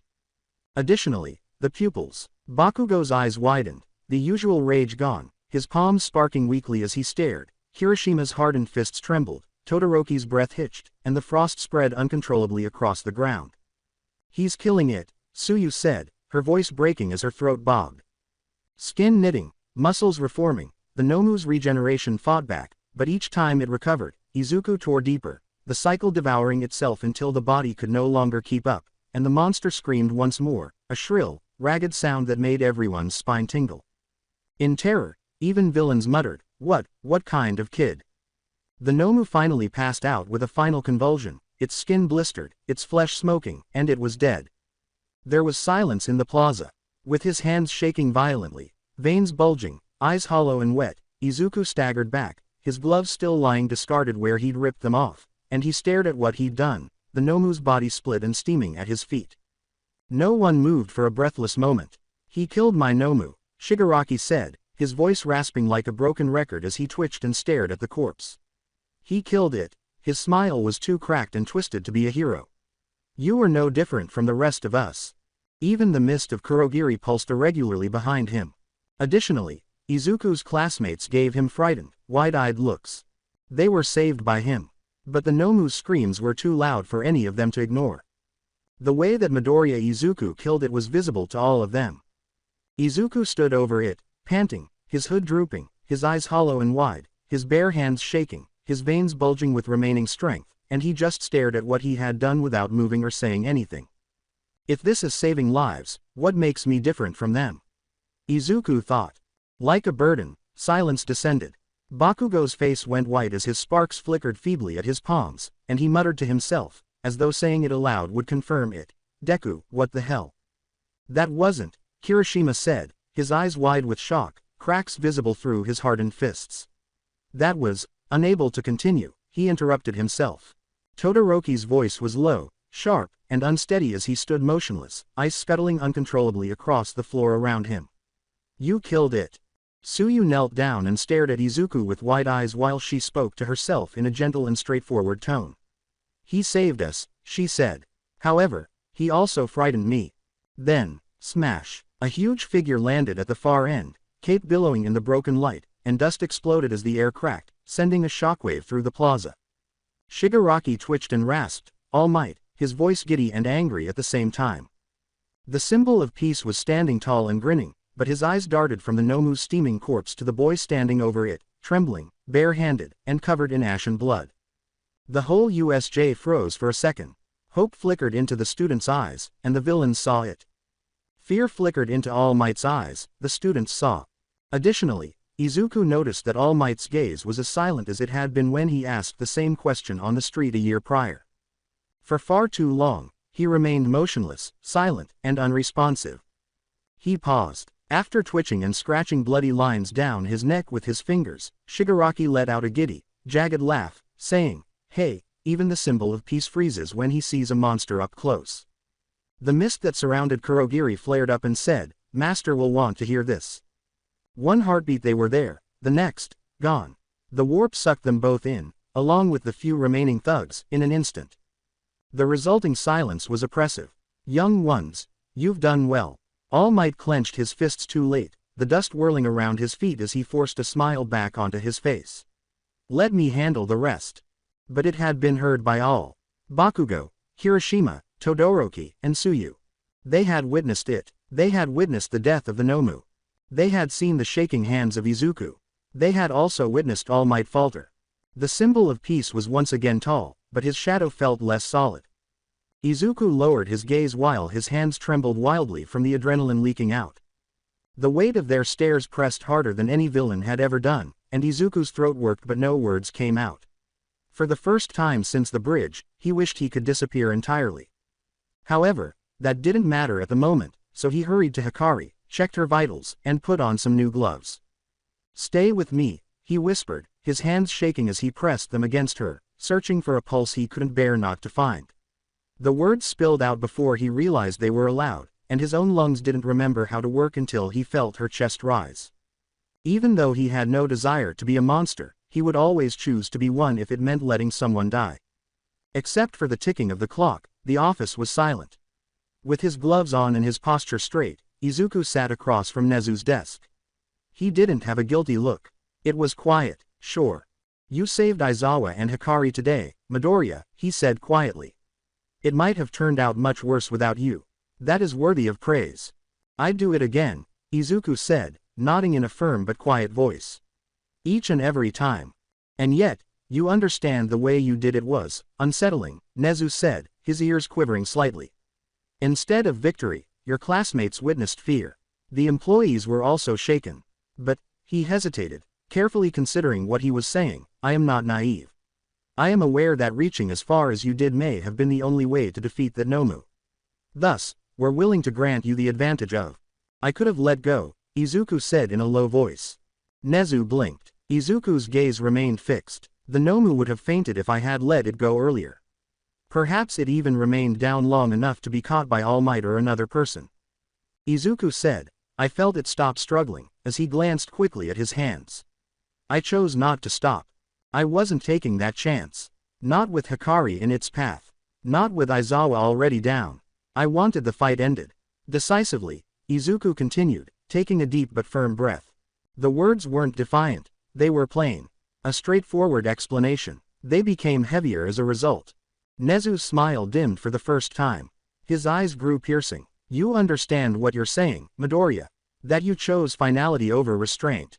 Izuku gave a nod. Yes, because hesitation gets people killed. The principal studied the boy's steady expression while sitting back with his paws steepled. That conviction will either make you the kind of hero who changes the world, or the kind of figure the world fears and calls villain. Izuku's mouth clenched. If being a hero means hesitating while someone I care about dies, then I can't be that kind of hero. Nezu studied him for a long time, her keen eyes gleaming in the light. He cocked his head then. You've changed, you know. You don't look like a boy who lived on the streets anymore. You look fed, rested, stronger. Izuku was taken aback by that and blinked. Nezu went on in a cautious tone. Absorbing the Nomu's quirks seems to have accelerated things. Even without inheriting its raw strength, your body looks more conditioned, as though its resilience pushed you forward. You even grown a couple of inches in height. To some, that will look like growth. To others, it will look like someone dangerous sharpening his claws. Izuku didn't turn away even though his hands were slightly balled into fists. Then I'll prove the difference. I'll show them I'm not dangerous for its own sake. That I can control it. Nezu had a slight smile, but his eyes were piercing. Control will be everything, Midoriya. Because power without it isn't heroism. It's chaos. He lightly tapped the desk with his claw. One more question. The Nomu you touched had more than one quirk. Do you still carry them? Izuku felt the hum beneath his skin as he flexed his gloved hands. Yes, shock absorption, regeneration, not its strength, that was just its body. But the quirks themselves, they're mine now. Then the question is simple. What will you do with them? Izuku spoke in an almost too steady tone. Save people, always. The principal's tail curled behind him as his eyes glowed. Yes, whatever is necessary. Izuku's voice remained steady despite his throat bobbling. I'll save people, no matter what it takes. The sound of Nezu's tea cooling on the desk was the only sound for a long time. Nezu's smile returned, this time faintly, sharply, and knowingly. Very well, let us see if you can. The UA, late night in the dorms. Shadows stretched across the desk where Izuku's notebook was open in the quiet dorm room. Hunched forward, with his head deep in thought, he sat on the edge of the bed with his sleeves pulled down and his gloves still on. Absorption of shock. Regeneration. The pull of his mother. Three peculiarities that weren't his were now a part of him. Nezu's words kept coming up. Dangerous, not very hero-like, whatever it takes. Izuku slowly flexed his hands while staring at them. They didn't appear hideous. They didn't appear to be murderers. However, he was aware of their actions, what they were still capable of. He was startled by a gentle knock. His heart pounded as he stiffened. Come in. The door splintered open. With her hospital bracelet barely loose and her arms still covered in fresh bandages, Hikari entered. Her eyes were bright but tired, and she gave a faint smile. Thought you'd still be awake. Izuku, who was totally unprepared, blinked. Hikari, you should be resting. She walked across the room and put her arms around him before he could say anything more. Izuku stopped. As she drew him in, her chin grazing his shoulder, every muscle in his body tensed. The warmth permeated even though his gloves and layered hoodie kept them apart. His eyes widened and his breath caught. Why? He asked in a bewildered tone. Hikari gripped harder. Because you saved me. You saved Dad. You saved all of us. And no one's thanked you yet. Izuku shut his throat. He wanted to lift his arms and give her a hug in return, but all he could do was flinch because his body was too unaccustomed to touching. He let his hands drop back to his sides after they hung awkwardly in midair. Hikari whispered, it's okay, noticing his hesitancy but refusing to let go. I'm not afraid of you. Izuku's chest tightened. 4 years without any meaningful communication. For 4 years, there have been rumors of danger, monsters, and potential villains. And now, this. Izuku gently put his arms around her and returned the gentle embrace. For a minute, they remained in that state, and Izuku relished every moment of it. Her green-gold eyes scanned his face as she finally took a step back. Whatever they say about you, I know who you are. Izuku's voice was raw as he swallowed hard.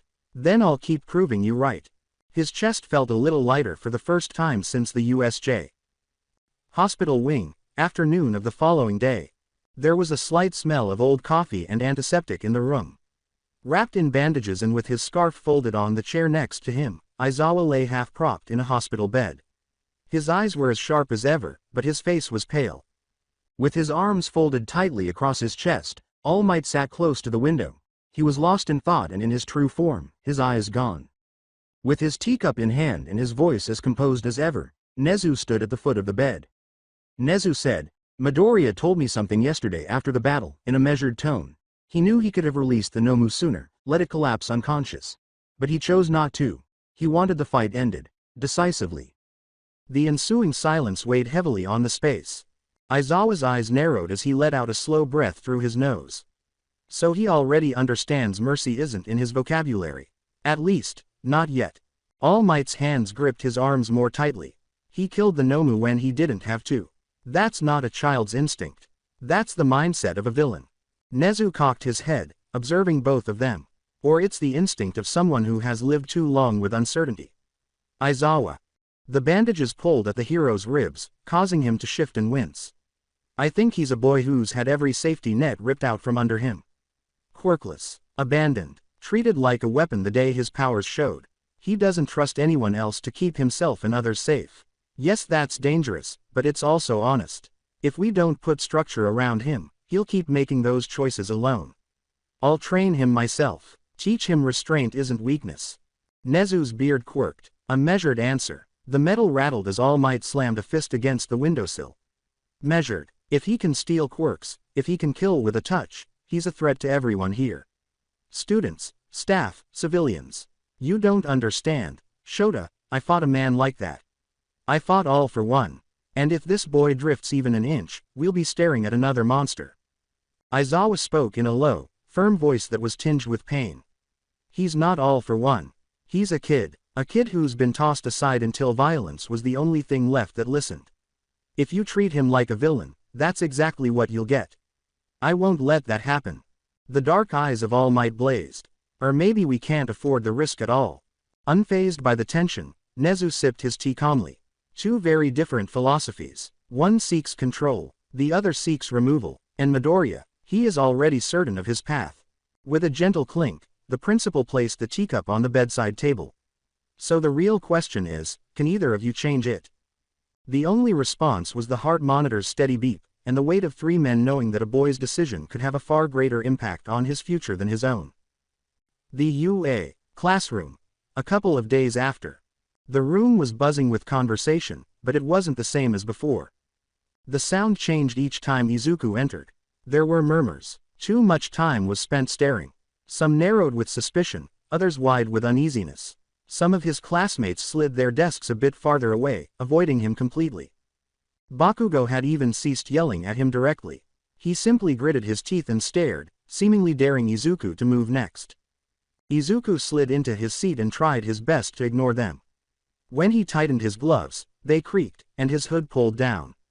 He refused to give the whispers any weight and continued to concentrate on the task at hand.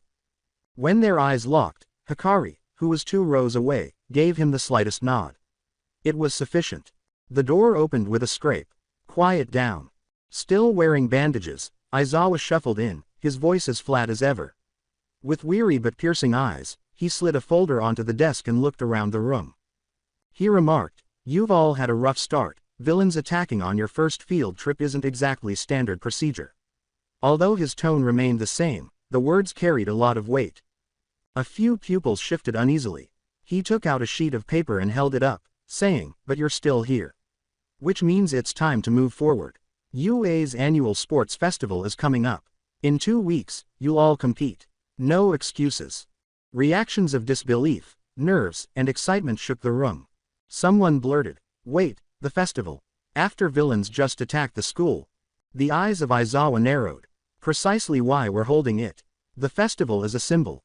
To the public, to the world, and to yourselves. UA isn't backing down. Neither should you." The room fell silent once more. Slowly, Izuku leaned back and took in the words. "A celebration. An opportunity to stand in front of everyone, including the nation's citizens and heroes. His chest pounded with his heart. An opportunity to disprove them. The UA afternoon training grounds. As students divided into groups and the sun glared off the reinforced floors, nervous excitement rose in the chatter. Todoroki coolly stepped aside as Momo approached. Bakugo pulled Kirishima along with him, and Iida was already shouting out strategy ideas with Uraraka as pairs swiftly formed. In a matter of minutes, the classroom was a flurry of activity, with students battling, eccentricities displaying, and giggles mingling with laborious grunts. Izuku was by himself at the floor's edge. His eyes scanned the room as he adjusted his gloves. Everybody had a partner, all except him. A few gave him a quick glance, but their glances were quickly diverted by the snippets of conversation between them. Too cautious, too scared. Their ears were still filled with the sound of the Nomu's shrieks. Izuku's mouth clenched. He ran his thumb over the reinforced grip of his multi-tool as he looked down at it.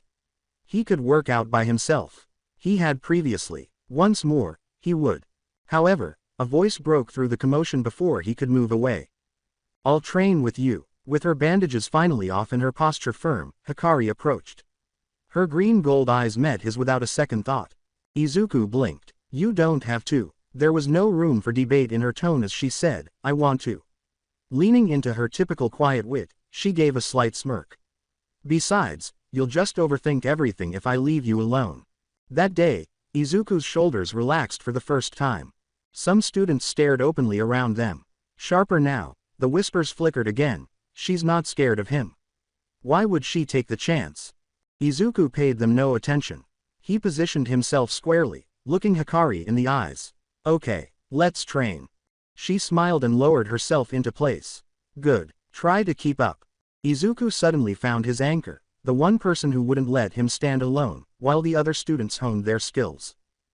Later that week, as pairs sparred everywhere, quirks flashing and voices rising with excitement, the air was alive with energy. As usual, Izuku stood across from Hikari with his sleeves pulled down and gloves snug on his hands. They practiced and moved quickly. They had developed a rhythm from days of sparring. She hit hard, he blocked and countered, and his instincts got better with every round. But there was a problem. Izuku moved hesitantly and stiffly, pulling each blow at the last second. Hikari frowned and broke off. "You're holding back again." Izuku's breath came quickly, and he was sweating profusely. He avoided looking into her eyes. "Because I'm scared." "Of me?" "No, of them." He turned to face the other pupils, who were all sparring in pairs and never once turned to face him. When they believed he was deaf, some continued to whisper. "They already think I'm dangerous. If I slip, if I make contact without my gloves, it's over. They'll see me as the monster they've been waiting for." His voice became heavier and lower. "And Bakugo's not going to stop until he proves I don't belong here. If we fight, he'll push me until something breaks. And if that happens..." Izuku's hands began to shake. "I don't know if I can stop it." Hikari's voice remained firm, but her eyes softened. "Izuku, you can't let fear decide your fight before it starts. You're not out of control. You've sparred with me for weeks now, and you've never once slipped." Muted. "That's with you," he said. "You cancel quirks. You're the only one I don't have to be afraid of touching. Out there, in front of the whole world, I'm not just fighting robots anymore. I'm fighting people, and if I screw up," his chest tightened, "it won't just be a loss. It'll be proof. Proof I am what they already think I am." There was a heavy silence. The shouts and laughter of their classmates training around them seemed mocking and far away. Hikari took a step forward, her green-gold eyes piercing yet compassionate. "Then prove them wrong. You've already survived worse than their fear, Izuku. And if Bakugo comes for you, then you show him the same thing you've shown me, that you won't break." Izuku gave her a fixed look and then slowly nodded once. "I'll try." She tapped her fist against his gloved hand with a faint smirk. "No, you'll do." With his gaze focused on the floor, Izuku's thoughts whirled until a warm pressure found its way into his hand. He stopped. Firm and steady, Hikari's fingers slid through his gloved ones. He prepared himself for the old panic, the flinch, the reflex to retreat, for a heartbeat. However, it never arrived. He held on. His body did not jerk, but his breath caught. He didn't flinch for the first time in 4 years. Hikari's green-gold eyes were glinting and she was grinning at him when he looked up at last. "Well, look at that." Guess I'm the first person in a while you've let hold your hand, huh? Izuku's throat became dry and his face immediately heated. Uh. She slightly leaned in to make her voice sly and playful. Careful, Midoriya, if you keep letting me do that, people are going to start thinking we're a thing. Izuku sputtered, gasping for air, but she simply smiled more broadly and gave his hand a single squeeze before releasing it. For the first time in the day, the strain in his chest subsided, to be replaced by something strange but welcome. Warm. As Hikari grinned and withdrew his fingers, Izuku's face turned red. A voice croaked softly from the far side of the training floor before he could get back up. Ribbit, did you see that? Mid-stretch, Uraraka leaned toward Tsuyu, who was comfortably crouching with her chin in her palm. Up until a few moments ago, they had been sparring, but their focus had strayed. Uraraka's eyes widened, somewhat taken aback. Yeah, I didn't think Midoriya-kun let anyone that close. He didn't even flinch. Tsuyu's eyes followed the two of them across the room, with Hikari sporting a cunning smile that seemed way too content with herself and Izuku shifting his position while still a little pink. She tilted her head without blinking and said, interesting. Everyone else treats him like he's dangerous. But she doesn't, and he let her. Uraraka bit her lip and fidgeted. Do you think they're, Tsuyu shrugged calmly as always. Ribbit, don't know yet, but if they aren't, give it time. With a mixture of curiosity and relief that perhaps Izuku wasn't as untouchable as the rumors suggested, the two girls exchanged a silent glance. Hikari yelled, "Come on, Midoriya, keep up." On the sparring floor. With a sigh, Izuku squared up once more. And he didn't feel totally alone for the first time, even though there were still eyes watching him from all sides. The morning of the day prior to the sports festival. Silence pervaded the office, so much so that the ticking of the clock seemed excessively loud. With his eyes down and his gloves on, Izuku sat rigidly in his chair. Nezu remained composed at his desk, Aizawa rested in bandages against the wall, and the woman in the gray suit sat next to them. Izuku's head jerked up as soon as she finished speaking. That voice, Midoriya Izuku, we're here to discuss your conduct at the USJ and the complaints that followed. His stomach churned. She was the one, someone from the precinct, the person who, years before, had given him a flimsy smile and promised him assistance but never delivered. In the office light, her badge shone icily. Parents are unsettled. I have received over 30+ email from parents saying they heard what happens at USJ. They say you were excessive, uncontrolled. That your presence endangers their children. A few officials have looked at the footage to confirm what they say is true. As of now, you are prohibited from using your absorption ability during the sports festival at UA, or any other time without permission from us. The gloves stay on, no contact. If you fail to comply, you'll be expelled from UA and dealt with as a threat to public safety. Izuku's hands were shaking even as the words echoed in his ears. Not in terror. Furiously. You, he said in a low, unpolished voice. His eyes blazed, but his breath shook. All those years ago, you sat across from me in that police station and told me I'd get support. That specialists would help me understand my quirk. You knew what I was. You knew I was just a kid. And instead of help, you threw me to the wolves. Foster homes that called me a monster. Families that locked their doors. You left me to rot. The official remained unblinking. Resources were limited. You frightened people then. You frighten them now. Something broke in Izuku. His chair screeched back across the floor as he stood up so suddenly. His fists clenched and his gloves creaked. I frightened them, he said, his voice breaking so sharply that the glass rattled. I saved lives at the USJ. I stopped that Nomu when none of you could. I bled for this school.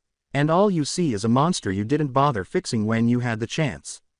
Sit down, said the woman icily. Izuku leaned forward, his voice like shattered glass and his eyes burning. No, you don't get to order me. Not after you abandoned me. Not after you branded me dangerous and left me with nothing. You want me restrained, muzzled, shackled. Fine, but don't you dare pretend this is about safety. This is about control. You're terrified of what I might become, so you'd rather kill me now than later. Midoriya, Aizawa's voice cut low and firm, sharp enough to slice through the tension. He raised a bandaged hand slightly, as though to ground him. Sit. Izuku's eyes burned, fixed on the official, but his chest heaved and he forced himself back down. Aizawa's tone changed, but it was still directed at her rather than Izuku. He's not wrong, she said. You labeled a child as a threat before he had a chance, despite your promise of support. That cannot be erased by you. The woman's jaw tensed. The boy is unstable regardless of his past. He cannot be given unrestricted freedom on a public platform. The dangers are why he has teachers, Aizawa said bluntly, his voice steely and devoid of heat. Structure. Instruction. That's what we do. It is not your place to corner a pupil until he loses it. My job is to prevent children like him to becoming a threat to society. Like me, Izuku screamed as he shattered the chair and got back up, his breathing labored and ragged. I'll fight with your rules, he said, shaking angrily as he jabbed a gloved finger at the woman. I'll use your shackles to fight, and everyone will see the truth when I triumph and stand in front of the entire damn nation. That you weren't necessary to me. That despite you and everyone else who was supposed to assist me, I managed to survive. The woman's calmness broke for the first time, a glimmer of discomfort as Izuku's words shattered the room. Nezu tapped his claw lightly on his teacup, his whiskers quivering and his keen eyes glimmering with curiosity. Midoriya, if such anger is not controlled, it has the power to destroy entire worlds. With gritted teeth and ragged breath, Izuku turned and said, then maybe the world needs toppling. The ensuing silence was oppressive, and even Aizawa gazed, his normally unreadable face tensed with anxiety. Then take this as your last warning, Midoriya, the woman said, finally snapping her folder shut. You will no longer be considered a student if you are even the slightest bit out of line. You will be an adversary. Unflinching, Izuku said, then you better pray I never give you a reason. His voice was steady and cold. It felt like the boy in gloves had just declared war because of the thick, charged air in the office. Without another word, Izuku walked away, never turning around to see the worried faces. Campus lawn at UA. Evening prior to the sports festival. A portable projector hummed, pouring shaky light onto a white sheet strung between poles, a blanket stretched across the grass, a basket half open with snacks spilling out, and the campus was painted in warm gold as the sun bled into the horizon. Aizawa sat cross-legged with his ubiquitous thermos, bandages still visible under his sweater. Ms. Joke lounged on one side of the blanket, popping grapes into her mouth with exaggerated cheers, and Hikari stretched out on her stomach with her chin propped in her hands. Uncertain of where to sit, Izuku paused at the blanket's edge, his gloves tugging tight. With a non-threatening tone, Aizawa muttered, sit down, Midoriya, while maintaining eye contact with the projector. He had to essentially drag Izuku out here and say, you don't need to be alone right now, after he discovered him tearing apart a punching bag after speaking with a government official. His wife then suggested another spontaneous picnic with a movie. Finally, Izuku lowered himself onto the far corner of the blanket, maintaining a careful posture as if he was afraid that the slightest mistake would break this delicate normalcy. Izuku froze, but she didn't pull away, so Hikari handed him a carton of popcorn and said, eat before Dad samples it all. She shifted without saying anything, scooting just enough that her shoulder touched his arm. Grunting, Aizawa said, I don't sample. I assess. With a laugh that echoed throughout the lawn, Ms. Joke said, sure you do, Shota.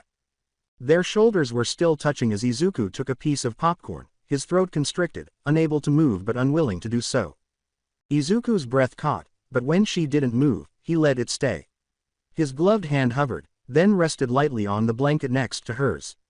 Later, as the old hero documentary played, with its corny narration booming about courage and saving smiles, Hikari leaned closer, her head tilting just enough to rest against his shoulder. Ms. Joke's smile stretched across the blanket, and she leaned sideways, whispering close enough for only Aizawa to hear. So, your first boyfriend. Will you now be the overly protective father? Still staring at the screen, Aizawa sipped his coffee and said in a flat, low voice, they're not dating, but if he hurts her, gloves won't protect him. Squeezing his arm, Ms. Joke laughed softly and said, I know you're still in denial, but it's okay, baby. You'll be crying when you finally accept it, and I swear I won't tell anyone. Aizawa simply moaned while Ms. Joke merely chuckled. Izuku sat rigid, hardly tasting the popcorn in his lap, the words from earlier, threat, expelled, enemy, still pressed at the back of his mind as the projector buzzed, filling the sheet with flickering light and a too loud narrator boomed about heroes smiling through every challenge. Hikari moved next to him, her gaze shifting from the screen to him. You've been quiet, she said quietly, the movie nearly drowning out her words. Izuku clenched his hands and his gloves creaked. It's nothing. Liar, she whispered, pressing her shoulder closer to his. I heard my dad telling my mom what they said to you, and I know what they said to you. He was furious. As he tried all the different popcorns, Izuku turned to face his teacher, who was chatting with his wife. Izuku found some small solace in the fact that Aizawa was upset about what had happened to him and that he had defended him. It seemed at one point that he was the only adult at this school who gave him good treatment, but that didn't alter how he felt at the time or most of the time. Then you know why I can't. Why perhaps I shouldn't even be here tomorrow, he said, his throat constricted. If I make a mistake, if they're correct. She leaned closer, her eyes catching the screen's light, and said, they're not right. Her tone was steady and certain, unlike his. I was saved by you. It is their blindness, not yours, if they are unable to see that. Izuku's jaw clenched as he spoke, but what if they're not blind? What if I am who they say I am? Hikari's fingers brushed his gloved hand on the blanket as she reached down, anchoring him rather than holding it. Then I'll remind you who you really are, she said, as many times as necessary. Izuku just stared at her for a long time, his heart thumping, the chaos of the last 2 weeks threatening to overflow, but her touch's warmth broke through it and grounded him like nothing else could. With a cunning smile that only he could hear, Ms. Joke leaned across the blanket and whispered to Aizawa. She serves as his anchor. Do you not see it? With a quiet but confident response, Aizawa's gaze shifted from his daughter to Izuku and back to the screen. Yeah. I notice it. Izuku hardly heard the narrator's cries about heroes standing tall in the face of doubt onscreen. He sat with Hikari by his side, unflinching, and he realized the truth. No legend in a cape, no symbol on a poster, she was the one who gave him the confidence to keep going. Hikari was the true hero in his eyes. The Nezu office at the same time. Nezu sat at his desk with a thin wisp of steam curling from his teacup, while All Might leaned against the window opposite him, his true form gaunt in the darkness. The office was dark, with most of the lights off. Nezu's customary grin was absent for a change. All Might, he murmured, did you hear the news? With his arms crossed and his face tense, Toshinori nodded, I did. I also told you. This boy, Midoriya, is following in All for One's footsteps. His hand clenched into a fist. I've seen it before. That certainty, that anger. Nezu's whiskers quirked as he gazed at the tea's reflection in his cup and heard Izuku's words echo, perhaps the world needs toppling. Nezu whispered, at first, I thought it was trauma shaping him, abandoned too many times, a boy grasped at control because it was all he had left. But that wasn't just fear today. That was rage, the kind of rage that never goes away. So what will you do? All Might paced once and pushed off the window. You've been providing him with structure and protection. Are you prepared to acknowledge that it is insufficient? In the dim light, the principal's eyes sparkled. Maybe. Aizawa continues to maintain that self-control can be taught and that Midoriya's heart is loyal despite his unfaithful tactics. But today, I witnessed more than just loyalty.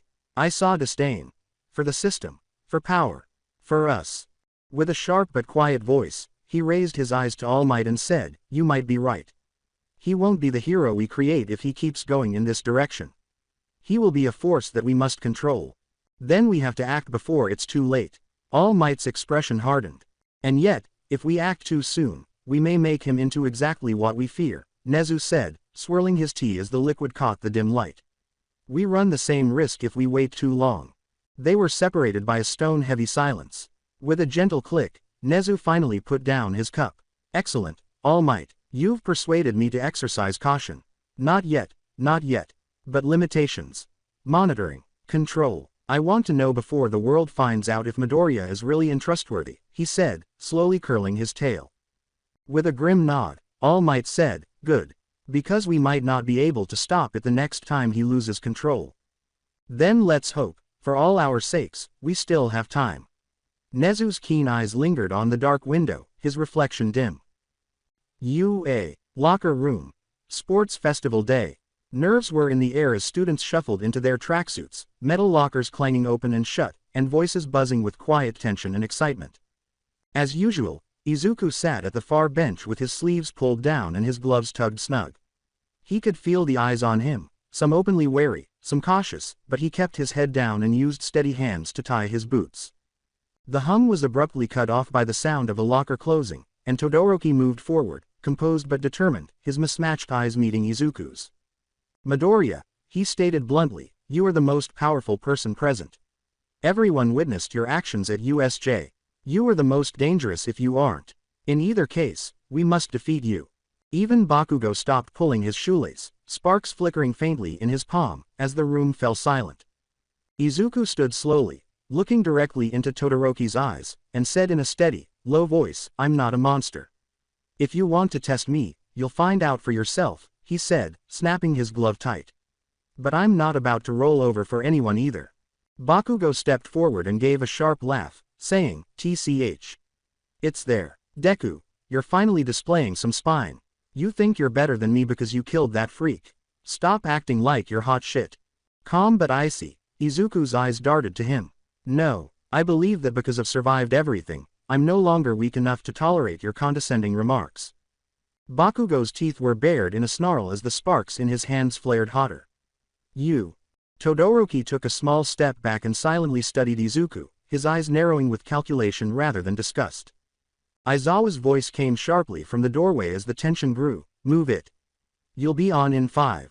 Bakugo mumbled curses as he pushed past, clicking his tongue, and Todoroki stayed just long enough to give Izuku one final unreadable glance before turning away.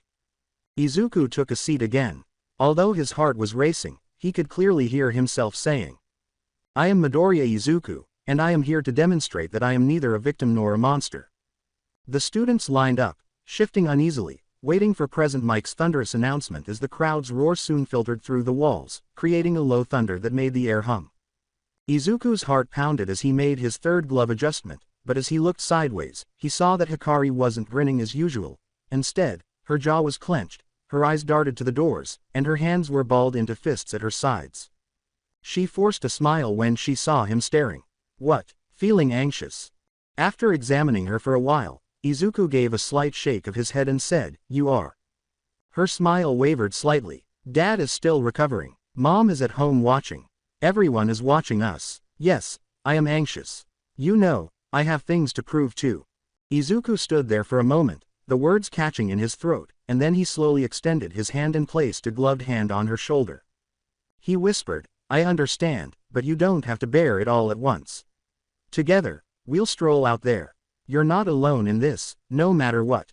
A tiny, genuine smile slipped past Hikari's nerves as she blinked in surprise.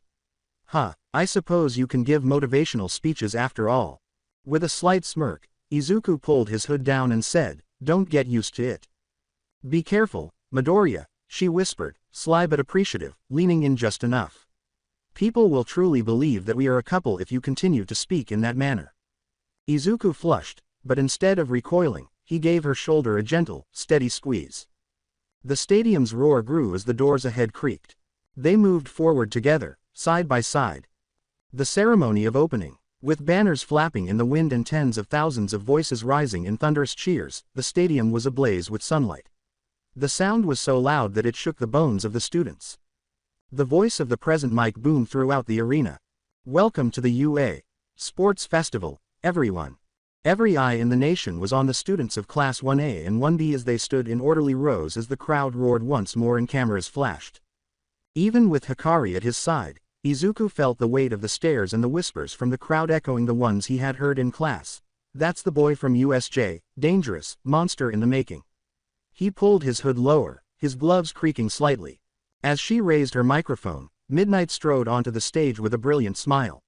"Now, before the games start, who will represent Class 1A with the opening pledge?" After a shuffle of boots, Bakugo moved forward, his eyes burning and his smile wild.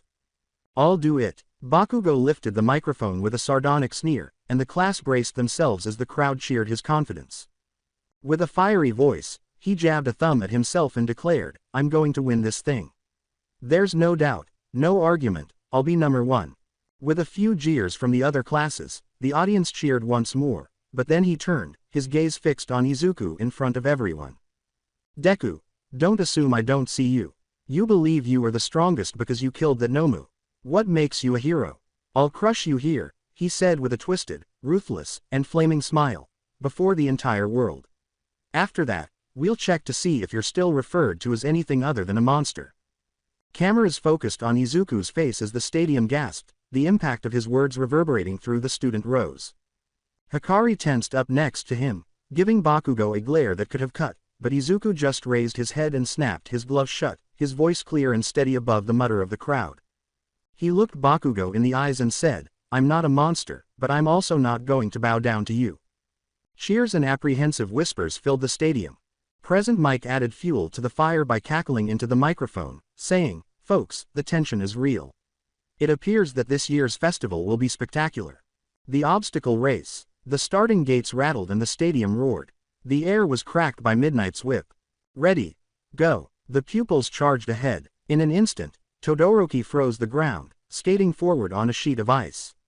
Explosions crackled like thunder as Bakugo soared over the field.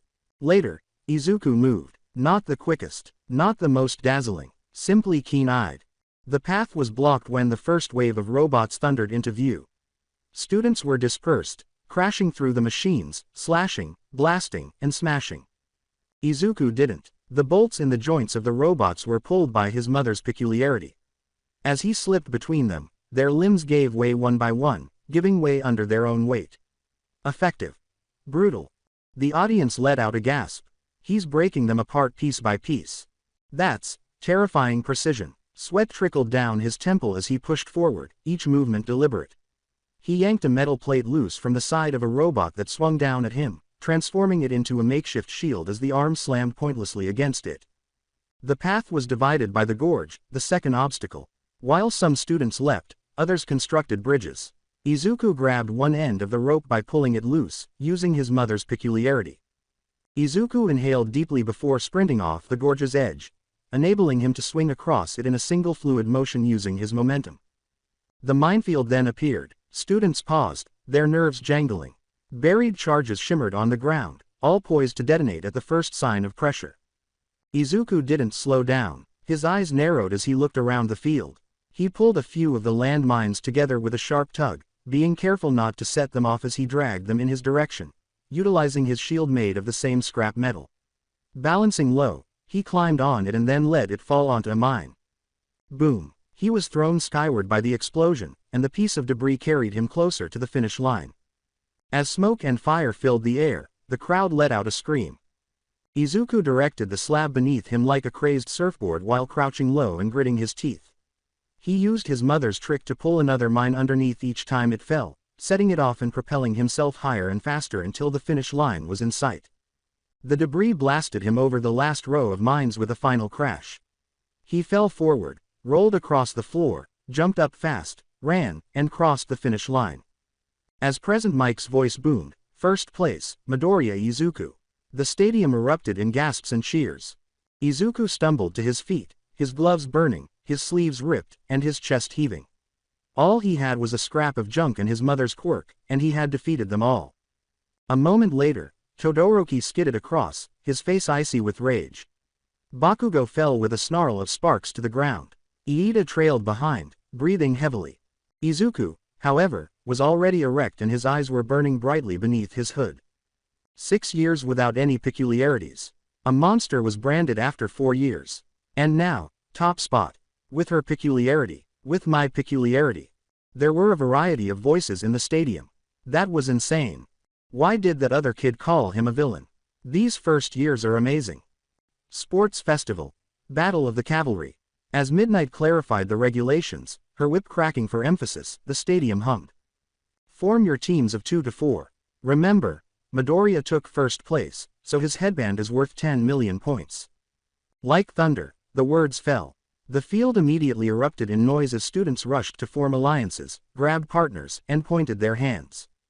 Izuku did not move. His fists clenched and his gloves creaked. Every time his eyes met someone else's, they scurried off. No one desired him. With the target, no. Certainly not while the rumors of monster and villain were still circling him. He tightened his jaw. Numbers. As of right now. Shinso then moved to stand next to him. Guess that settles it, huh? Izuku looked over, perplexed. What does? The half-lidded eyes of Shinso grew piercing. He said, "You and me. Villain kids." His voice was barely audible. "We stick together." Instantly, whispers swept through the crowd. Izuku felt a knot in his stomach. Villain kids. Shinso gave a slight smirk, but it was devoid of humor. You think you're the only one they call dangerous. My quirk's brainwashing. One wrong word, one slip, I can turn someone into a puppet. Doesn't matter that I've never abused it. Doesn't matter I trained to control it. People see me and think, villain. Teachers, classmates, even pros. His voice became quieter. I know what it's like to walk into a room and see nothing but suspicion staring back. You do too. Izuku gasped in surprise. The stadium's clamor subsided for a brief moment. With a firm voice once more, Shinso stuffed his hands into his pockets. So yeah, villain kids. But if they're already gonna paint us that way, let's make it work for us. We'll show them what villains look like when they save the day. Stunted into silence, Izuku blinked. The burden on his shoulders also felt less crushing for the first time. A haze of pink hair and goggles appeared next to Izuku before he could respond. Perfect, exclaimed Mei Hatsume, her arms already crammed with devices, coils, and straps. I was waiting for an excuse to test my babies, and what better than the team everyone wants to take down. Izuku blinked. Babies. My inventions, silly. Mobility, stability, defense, I'll make sure we don't go down easy. A third shadow then moved forward, arms crossed and face unflinching. Hikari's green gold glinting eyes cut to Izuku. I'm in too. Not just because it's you. Because I want to win.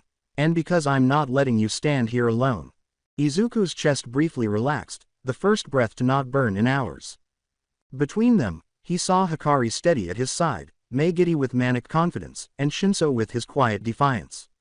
Around them, the whispers grew louder, but Izuku's fire remained unwavering.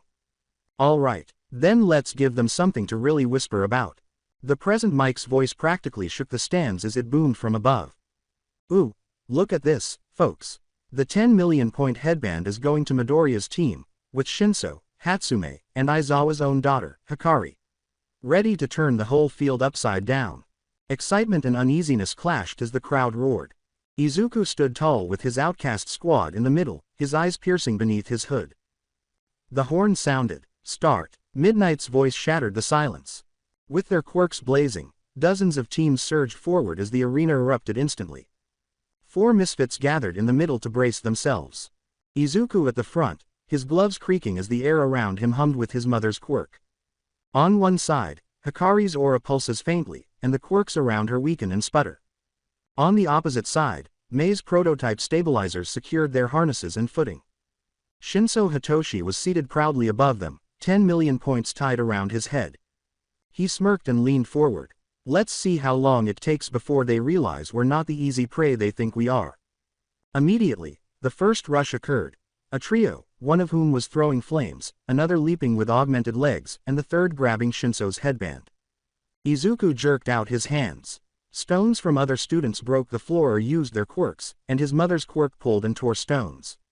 They pulled them into the path of the assailants. Their footing collapsed under them as they stumbled. One person yelled, "Fire, now!" But as soon as the flames got within range of Hikari, they went out. She smirked sharply and quickly. Wrong move. Shinso's voice sounded clear and cool above them. You think you can beat us? Before realizing, the attacker replied, of course we can. Immediately, their eyes went glassy. With a tone as sharp as a knife, Shinso leaned closer. Sit. Like a puppet with its strings cut, the student fell. Their momentum was destroyed, and the rest of their team disintegrated. Without missing a step, Izuku charged forward, tore off their headband, and gave it to Shinso. The audience let out a gasp, observing the confusion. From the left, another team charged in.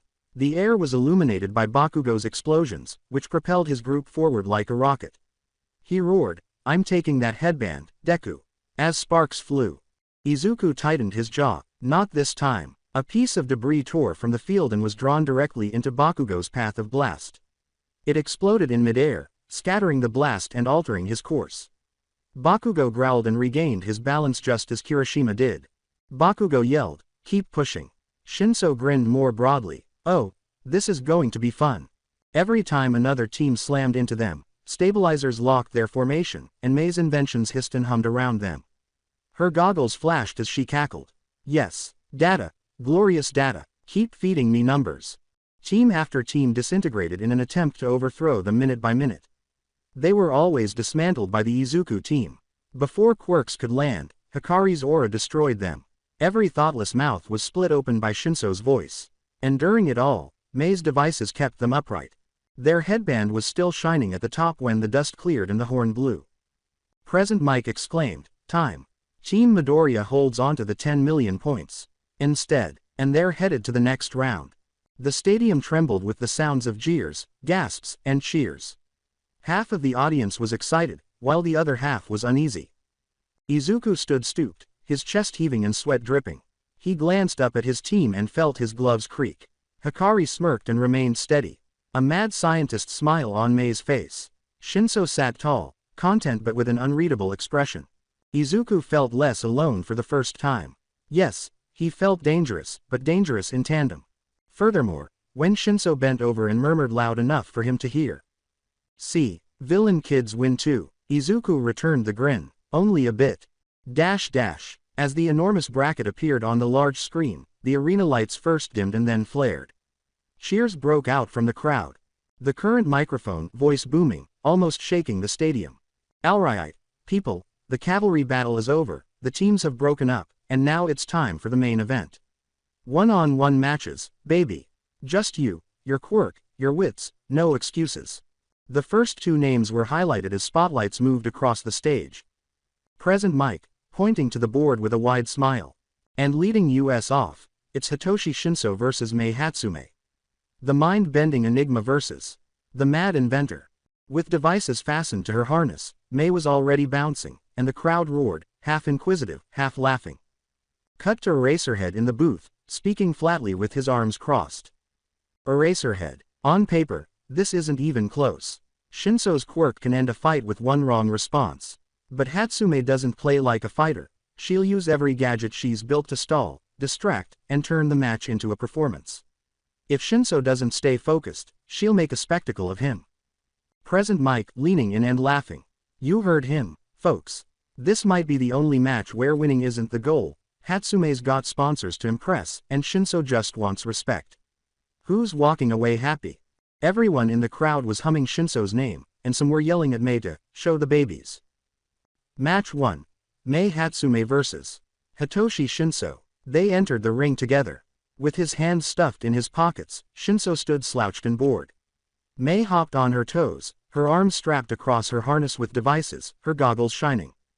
And kicking off round 1, it's the brainy boy versus the baby builder. Who's taking it home? The present Mike yelled into the microphone. Midnight gave a whip crack.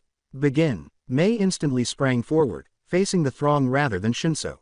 Hey sponsors, watch this. She pulled on a belt lever. No matter how she leaned, her balance was secured by a set of gyroscopic stabilizers that whirred to life. Subsequently, she produced a grappling hook and aimed it at the upper wall. As she swung around, hanging upside down and still perfectly stable, the audience gasped. She exclaimed, "This one's great for mobility." With an eyebrow raise, Shinso muttered, "You're not even fighting me." Mei landed in front of him and smiled. "Oh, I am, but the real fight is exposure. Right now, you and me. We're free advertising, baby." Perplexed but amused, the audience clapped and laughed. Mei persisted, dragging herself in a circle while wearing jet shoes that sputtered before stabilizing, a retractable shield that nearly struck Shinso in the face, he barely avoided it, and a grappler mounted on her wrist that she, accidentally, fired into the dirt. Shinso remained motionless throughout it all. Not even his quirk was activated. He simply watched as she put on her spectacles. A dozen devices clanked and flashed before Mei straightened up and smiled mischievously at him. "Guess I've shown enough. Don't want to waste the whole tournament showing off my babies." Wary, Shinso blinked. "You're just going to quit." Mei gave a shrug. She turned to face the ring's edge and stepped out without hesitation, saying, "Sure. I got what I wanted." The whistle blew. Winner.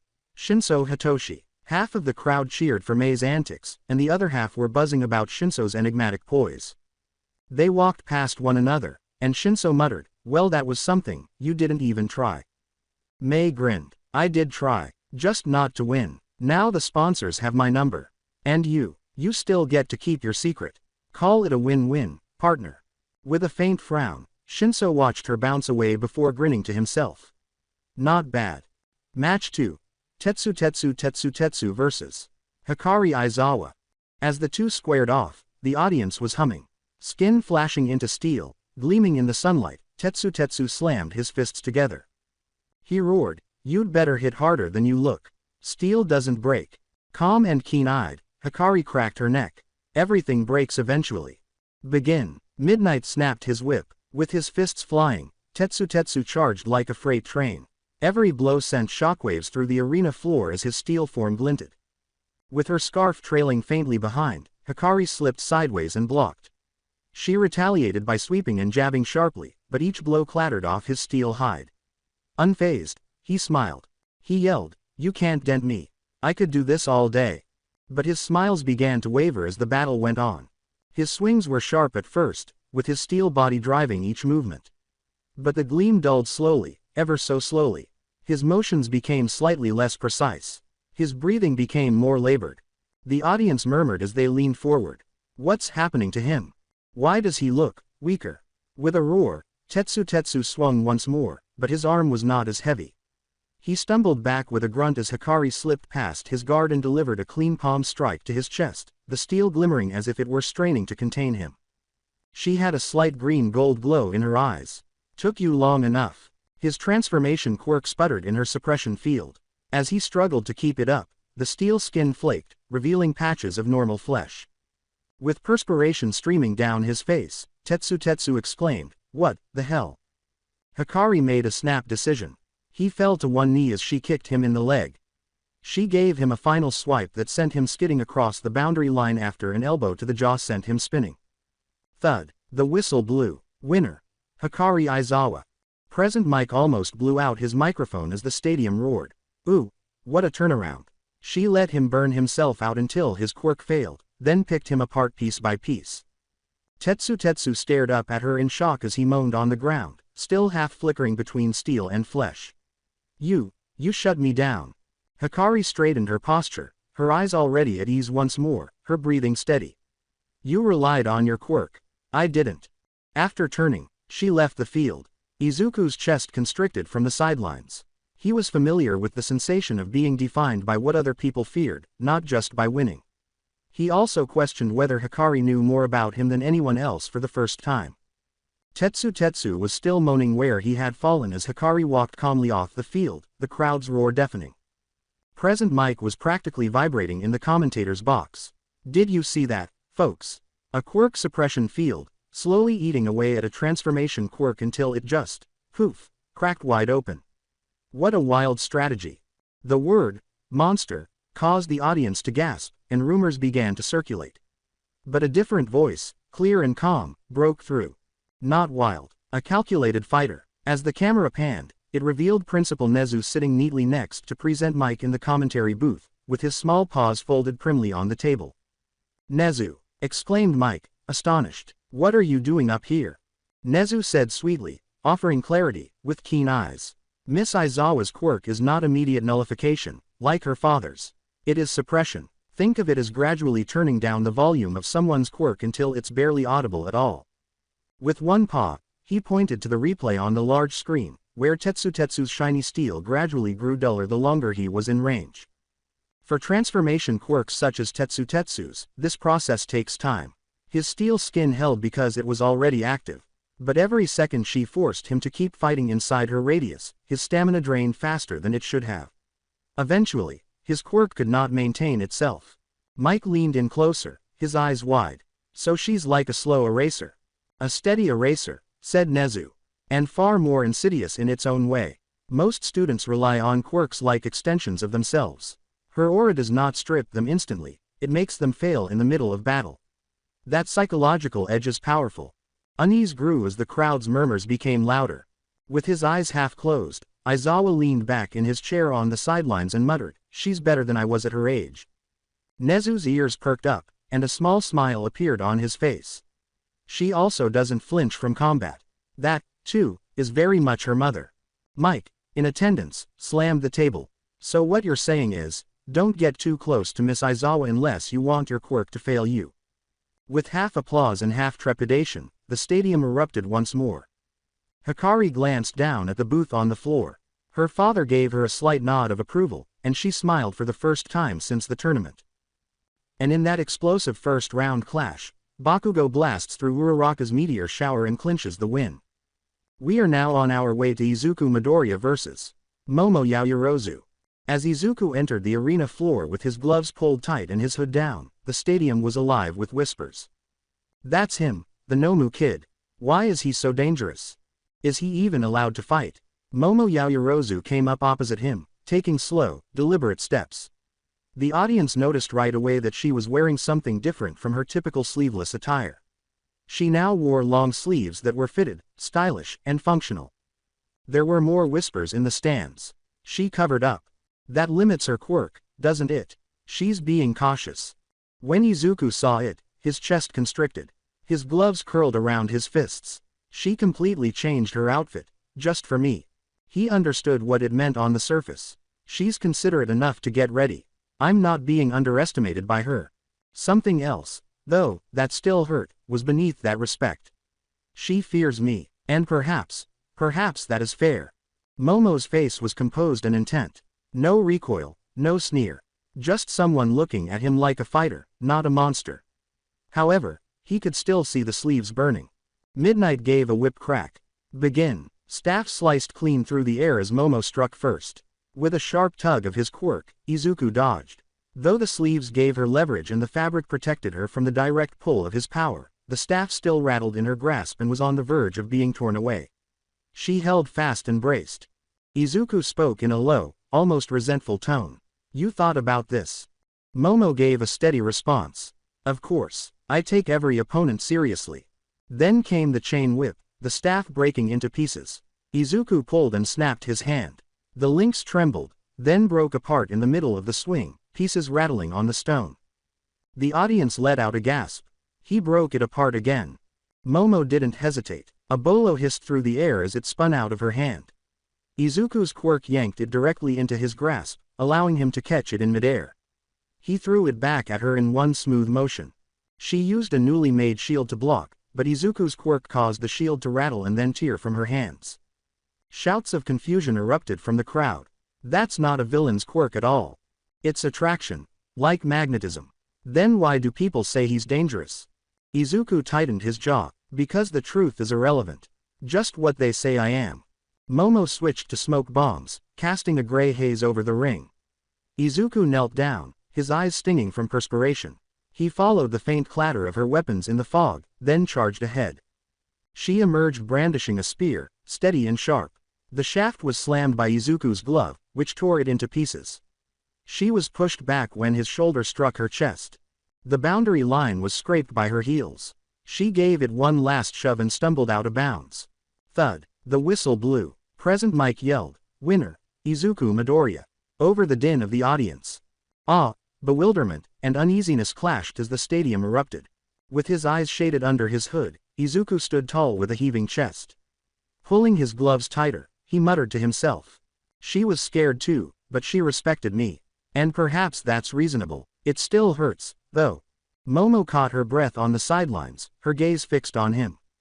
Don't be afraid, just plain respect. Shinso grinned as Hikari gave him a slight nod. The audience continued to buzz. So that's his quirk, attraction. Then what's all this monster talk about? He fights, ruthless. Maybe that's what scares them. With his chest burning, Izuku turned away from the commotion. Not a monster, not feeble, only me. Ignoring the other games, the winners were Bakugo, Todoroki, Ojiro, Kirishima, and Tokima. Match 1 of Round 2, Mashirao Ojiro vs. Hitoshi Shinso. Curious, the audience leaned closer. Ojiro extended, sweeping his tail in deliberate arcs behind him. With his hands in his pockets and an unflappable look of boredom, Shinso slumped in. Begin. Ojiro lunged, footwork crisp. Shinso was instantly forced back as his tail swung out in a broad arc. Ojiro pressed hard, displaying years of disciplined martial arts with his jabs, sweeps, and strikes as Shinso dodged with careless accuracy. A challenge from Ojiro was not going to fight back. Shinso's voice was quiet, cutting through the air. You're strong, but do you really think it'll matter? What? Was Ojiro's automatic response. He froze in mid-step. His tail froze in mid-swing. The audience let out a gasp. Brainwashing, said Shinso in a low voice. He gestured to the brink. Walk. Without protest, Ojiro followed orders, and his deliberate movements led him straight out of the ring. The whistle blew. Winner. Hitoshi Shinso. Half excited, Half uneasy, the crowd roared. Ojiro glared back in frustration and shook his head violently as the effect faded. Shinso didn't take pride. With a mutter, "Villain kid, huh. Works fine for me," he simply left. Match 2 of Round 2, Hikari Aizawa vs. Shoto Todoroki. As soon as Todoroki entered the arena, the temperature dropped, and ice began to crackle softly around his boots. With her long sleeves rolled up just past her wrists and her green-gold eyes sharp, Hikari walked with composure and steadiness. The whip of midnight snapped. "Begin." Without wasting any time, Todoroki sent a huge wave of ice hurtling across the arena, sending sharp spires hurtling ahead. The audience let out a gasp. Quirks within Hikari's radius faltered as her aura pulsed. The intensity of Todoroki's attack continued despite the ice nearest to her slowing and becoming duller at the edges. She ran ahead, swerving among the spires. She pounded her fists precisely, breaking pieces of ice that came too near. Her only choice was to close distance. Todoroki's gaze grew strained. To keep her within range, he took a step back and erected more barriers. "You can't reach me." Hikari's mouth tightened. Her aura dragged down the strength of his ice as she closed, and she exploded forward once more, her scarf snapping at her side. It appeared for a moment that she would succeed. However, Todoroki's face became stony, with a sudden surge of frost. Her movements slowed as the cold bit into her limbs. Her boots froze to the ground as she attempted to push, a step closer, a strike here. Before she could close the gap, Todoroki's ice locked her in place by wrapping it around her legs. The whistle blew. "Winner. Shoto Todoroki." There were murmurs among the roaring crowd. "She almost got him. If she'd gotten closer. She's dangerous in her range. But outside of it." As the ice melted, Hikari flexed her rigid arms and gritted her teeth. She gave Todoroki a piercing, unforgiving look before leaving the field with a composed demeanor in spite of the pain of defeat. Izuku, with his fists clenched in his gloves, watched her leave from the sidelines. She fought shrewdly. She gave him a shove. However, he's stronger, at least for now. As Hikari exited the stage with her arms folded and perspiration cooling on her forehead, the thunderous cheers of the audience continued to reverberate. Her jaw, the only weakness in her mask, was taut, but her face remained composed. Izuku was standing close to the tunnel already. He shifted uncomfortably, clenching his gloves, which creaked. "Hey, you did great out there." Hikari brushed back her damp hair and huffed softly. "I lost." Izuku insisted. "You almost broke through. If you'd gotten just a little closer, he wouldn't have been able to."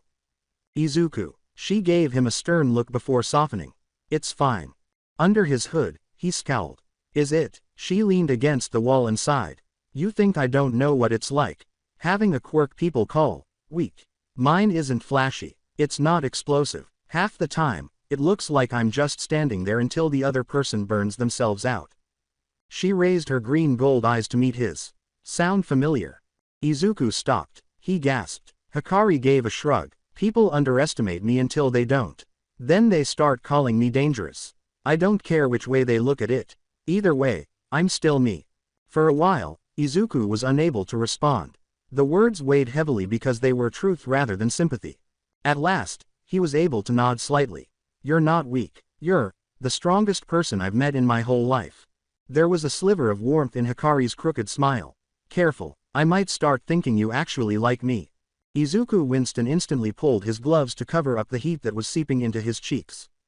She didn't force it, but her grin grew. Shoulders rolling loose once more, she simply pushed off the wall. "Go focus on your match. Villain kids don't get easy wins." More to himself than to anyone else, Izuku muttered to himself as she passed. "We are both not weak." Match 3. Eijiro Kirishima vs. Izuku Midoriya. As the two faced off, the stadium was a hive of activity.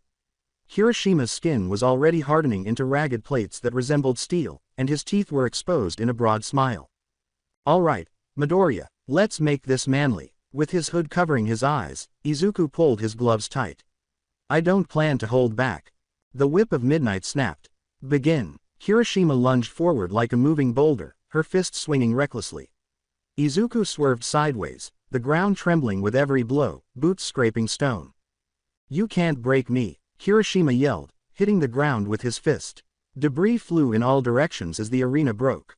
Izuku's gaze grew strained. He lifted his hand, and a shard zipped unnaturally across the ground, severing Kirishima's foot as he lunged. The seasoned combatant faltered for a half step, not because they were unaware of his quirk, but rather because of how accurately he employed it. The audience gasped. He aimed for the foot. He's not just pulling stuff, he's targeting weak points.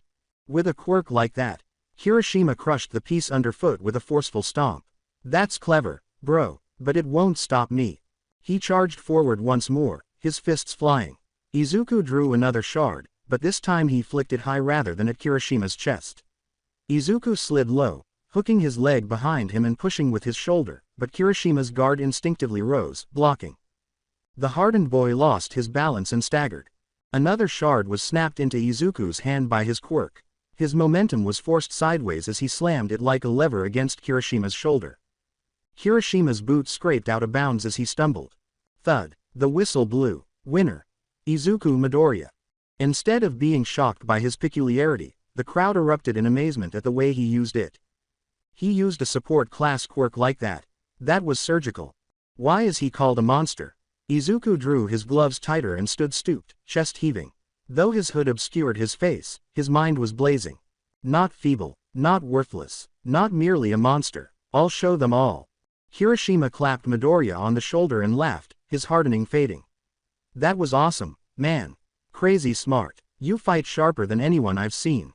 Astonished, Izuku blinked. Thanks. Hikari followed him with her keen green-gold eyes and a faint smirk from the sidelines. The crowd was already aware of his peculiarity, but they now realized that even a tiny object in Izuku's hands had the power to subdue giants. Semifinal games. Commentary from announcers. With a roar like a living storm, the crowd stood up. As the brackets appeared on the jumbo screen in glowing text, spotlights swept across the arena floor. Present mic, vocal so loud it almost shakes the stands. Alri GHT, listen up, listen up. The quarters are done, the dust has cleared, and now it's time for the semifinals. 2 matches, 4 fighters, and only 2 will walk out to the finals.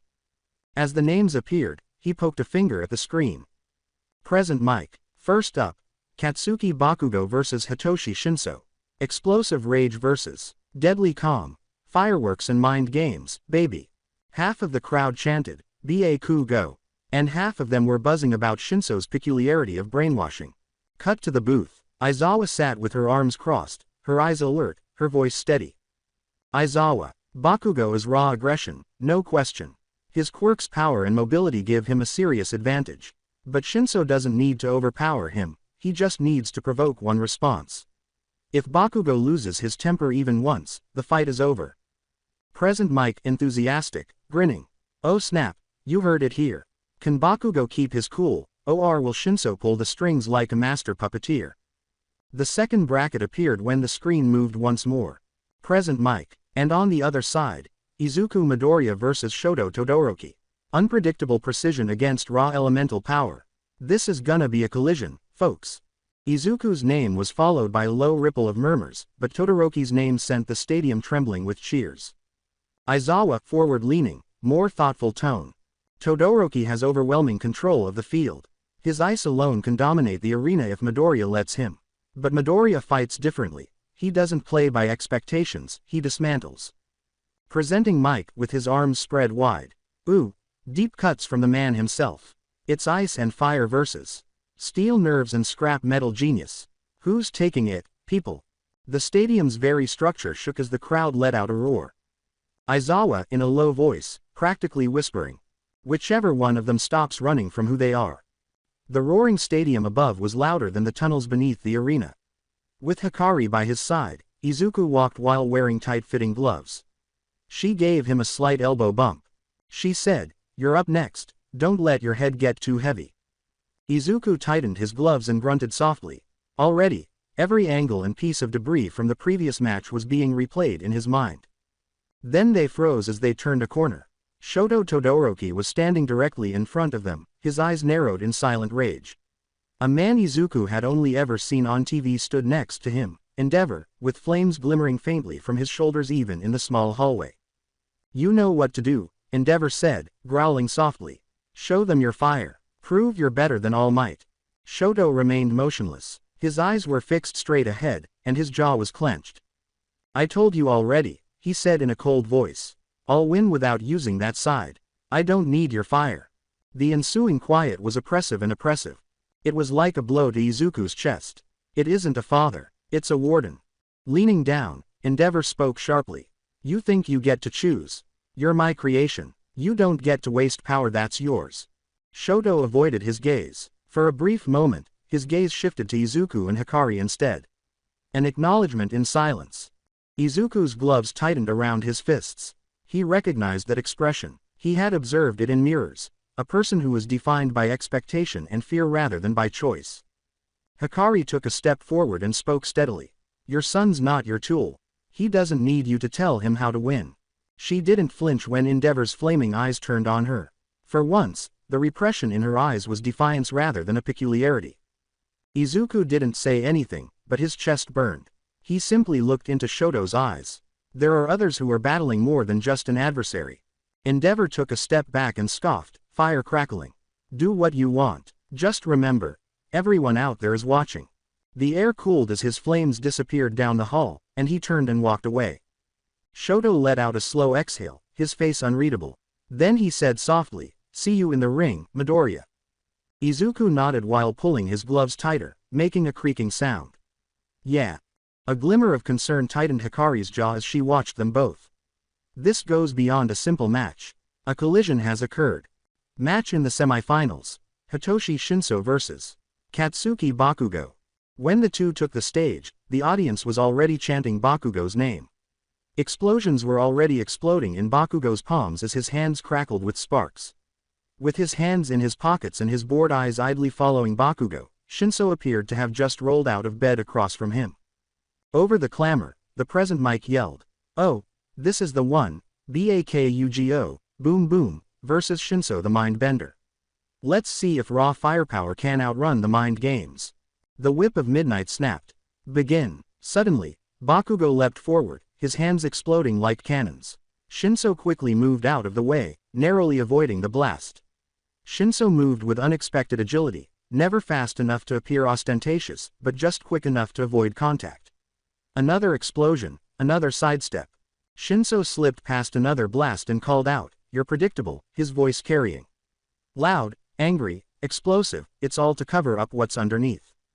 Bakugo growled as the explosions grew hotter and more rapid. Detonation bloomed throughout the arena as he threw himself into the air and dove. Shinso landed in a crouch after rolling clear. Shinso said in a casual, scathing tone, "You called Midoriya a villain, didn't you? Funny. Sounds more like projection to me." Bakugo's mouth clenched. He roared and threw another blast without saying anything. Smoke billowed across the stone as Shinso ducked. Shinso slipped between two smaller explosions, his hair singed at the edges, saying, "You see him get up after everything and it terrifies you. Because if someone everyone calls a monster can keep going, what excuse do you have?" Now the audience was holding its breath. Shinso resisted breaking even though Bakugo was louder, stronger, and faster. He spoke in a steady, unyielding tone. "You don't hate Midoriya because he's weak." Shinso skidded his boots and sidestepped a shockwave. "You hate him because deep down, you know he's stronger than you'll ever admit." Something was snapped by that. Bakugo's jaw trembled as his eyes glowed and his teeth clenched. With a roaring roar, he rushed forward, yelling, "Shut up. I'm better than Deku." The arena reverberated with the words. Then, with his body locked and explosions dying in his hands, Bakugo froze in midair. He glazed his eyes. The stadium let out a gasp. Shinso let out a breath and straightened up at last, his eyes glimmering slightly. His tone was cool and sharp. "Walk." Bakugo marched toward the boundary and landed stiffly, his boots scraping the ground. Half in shock, half in disbelief, the crowd went wild. Thud. Not allowed. The whistle blew. Present mic yelled, "Winner, Hitoshi Shinso." With a nearly broken voice. He took Bakugo's fury, dodged every blast, and turned the words back on him. The instant Bakugo crossed the line, his eyes became clear. Explosions exploded all over the floor as he whirled, roaring with rage, but it was too late. The defeat was inevitable. "No," he roared, detonating an explosion so loud the floor cracked beneath his boots. "This isn't over. I'm losing to a fool like that, do you think?" His palms blazing, he lunged toward Shinso. Midnight's whip cracked out, cracking across his chest as her somnambulant gas enveloped him, and a pink cloud exploded around him. Sharply, sleep, she ordered. With a final hiss of smoke, Bakugo fell face first, still snarling, explosion sputtering in his palms, and attempted to force one more detonation. After a moment of complete silence, the clamor returned, untamed and fragmented. He would have murdered him. No, it was saved by midnight. Bakugo simply couldn't handle the fact that Shinso had won the fair. Still a scary quirk. Instead of recoiling, Shinso simply turned around and slipped his hands back into his pockets while muttering softly enough for the arena microphones to pick it up. I suppose that's the distinction. I can win without explosions. Simply exercise control. Shaking her head, Midnight pulled Bakugo's lifeless body toward the edge and said, "Hotheads like you are exactly why rules exist." Shinso, the first person to ever knock Bakugo Katsuki down without even touching him, walked away as the stadium roared once more, divided between amazement and trepidation. Match: Shoto Todoroki vs. Izuku Midoriya. Before the game even started, there was a hush in the arena as everyone knew the stakes and talked in whispers about the monster taking the field. Midnight snapped her whip, saying, "Start." First to move, Todoroki sent a tidal wave of ice rushing across the arena, burying Izuku where he stood with sharp spikes. Without backing down, Izuku darted low, slicing through Todoroki's walls with ruthless accuracy as his mother's peculiarity tugged sharply, tearing ice particles from the ice's seams and causing slabs to collapse sideways. Izuku yelled, "You're strong, over the breaking ice, but you're lying to yourself." With narrowed eyes, Todoroki said, "You don't know me." Something more than rage shattered Izuku's voice. "Don't I? I've been told I was a villain my entire life. That it was impossible for me to touch anyone without dying. I was cursed. Do you really believe I have no idea what it's like to despise your own peculiarity? To wish to conceal it, bury it, or keep it locked away?" Whispers spread through the stands as the crowd muttered. With his chest heaving, Izuku slammed a slab of debris down to block another ice surge. "But I don't get the choice to hide mine," he said, his voice rising raw. "People flinch every time I reach out. Whenever I attempt to assist, I am labeled dangerous. I therefore learn to accept it, to possess it, because my identity has already been determined by the world. And you've got power people dream of," he said, pointing at Todoroki with a fiery gaze. "You're throwing half of it away because you're afraid of what it might mean, even though you could burn or freeze. Do you believe that puts you above me? It simply turns you into a coward." Todoroki's jaw tightened as the words struck a deep chord, and the ice beneath his boots cracked. "Stop talking," he roared, his breathing laboring. "It's your peculiarity, goddamn you, Todoroki." Fire erupted from his left side as soon as something clicked in his brain. Izuku was swept away in a searing wave of flames as the arena exploded. The voice of the present mic boomed, half shocked, half excited. "Set aflame. Fire is what he's using. His other half has finally been ignited." A burst of flame swarmed down on Izuku, and rather than avoiding her, it embraced her. Izuku was completely engulfed by the flames, and for a moment it appeared as though he was done as he fell to the ground, screaming, his skin turning black and his flesh blistering. The audience gasps, believing they are witnessing a live burn. Then, in front of the crowd's stunned gaze, his burns started to close. His raw skin bubbled and then smoothed, his scars closed, and his muscles repaired themselves. The murmurs came immediately. Regeneration. No wonder they called him a villain. What on earth is this? Izuku's voice was ragged but defiant as he staggered upright, tears in his eyes, smoke rising from his skin. "See this, Todoroki. This is the manifestation of self-acceptance. It's unsightly. It is painful. However, it belongs to me. I also don't flee from it." Todoroki stumbled, still reeling from his own outburst, and Izuku slammed into him shoulder first, pulling the ground out from under him with the aid of his mother's quirk. He charged through the flames, tearing debris up as cover, forcing his way past the ice and fire. Izuku delivered a deceptive drop kick as Todoroki fell, crashing out of bounds with a thunderous crack. Thud. The whistle blew. Izuku Midoriya is the winner. The stadium erupted in applause and appalled gasps as Present Mike roared. Izuku stood in the middle, his eyes fixed on Todoroki, his chest heaving, smoke curling off his half-burned, half-healed body. "Your father isn't the reason you're broken. Because you're too afraid to use what's rightfully yours, you're broken. Give up running, otherwise, you will become worse than him." For the first time, Todoroki looked not cold but angry and terrified as he stared back, the fire still flickering weakly at his side. Izuku turned away as the whispers in the crowd became louder, his scars still knitting. Monster, villain, or perhaps a hero. Before Izuku vs. Shinso, the tunnel. Izuku adjusted his gloves, pulling them tight, the leather creaking with each pull, his breathing steady, his eyes constantly darting toward the light spilling in from the arena entrance as the stadium's muffled roar reverberated down the concrete hall. Leaning against the adjacent wall with her arms folded and her piercing eyes fixed on him, Hikari remained silent for a long moment before gently breaking the ice. Are you prepared? How self-assured are you? Izuku flexed his fingers and exhaled slowly.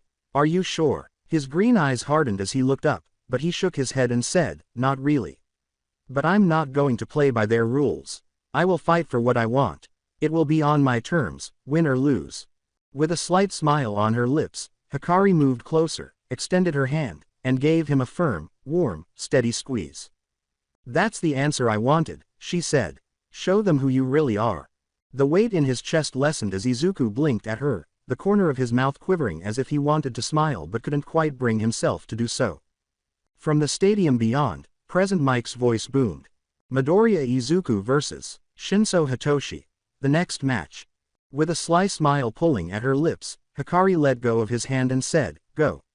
Shocked their world. Izuku nodded and took off his gloves one last time.